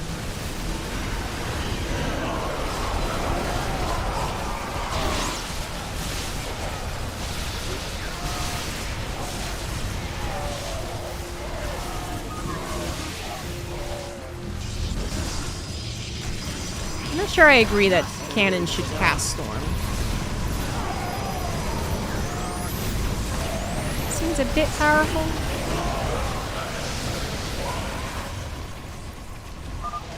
You think the swarm is your ally? The Queen of Blades can only spread suffering. She is the enemy. Oh, you stuck? You stuck? of life. And you're dead to me.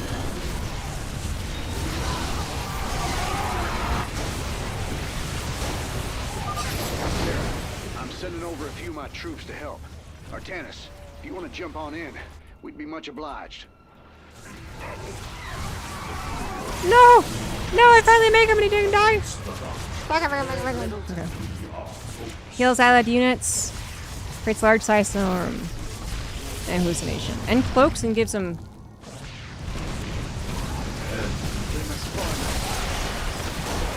avoidance? Dodge?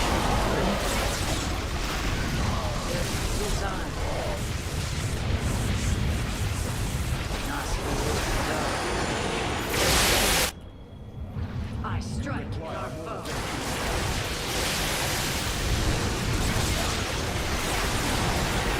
I walk the shadow. You require counsel.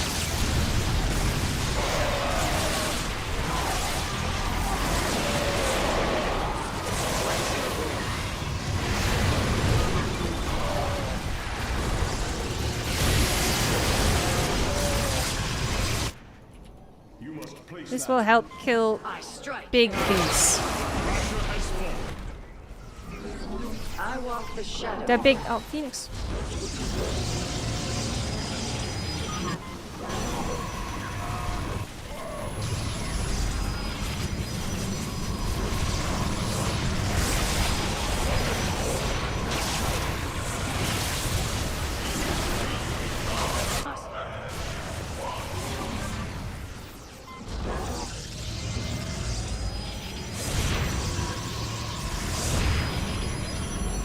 Can't have that probe taking up my supply.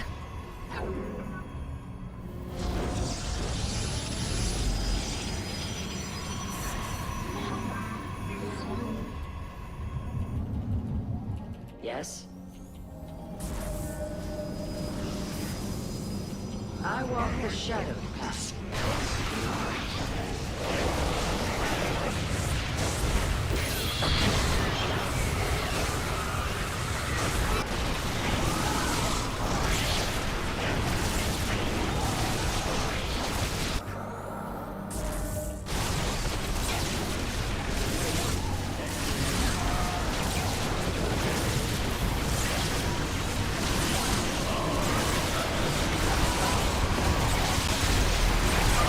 Set up defenses here. We need to keep pushing forward.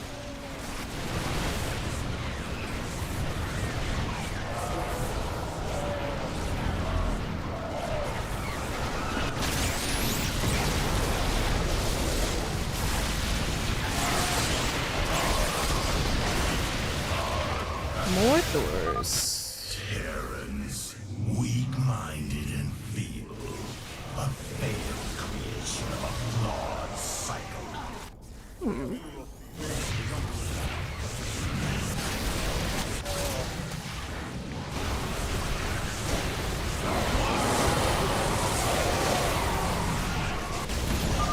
Minions, defend the Terrans.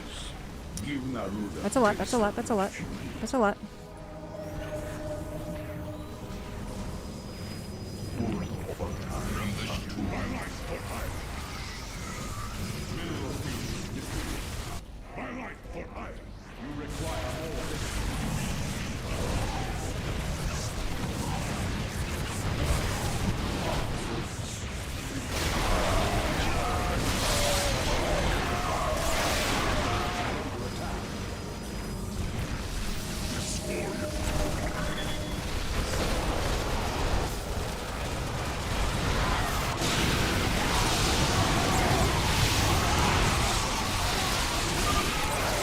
That's what I was missing. There is little time. The Energizers. Rasgulia.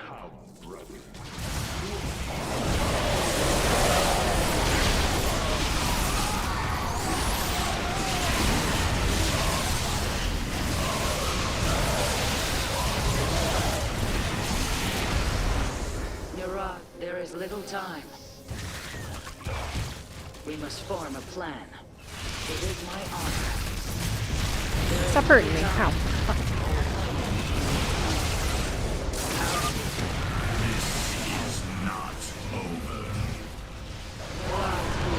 We must form a plan.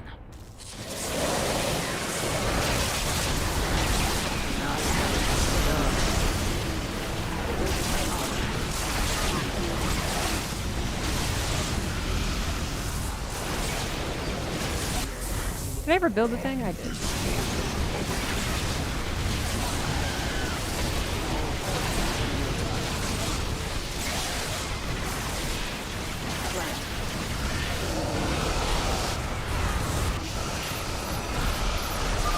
Defensive down. This is it, Narud.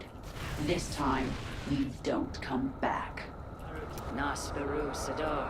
How many times has that We been must said? form a plan. You require... What is your will? We must form a plan.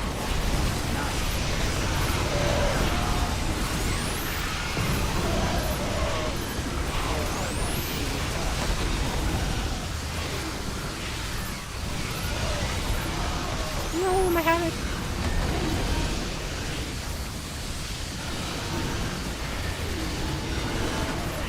Oh, I can't take the battle cruiser. Must fall.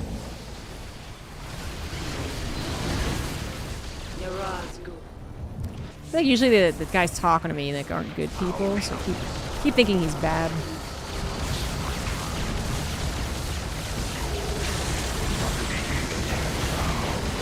Ah, the battle cruiser has so much health. The swarm had one purpose: to assimilate the Protoss and create the hybrid. Now, you are no longer needed.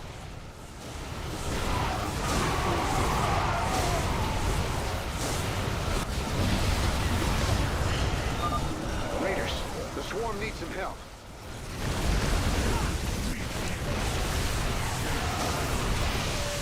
We must form a plan. Yes? Holding.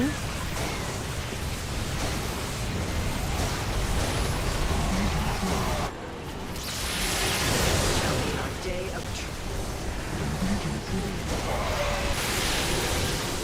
Oh shit! No, no, no, no more! Oh god, no! There is much to get. Walk the ship.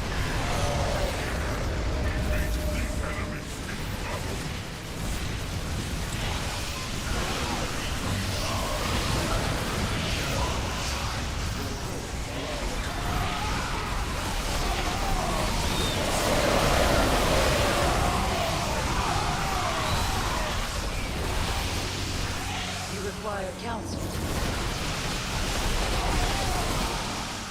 You require counsel.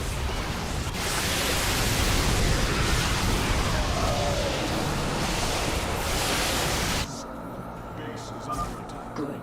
That's over. Now let's press forward while we still can.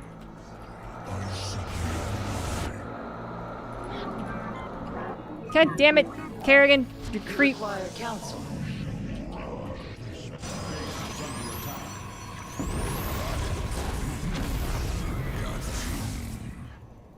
I walk the shadowed path. What have I not done here? Oh, there's an You oracle. require there is little time. What is your will? Yes? Narazgu. Well done. This outpost will greatly benefit the swarm. Our Ultralisks shall crush Narud and his minions. Nasperu I need to do the Sadar. bonus though. The hour is upon us. It is my honor.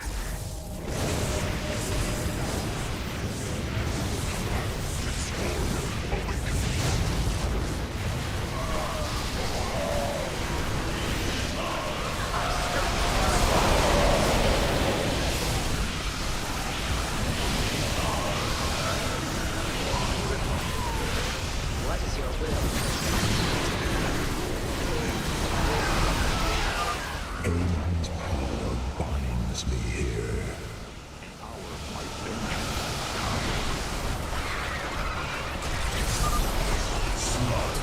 You are supposed to be dead.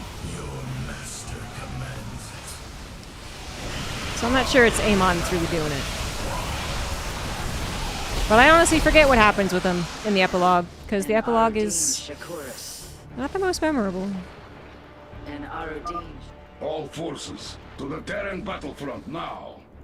We settle this today. You must place that in a power field. And Arudin Shakuris.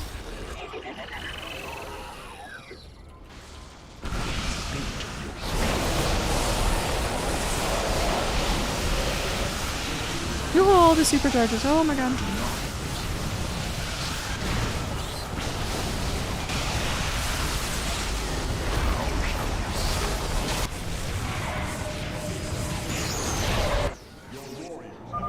Nice work. We're securing the location now. Jim, expect some more support coming your way soon. Oh, shit.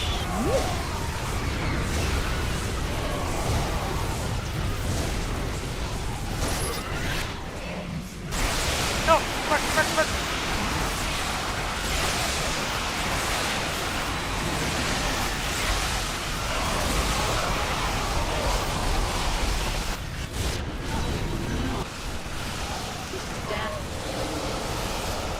I can't believe he took my face out.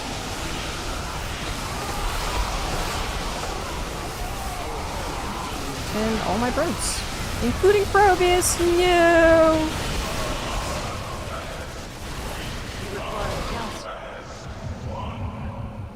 Alright, not all my probes, but I'm pretty sure they killed Way to go. Probius. So who's ready to turn up the pressure?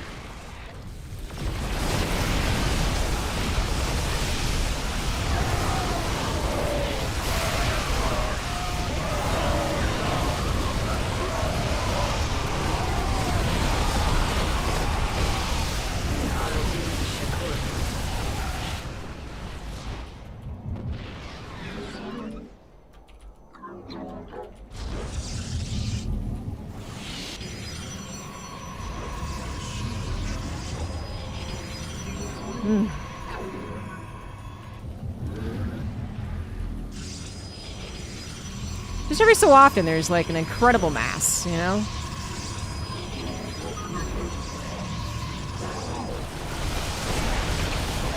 I don't quite know why, but I know what happens.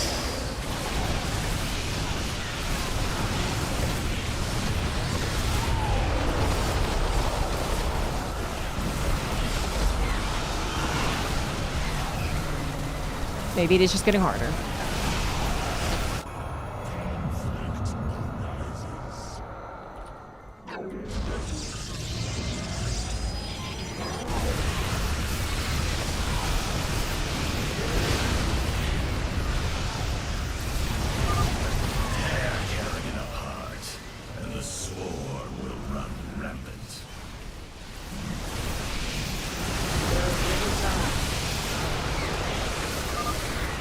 Clear. Let's get some bunkers down. No mercy. Looks like Sarah's in a heap of trouble. Come on, boys. Time to be a hero. What is your will? We stand with our allies. No, it's too many.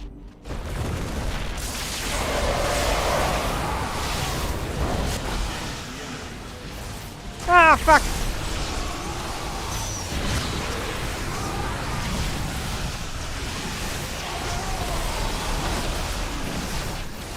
Thank God for DTs. We must form a plan.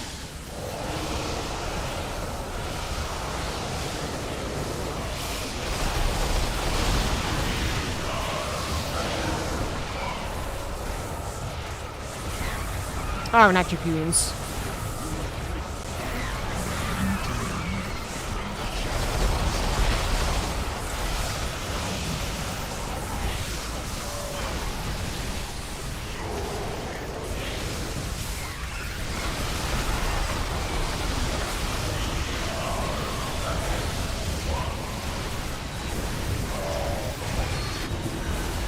No, my air Gargons! Yeah.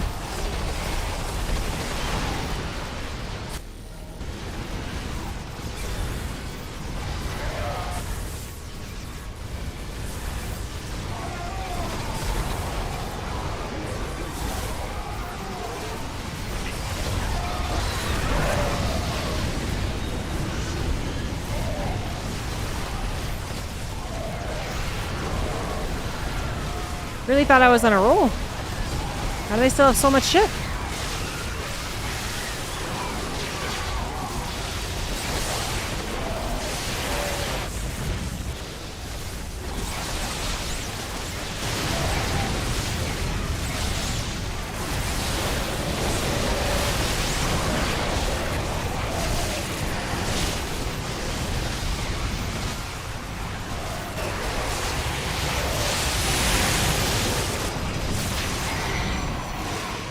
And why don't my guys have as much shit? Of course. Well fought, my allies. We should use this time to secure more ground. Oh, there's another base. Shadows. Can I actually get there? Jakku, what? Do not waste light. Vespine Geyser exalt. You address the heart. Speak to I don't think I have enough. your equal. How shall you address the heart?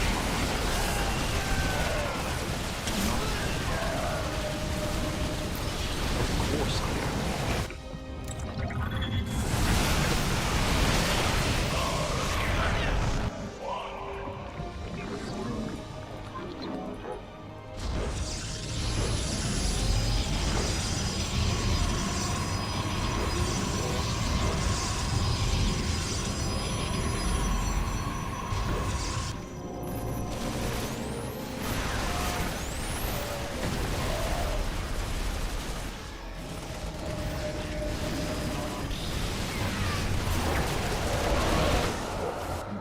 Did I not send a probe over there? There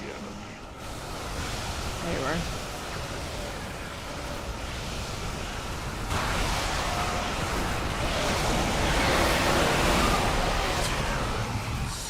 You should have perished on your cold, forgotten world. This guy's just straight up racist. As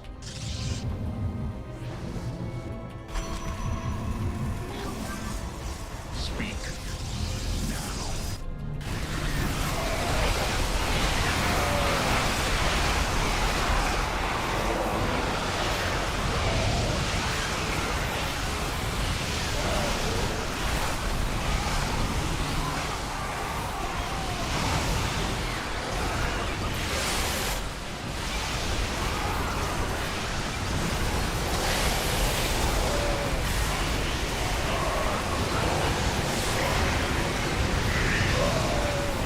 Ah! Not on top of the army.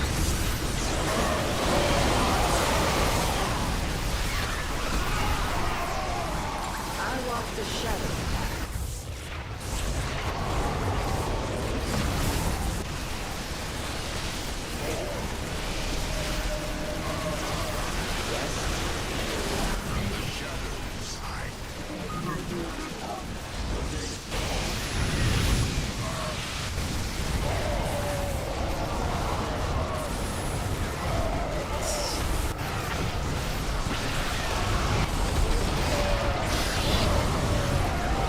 I need this base. I need it. I need this base too. I need it all.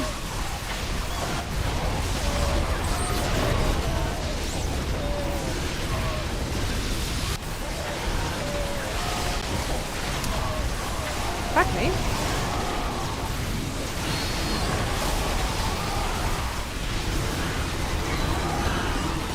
It's too much.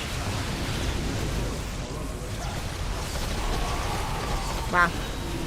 Usually you hit a, you know, like a point of no return, you know, like it's you have enough and kind of just smooth sailing from there, but apparently not. Not in this epilogue. You require counsel. This area's clear. Let's get some bunkers down. No mercy. Looks like Sarah's in a heap of trouble. Come on, boys. Time to be a hero. We stand Yeah, with defense our starts. allies. Oh my god, that would be so powerful. You require counsel.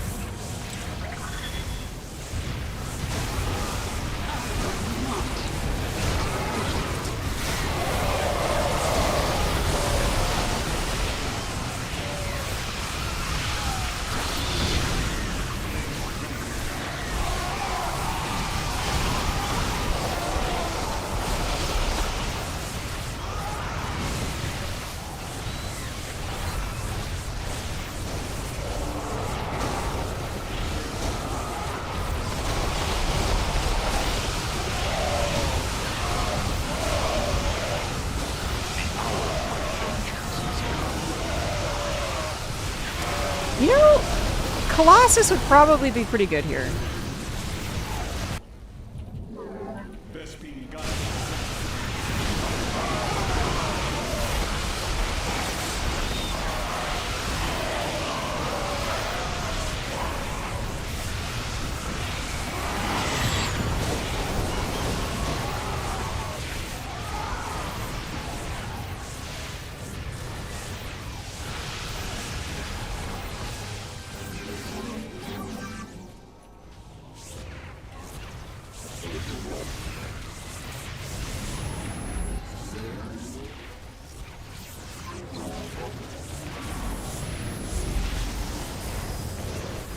Kerrigan would impede me with her creep. From the shadows.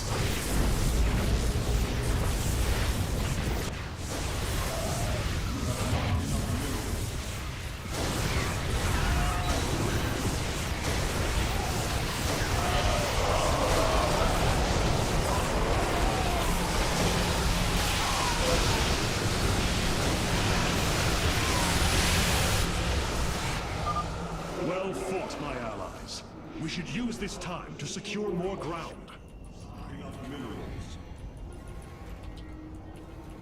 There is little time. Come on. You have not... From the shadows. You have not enough... Vespine Geyser exhausted. From the shadows I come. What is your will?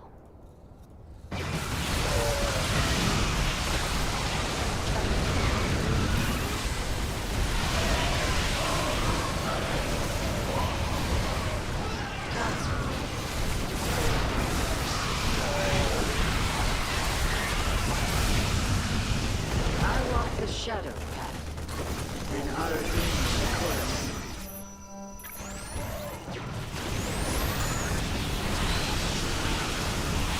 Grab my earphones. Time. Fuck.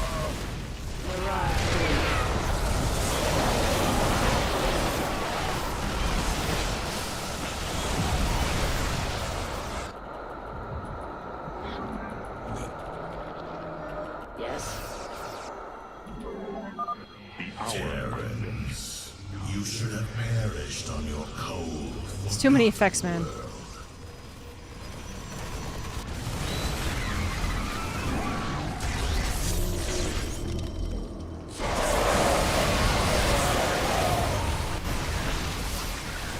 Those are the worst swarm hosts ever. They're not even burrowing.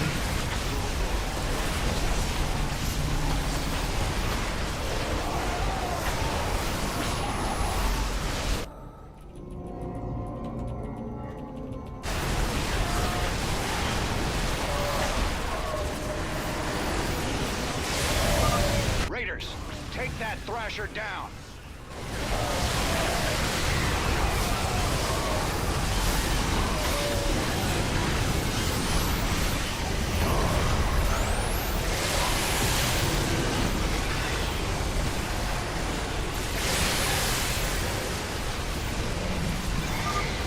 Thrasher has been defeated.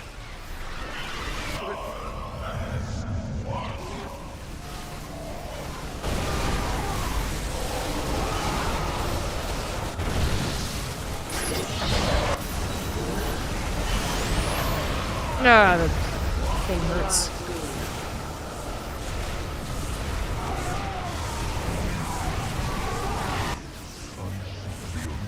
Base is under attack.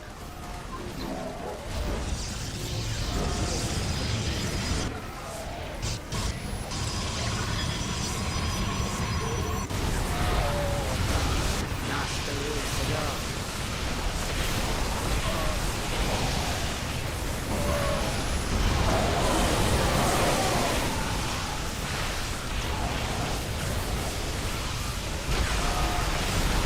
Said I was gonna make Colossus. Which I think is still a good idea, but so much not supply.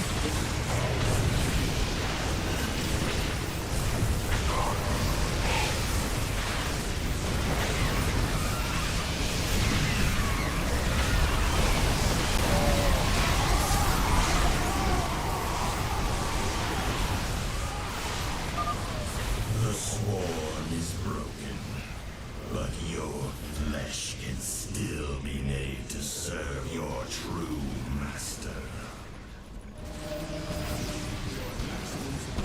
Yep. Made it life so much more difficult for myself for not paying attention. No mercy. I was never supposed to get down to 100 supply.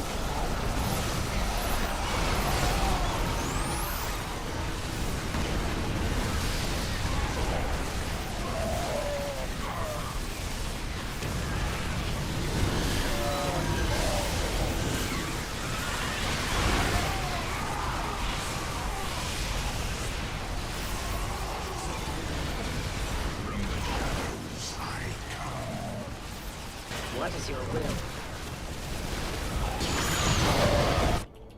There is much. Base is under attack.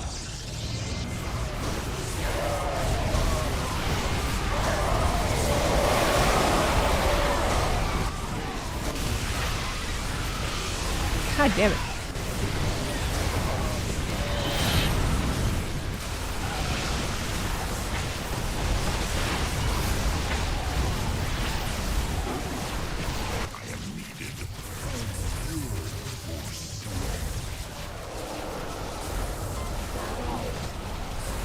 What? You address speak. Trying to get this bonus, man. It's very difficult.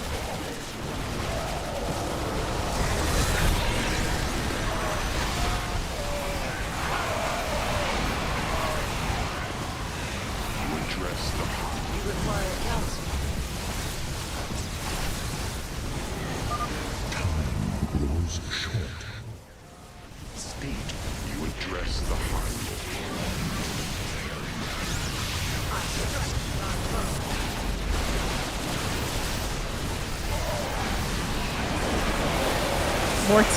More tier 3, okay. Very cool. As you address, how shall you I serve? strike at our foe.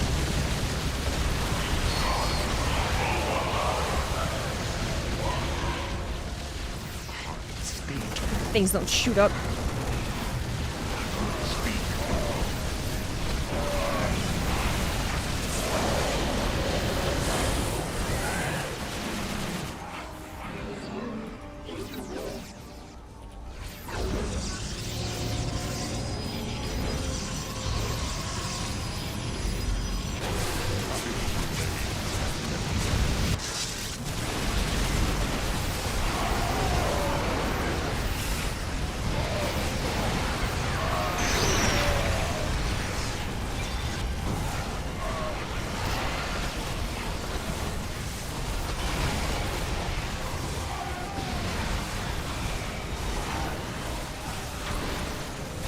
What the hell was that?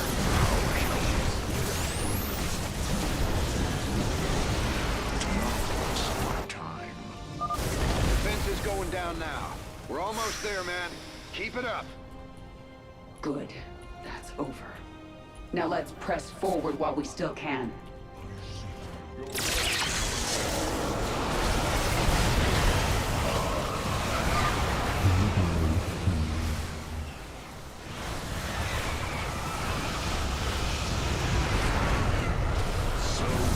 No, my Warbringer.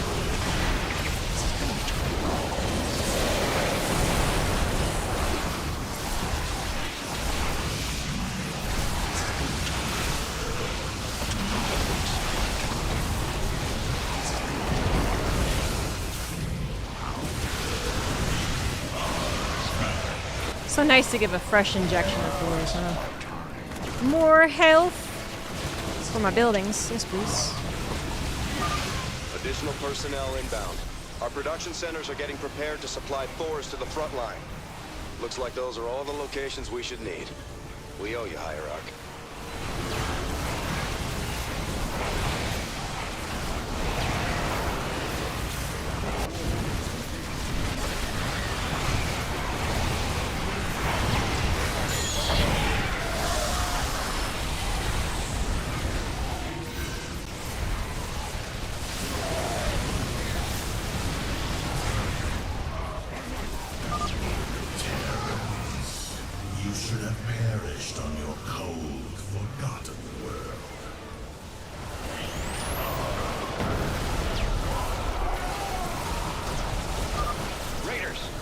that Thrasher down. Being able to warping Colossus is pretty cool.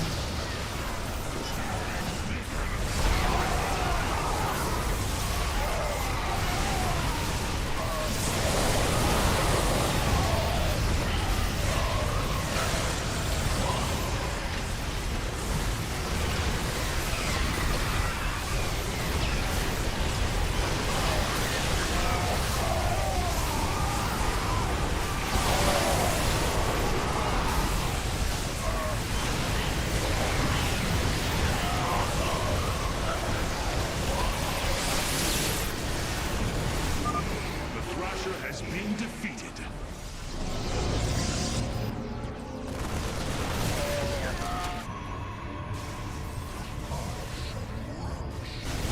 DTs are overpowered, man. Especially when you energize them. Maximum supply.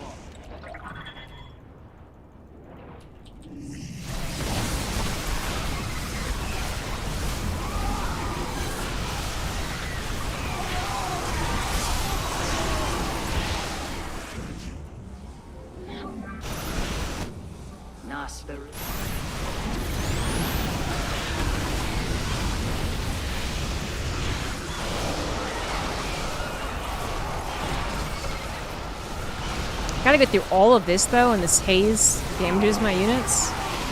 I'll get all the way back there.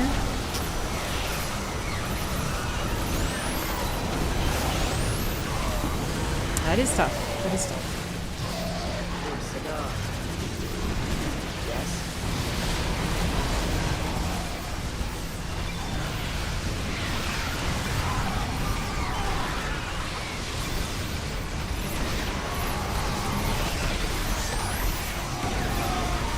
Cool how just sometimes my units like explode, I guess? I don't know.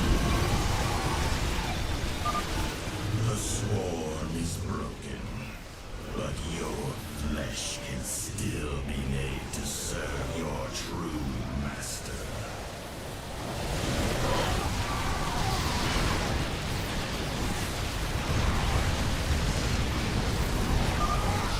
No mercy.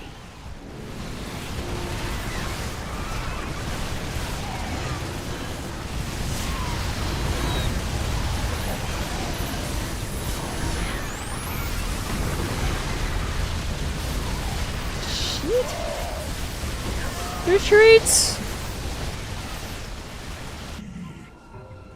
Captain Insano showed no mercy. It's a good reference.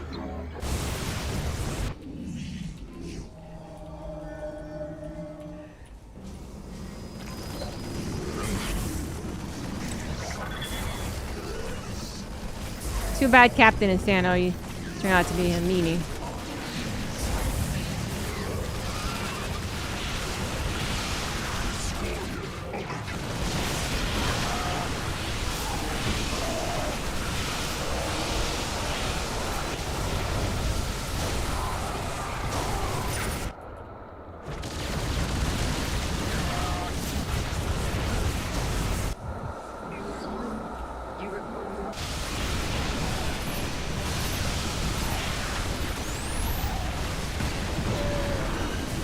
The air is becoming a big problem. I cannot kill these air units very quickly at all.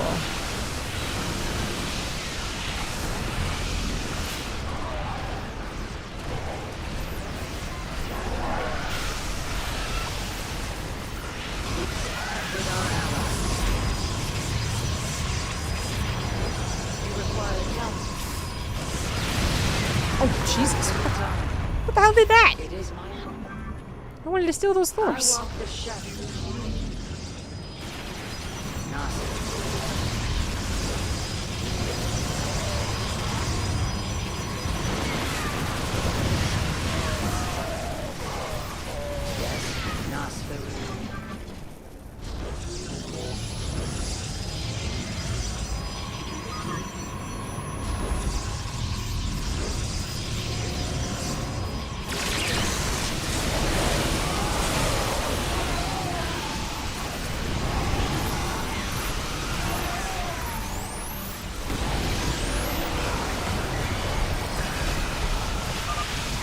all the things. Bends to my master's will. Soon you shall know his full glory.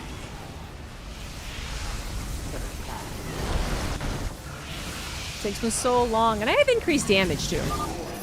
This is not over.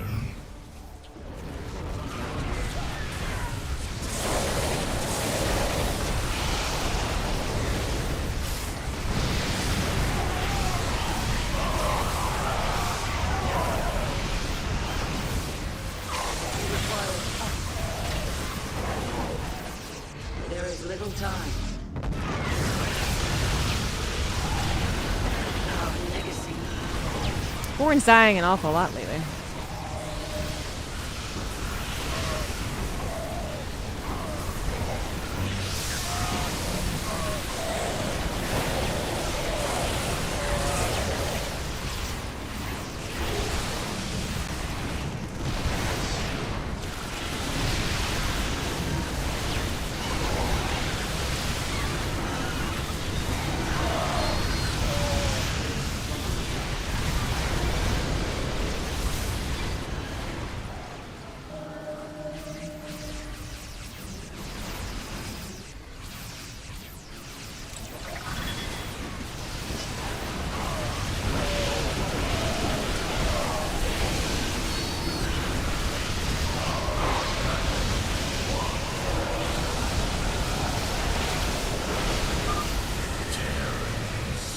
You should have perished on your cold, forgotten world. He's losing material.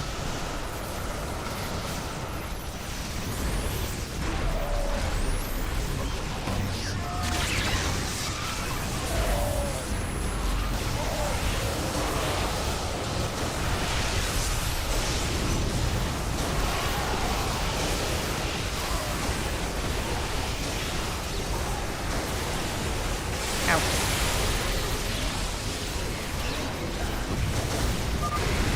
Their forces, push forward. This bastard dies today.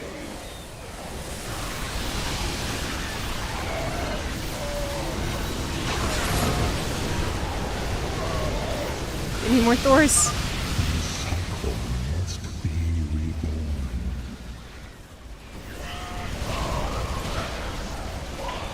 I guess this guy doesn't shoot up. I mean, one of them does, but I don't have the variations.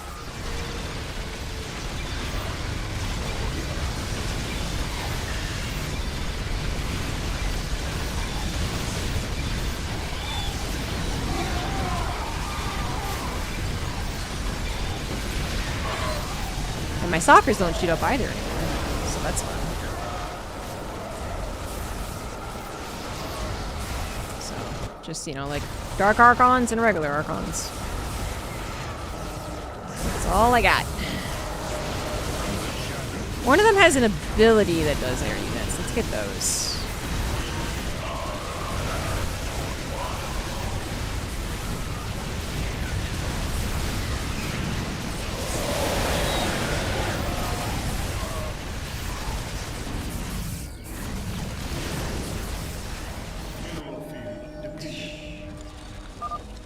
The swarm is broken, but your flesh can still be made to serve your true master.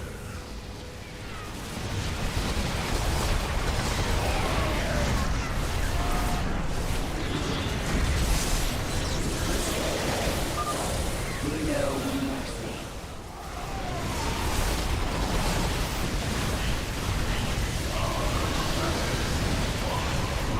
He's got its own beam? Oh, he's the beam. Oh, that makes sense.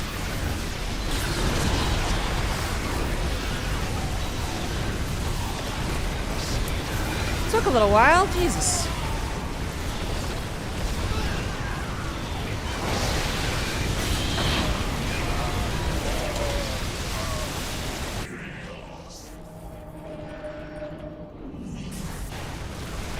From the shadows I come.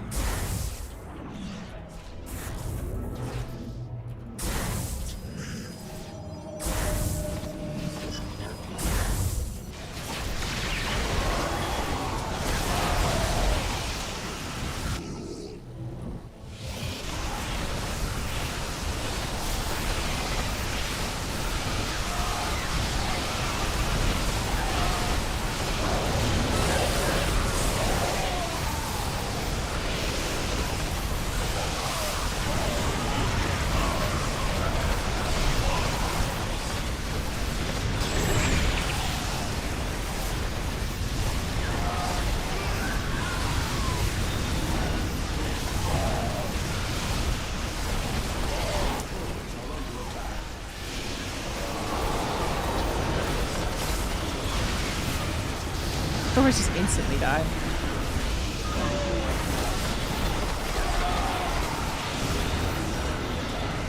Okay. So now we did it, right?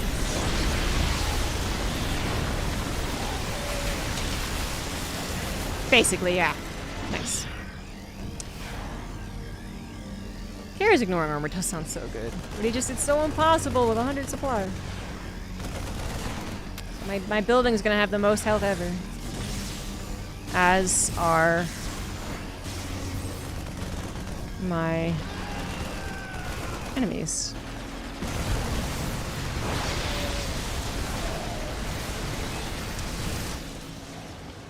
Hello, Duran.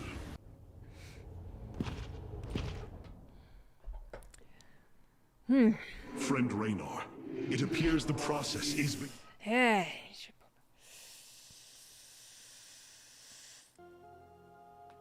Oh.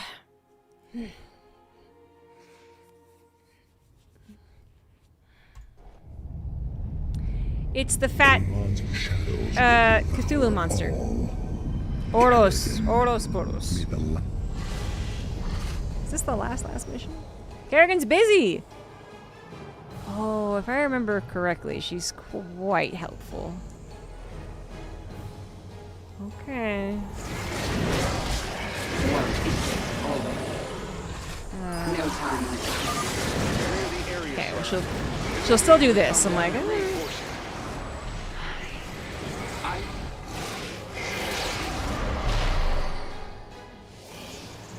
I need to focus until this is finished.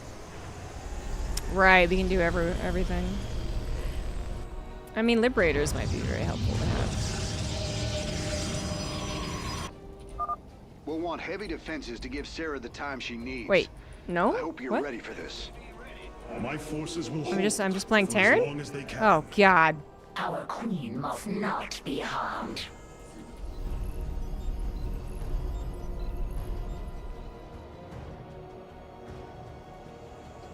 How do I win this?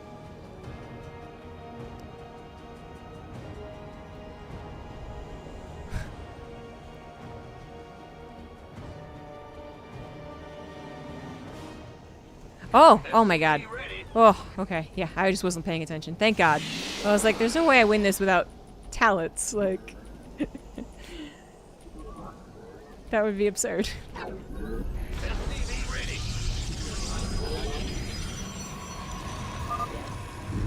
Have come to seek your death.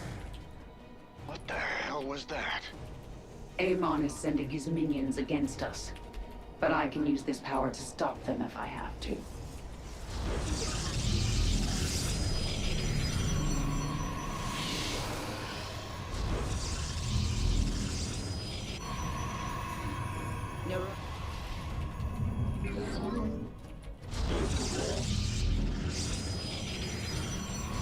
You require counsel. There is much. Yeah, if you could import from Wings Liberty runs, that would be kind of cool.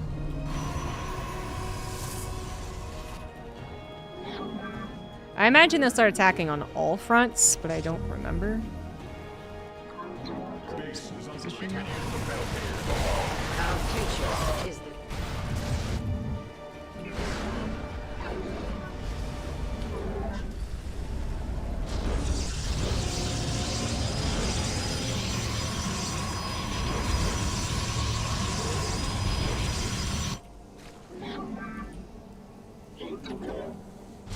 There's kind of like, you know, a pattern of these things.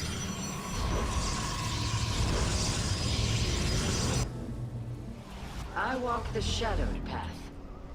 There is much to be done. Some of these things? Sure, sure. Oh, they made the drop pods not mind controllable either. So I can't mind control anything. Fine. I didn't want to make them anyway.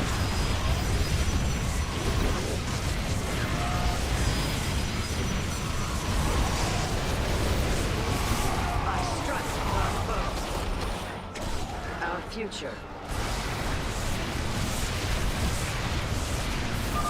Jim, Zagara and Artanis won't last long if you don't act. You must help them. Or How the fuck am I supposed to do that with the Zerg? if I must. What will she become when she is another? Do not forget, I have also ascended.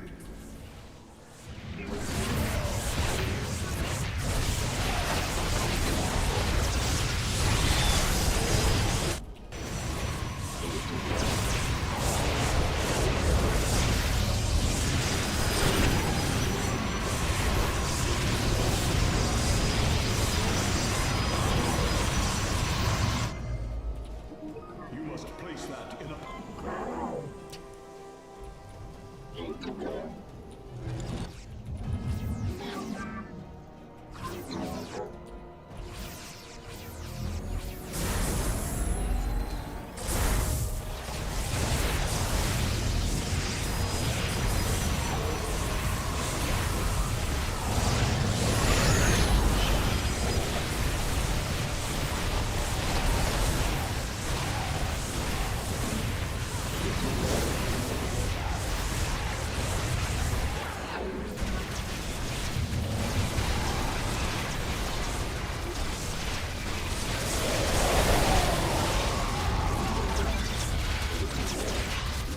Are there? Wait, you saw Dave? Dave is there. That might just be a bonus, like a funny addition, though.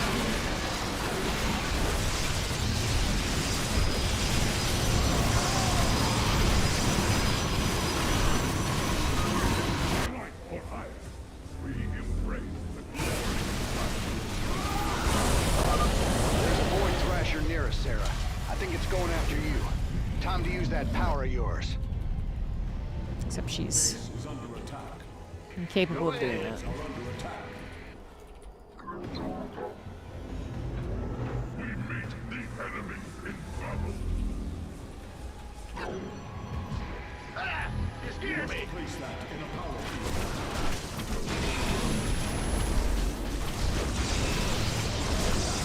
That's not mine.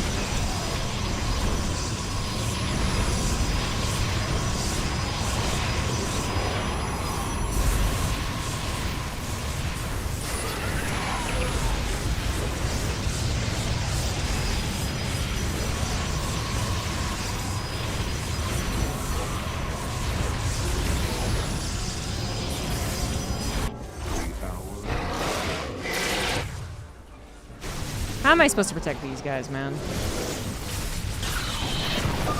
They're assaulting our base from the other side. I feel like I should just let Bastards Zerg don't die. let up, do they? Why would they? Tenacity is advantageous in war. That isn't what I... Well, I guess I did to an Oh, extent, never didn't I? mind.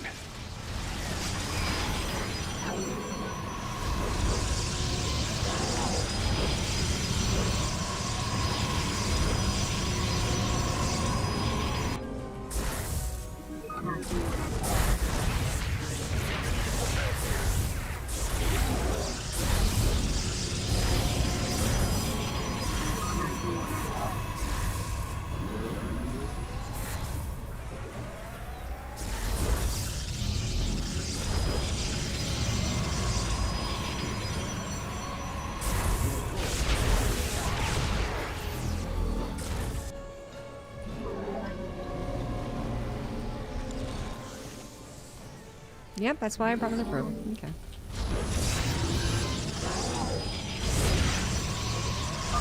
A massive onslaught is coming our way, Terran. Aid us!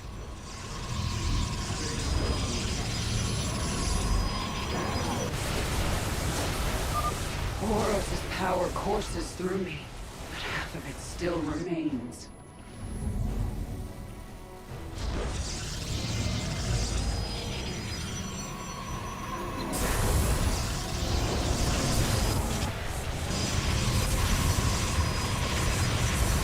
Ha! Didn't I get a talent? Oh. Shit, that didn't pause.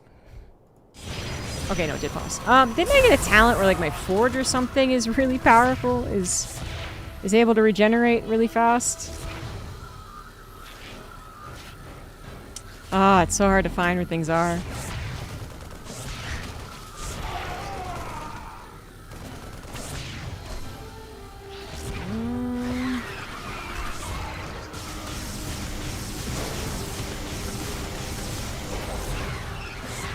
I was like, it wasn't as useful. Or no, maybe that was, oh, that was the Roach Warren in Heart of the Swarm, wasn't it? There's no equivalent for Protoss, I guess. Damn.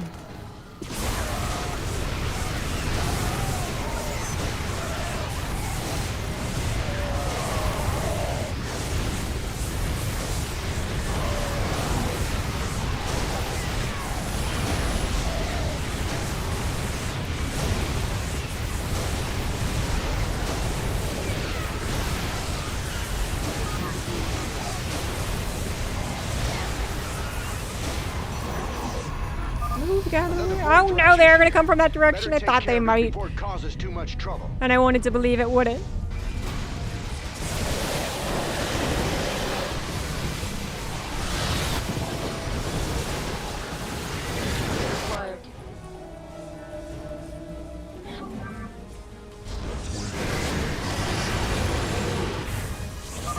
Our queen is under attack.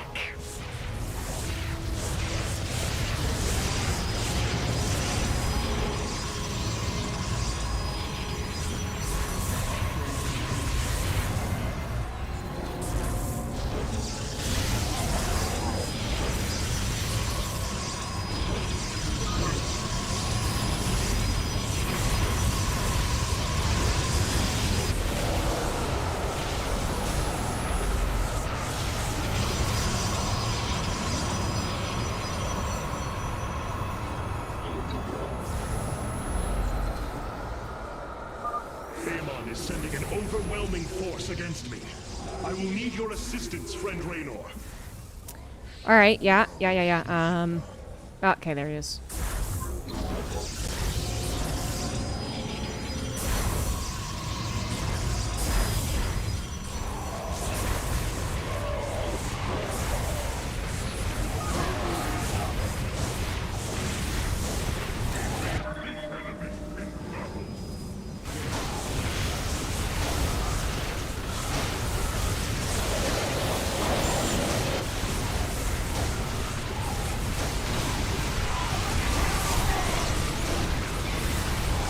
That's a lot of shit.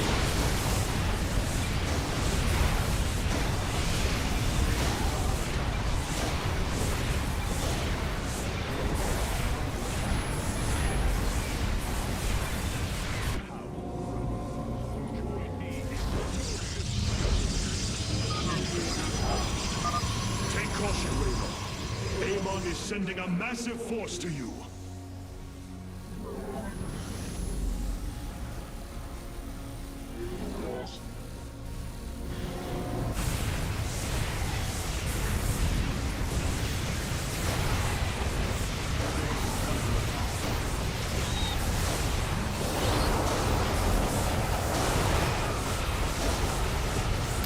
Yeah, I'm not warping in anymore. Cosmos lies within my Grave Dave. Thank you very much for that gifted sub. Void Thrashers are attacking us, my queen.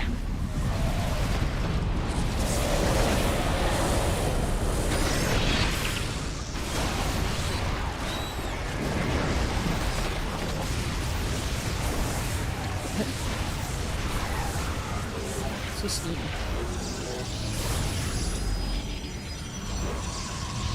How much can I fit in, you know? Kerrigan is taking heavy damage. I strike at our foe.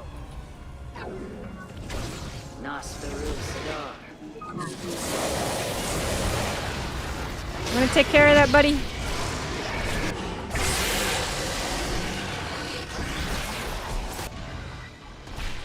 No, he wants to go attack other shit. Okay.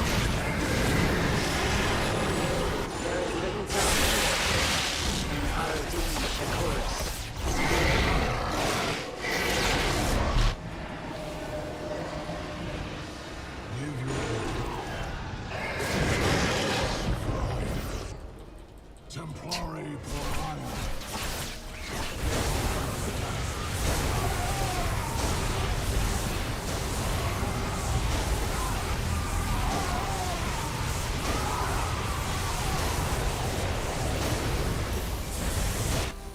Seems like we're holding pretty strong. Zagara and Artanis will come Final under battle attack can't be soon. that easy. Defend them, Jim. She cannot be trusted with the power of the Zelnaga. You know it to be true. Well, I have my doubts.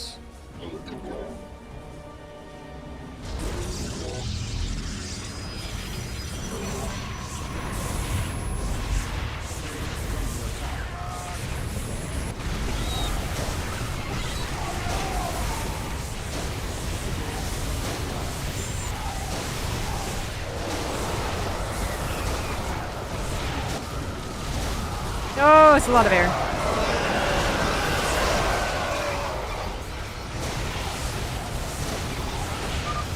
This is it. Amon's sending all he has against us.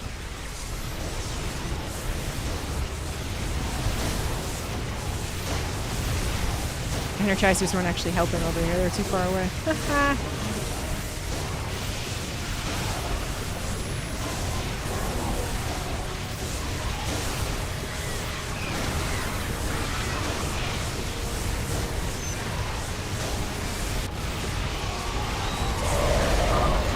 More boy thrashers out there. We gotta take them out.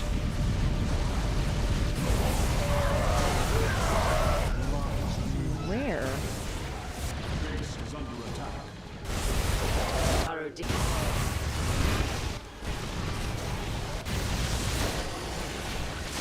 Not really highlighting them anymore, are they? They strike against our queen.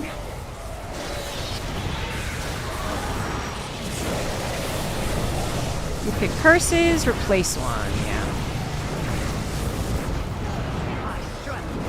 More health. Wait, we're getting all the talents, so hold on.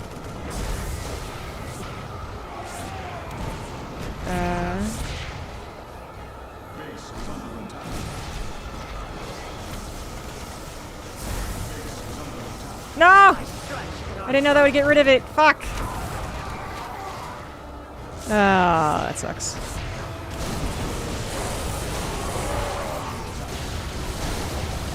Yeah, baited. Should have just taken my carrier and Tempest talent. Dumb.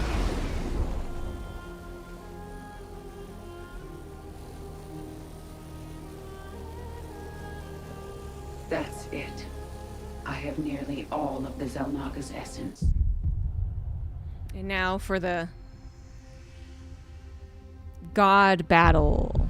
That makes total sense to end the game. With the last of our essence, a new eternity dawns. Cthulhu monster. Cycles have come to their end. So is that a good thing?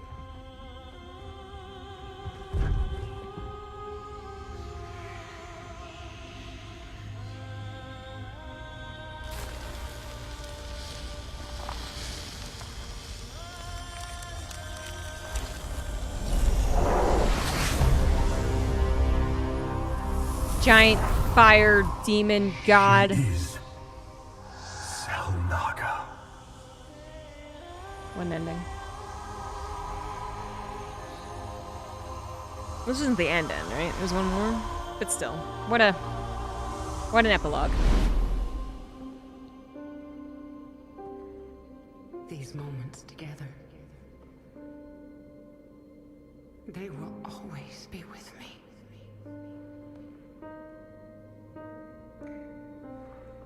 Ugh, Darling. kissing. We have to go now, Jim. Ugh, cooties.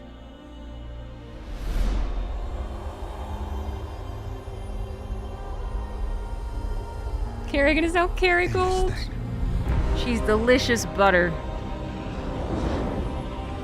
Once and for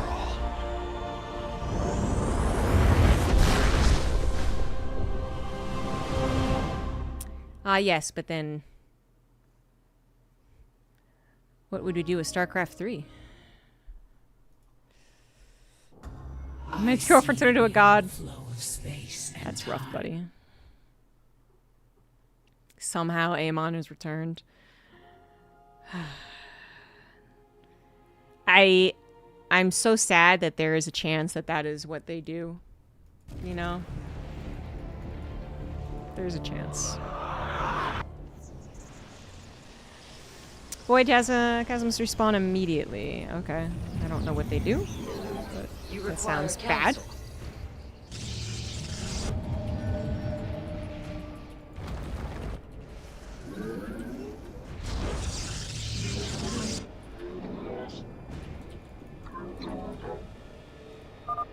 The void crystals orbit Amon, projecting his void barrier.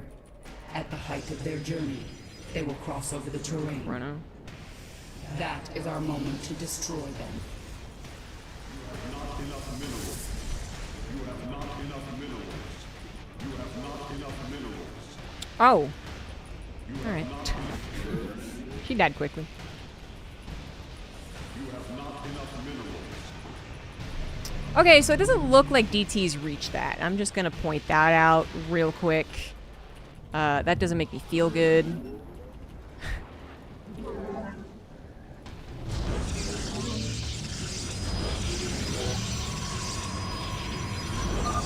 The first crystal should be vulnerable to our attacks soon. My warriors will engage it shortly. I don't know about this one. I don't know about this one, team. My abilities don't really do a great job of destroying. Oh, they come over. Okay, hopefully they aren't flying, even though they look like they're flying. Because if they are, I have no idea how I'm gonna do this.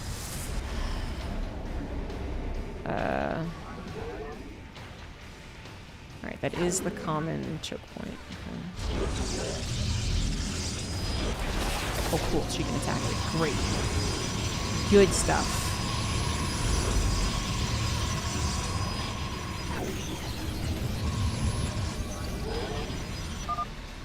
Amon's construct. His reach is long here in the void. He will attack us at every turn.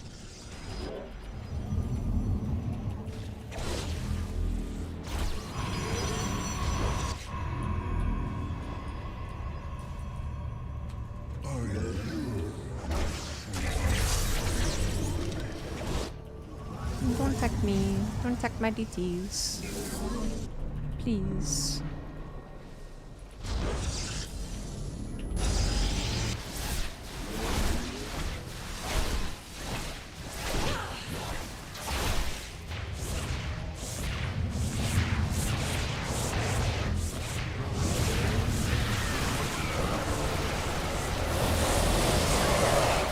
Suddenly, units. And shit, I have to protect that side too. That makes sense. That makes sense. The first crystal is down. His barrier weakens.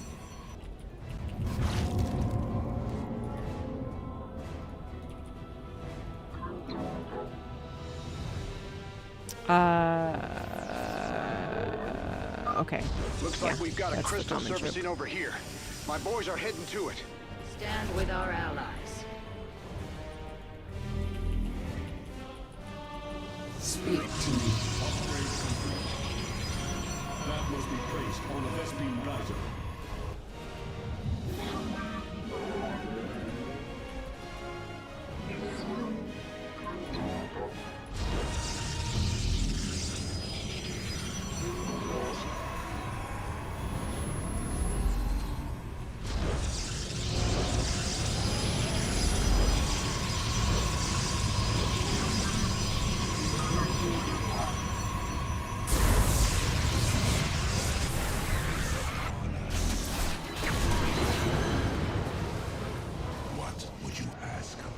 We must form a plan. In Aradin Shakuris.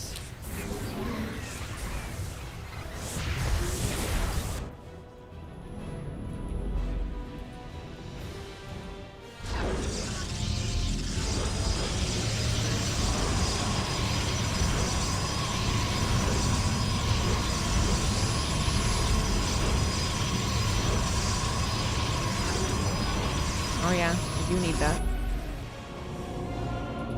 Stick it right there.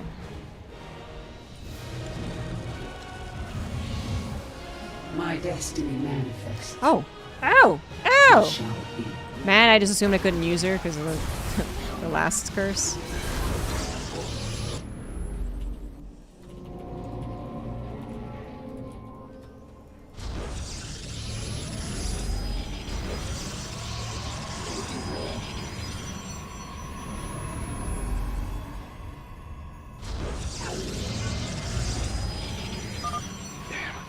This can't be good. Ground shaking. Zealous under our costs only boots here. 75 minerals and have a smaller unit radius.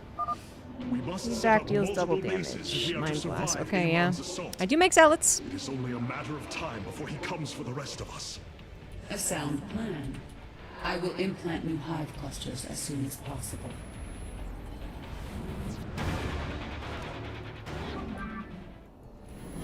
So they're just screwed, right? Am I supposed to try and help them?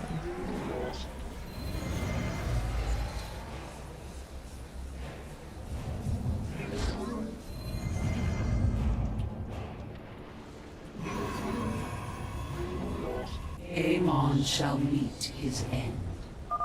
Another crystal is passing by us soon. I am sending out some warriors to intercept it. Alright, Kerrigan. You're still kind of powerful, so that's good. That's good. And some of these things are mind controllable.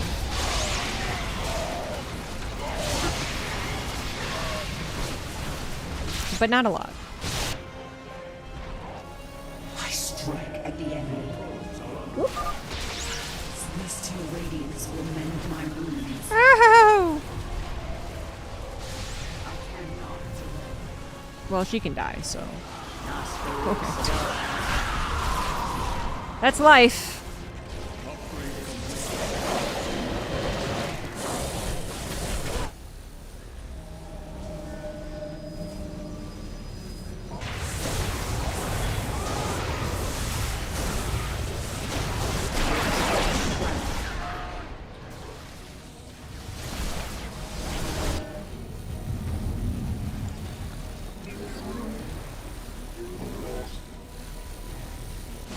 Don't give me a lot of room, do they?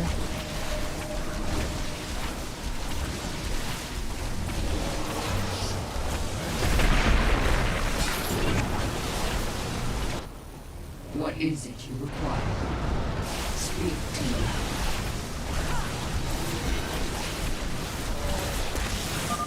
Void crystals swinging by again. Raiders, let's help bring that thing down. Because it has a bajillion health, because it also benefits from the additional health. Is that what's going on here? Let's see how these void crystals fare against my new power. They do fine.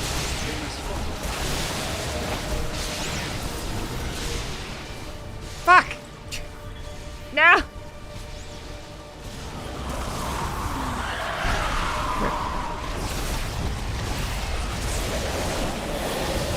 There's nothing to him. Fuck.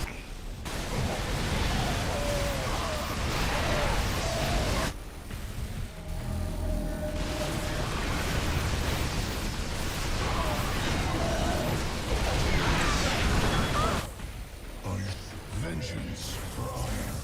We meet the enemy. Okay, not a lot of room.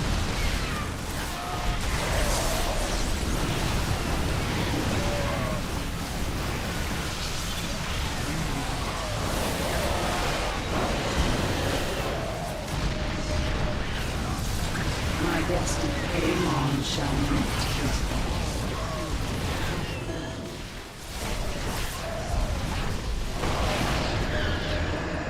I strike at the enemy. Are we still reviving? Void crystal is approaching my nexus point. My forces Well, I mean, I'm not in are control of it. What do you mean?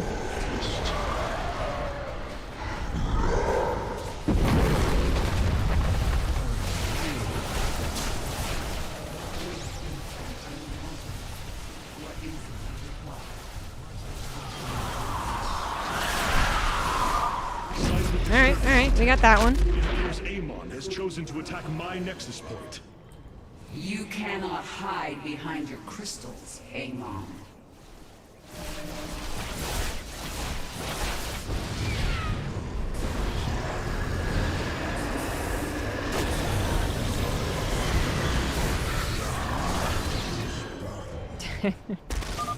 Be on your guard, Kerrigan. Fair enough then. Amon will surely strike your hive cluster soon. These units are useless. Go die.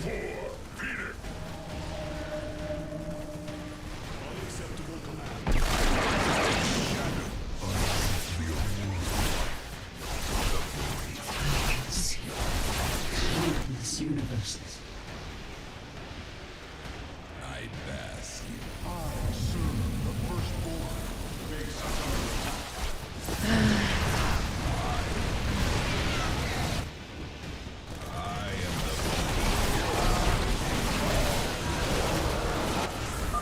I sense Amon's focus has turned to my swarm.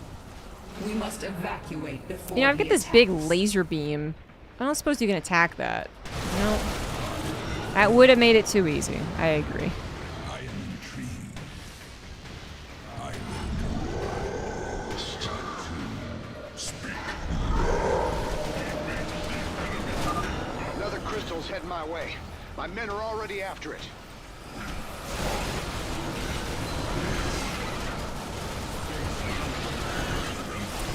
Oh yeah. The very, very end game.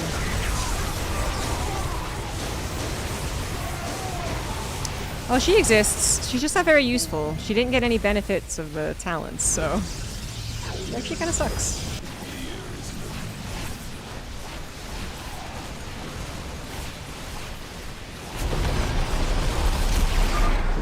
I feel your power weakening, Amon.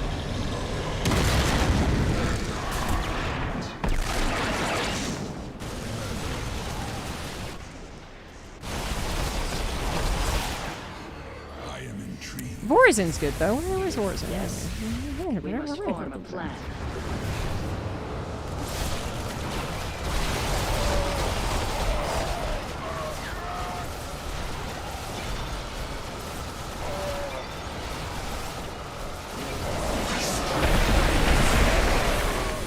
Alright, she just walked on through one of these. Oh my god!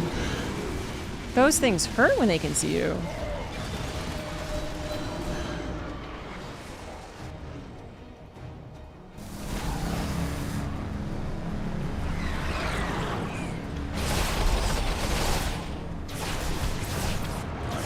Even with my extra damage, I still have such an insane amount of health.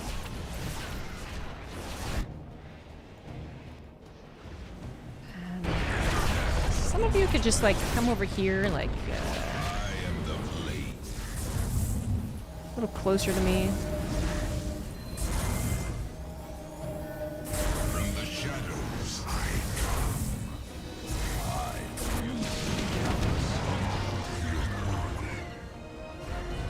I walk the shadow path. My I destiny. got some Dark Templar somewhere or another. What is your will? You can hear some. Yes? And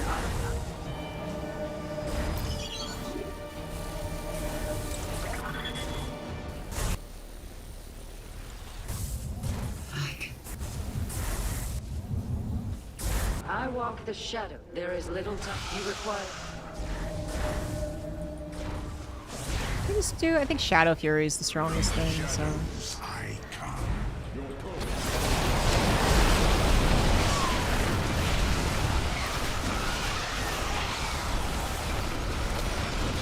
There's much to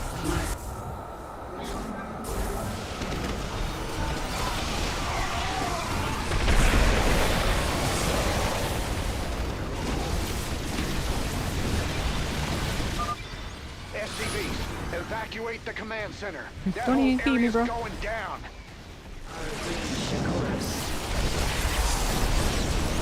I don't know if it is beneficial.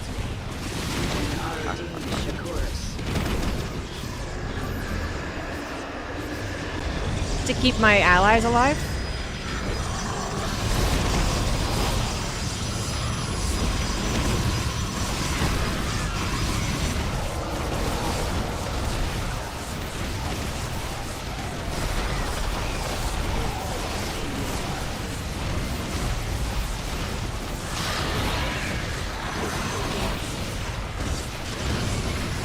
It says I don't have to.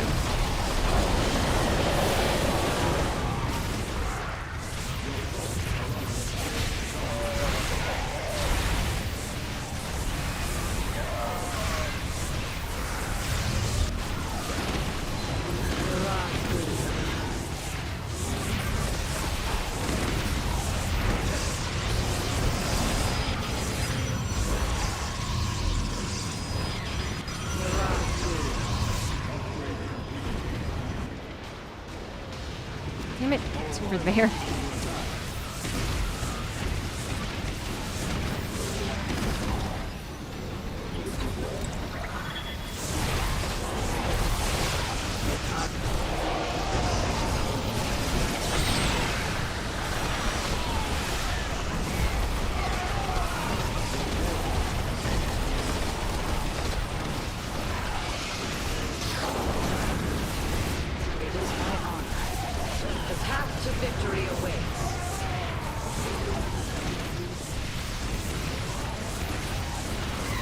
My plan is to just literally surrounds this with stack defense. I don't know if that's actually possible, but that's what we're gonna try.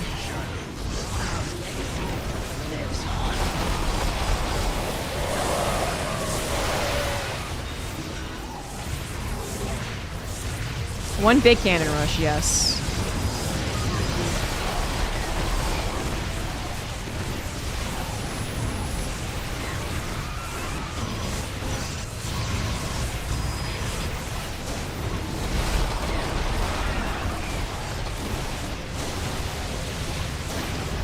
That thing hurts.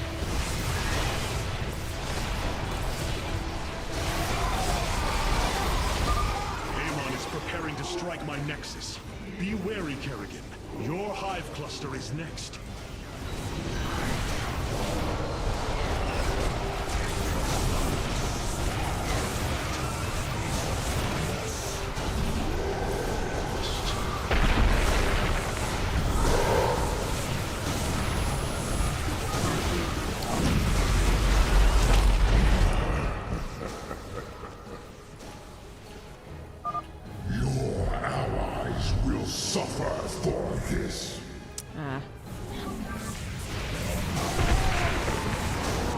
He can make so many of these things.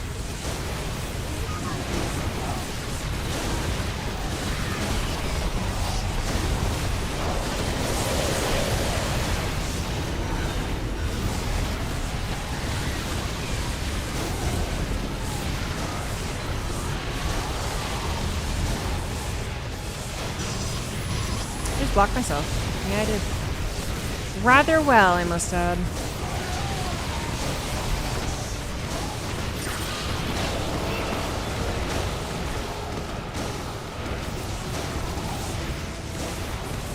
I mean, I got a lot of cash, so I really want to make this plan work, but maybe it just doesn't.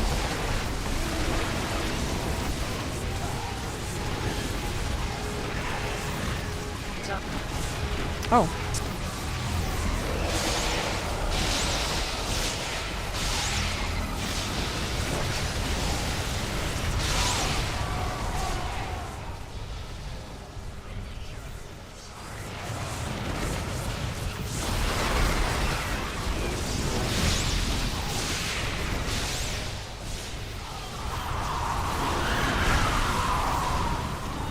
It brings so many units.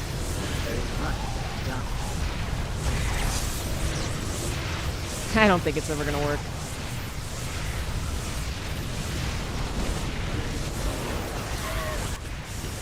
Okay. Then yeah, the original plan, I guess, is to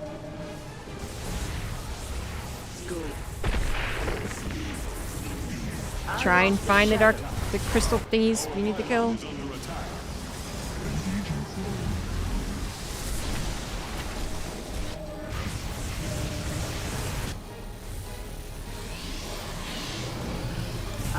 The shadow.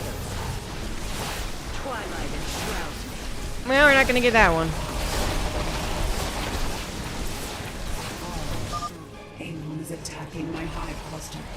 Minions, flee now! Shouldn't have done that.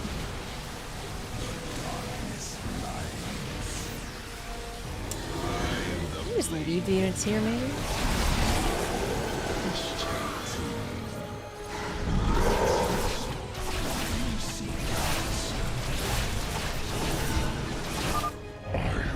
Forced to become this, just as you were, torn from everything I knew. Well, that's a sad backstory.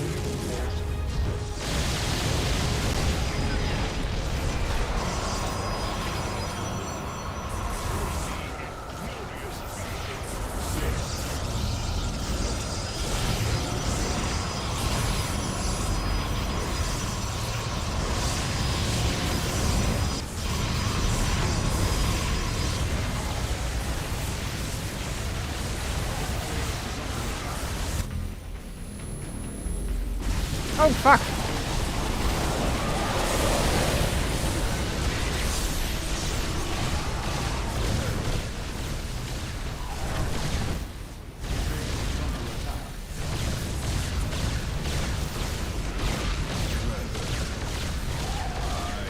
So there was a base there.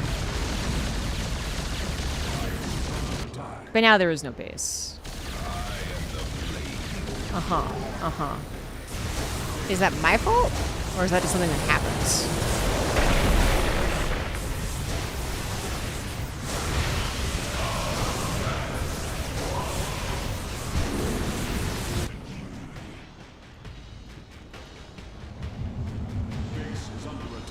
It's the timer on the map. Okay.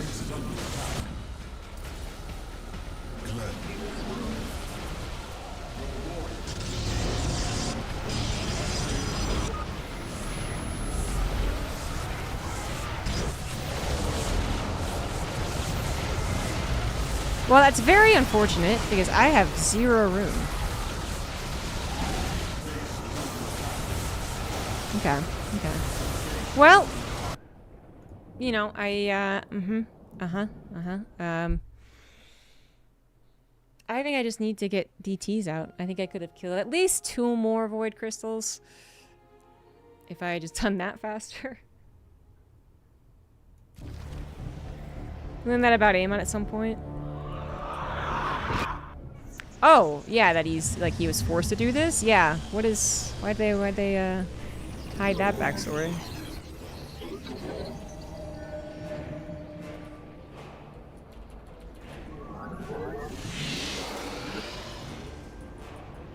You have not enough minerals. You have not enough minerals. The void crystals orbit Amon, projecting his void barrier. At the height of their journey, they will cross over the terrain. That is our moment to destroy them.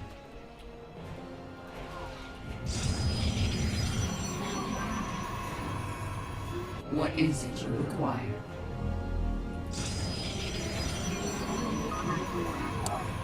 You're really efficient with my SimCity. See you, Mike. Yeah, usually I stop streaming now.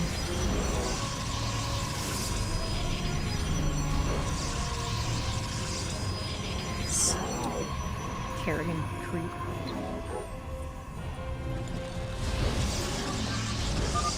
The first crystal should be vulnerable to our attacks soon. My warriors will engage it shortly. What you require?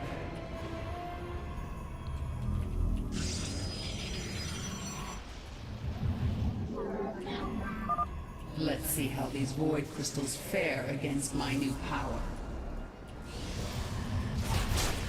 Feel the creep tumors? Yeah, they're over there. I don't know if it'll affect Amon me. shall meet his end.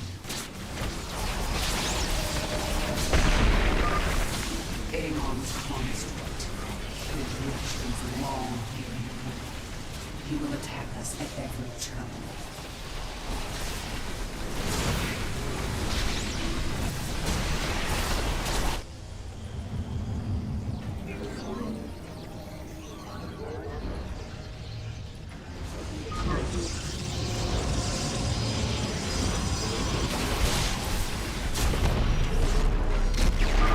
The first crystal is down. His barrier weakens. I want these units to go ahead and die. It's not gonna help. Countless universes. Okay.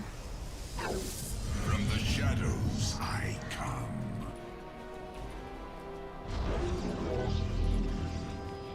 The final stand begins.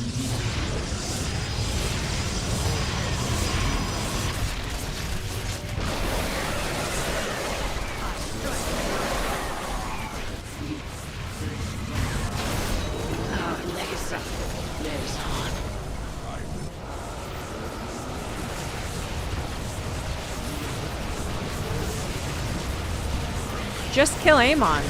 Am I stupid?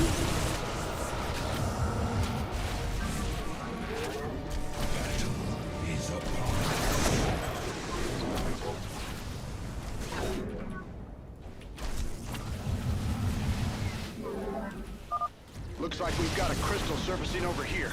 My boys are heading to it.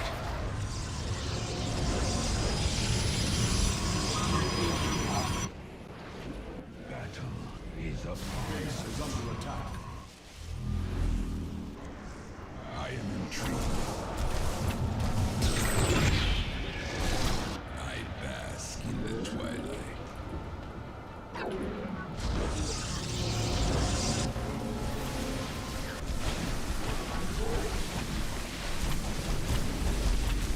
From the shadows, base is under attack. Can Kerrigan not get through? Oh, I told you to go.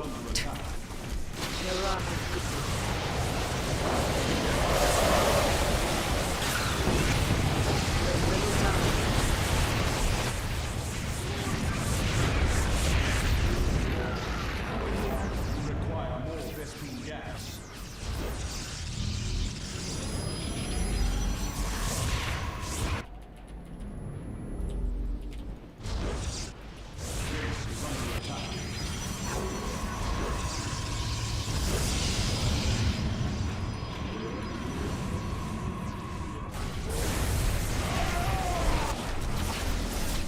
Are you serious? Fuck, I thought they had that for sure. Fuck!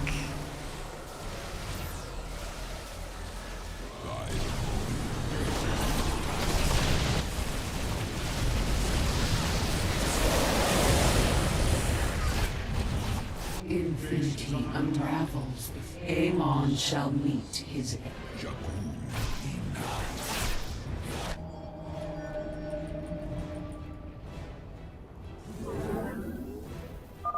Damn, this can't be good.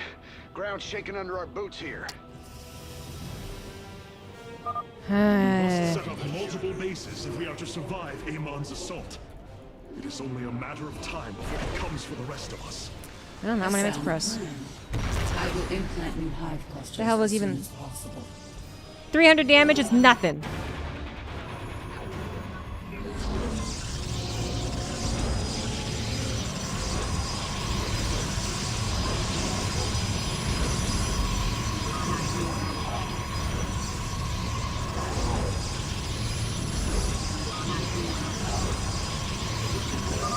Another crystal is passing by us soon. I am sending out some warriors to intercept it.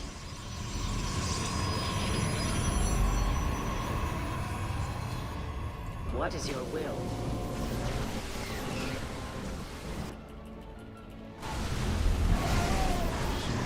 The rods will.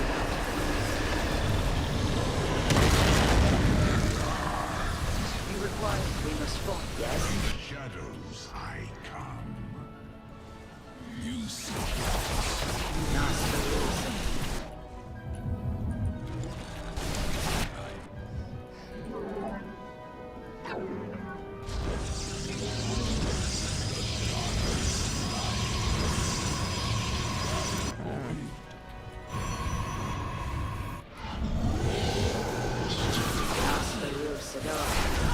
Our future is the daylight.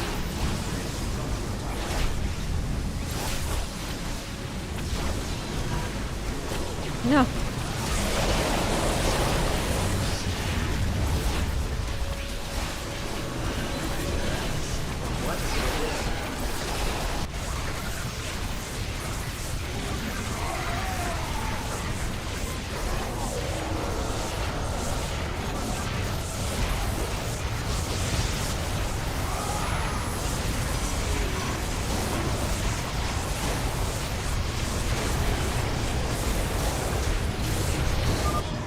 crystal swinging by again. Raiders, let's help bring that thing down.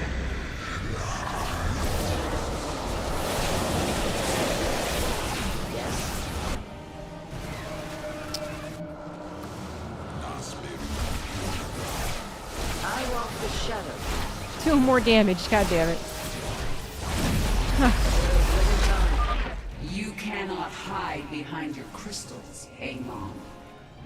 Walk the shadow.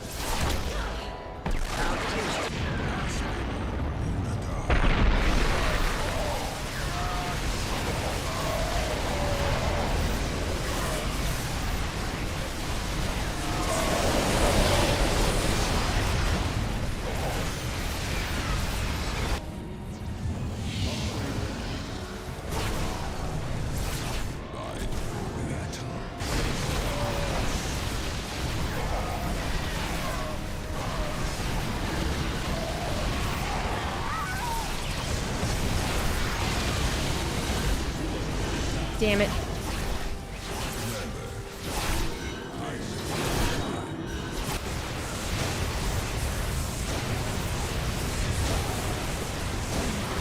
the hell does this do? Creep teleport.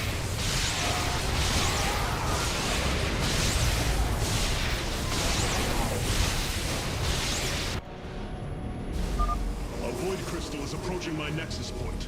My forces are heading toward it.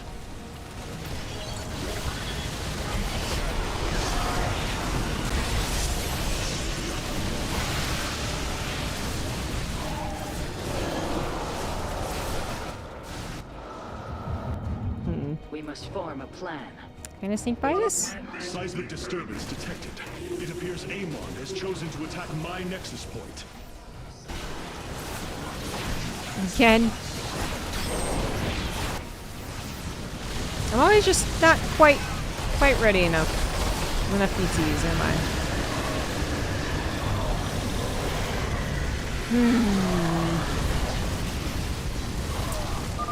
Be on your guard, Karen. Amon will surely strike your hive cluster soon. Feels bad, man.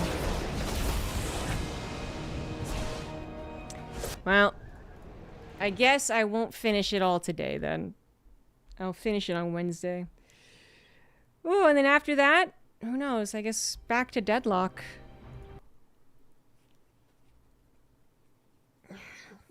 That mission's annoying. I'm annoyed I can't use my Templars. My Dark Archons. There we go. It's okay. Anywho, thanks for sticking around if you came by on a raid. Thanks for the resubs. And, yeah, I guess we'll see you guys Wednesday. Bye-bye.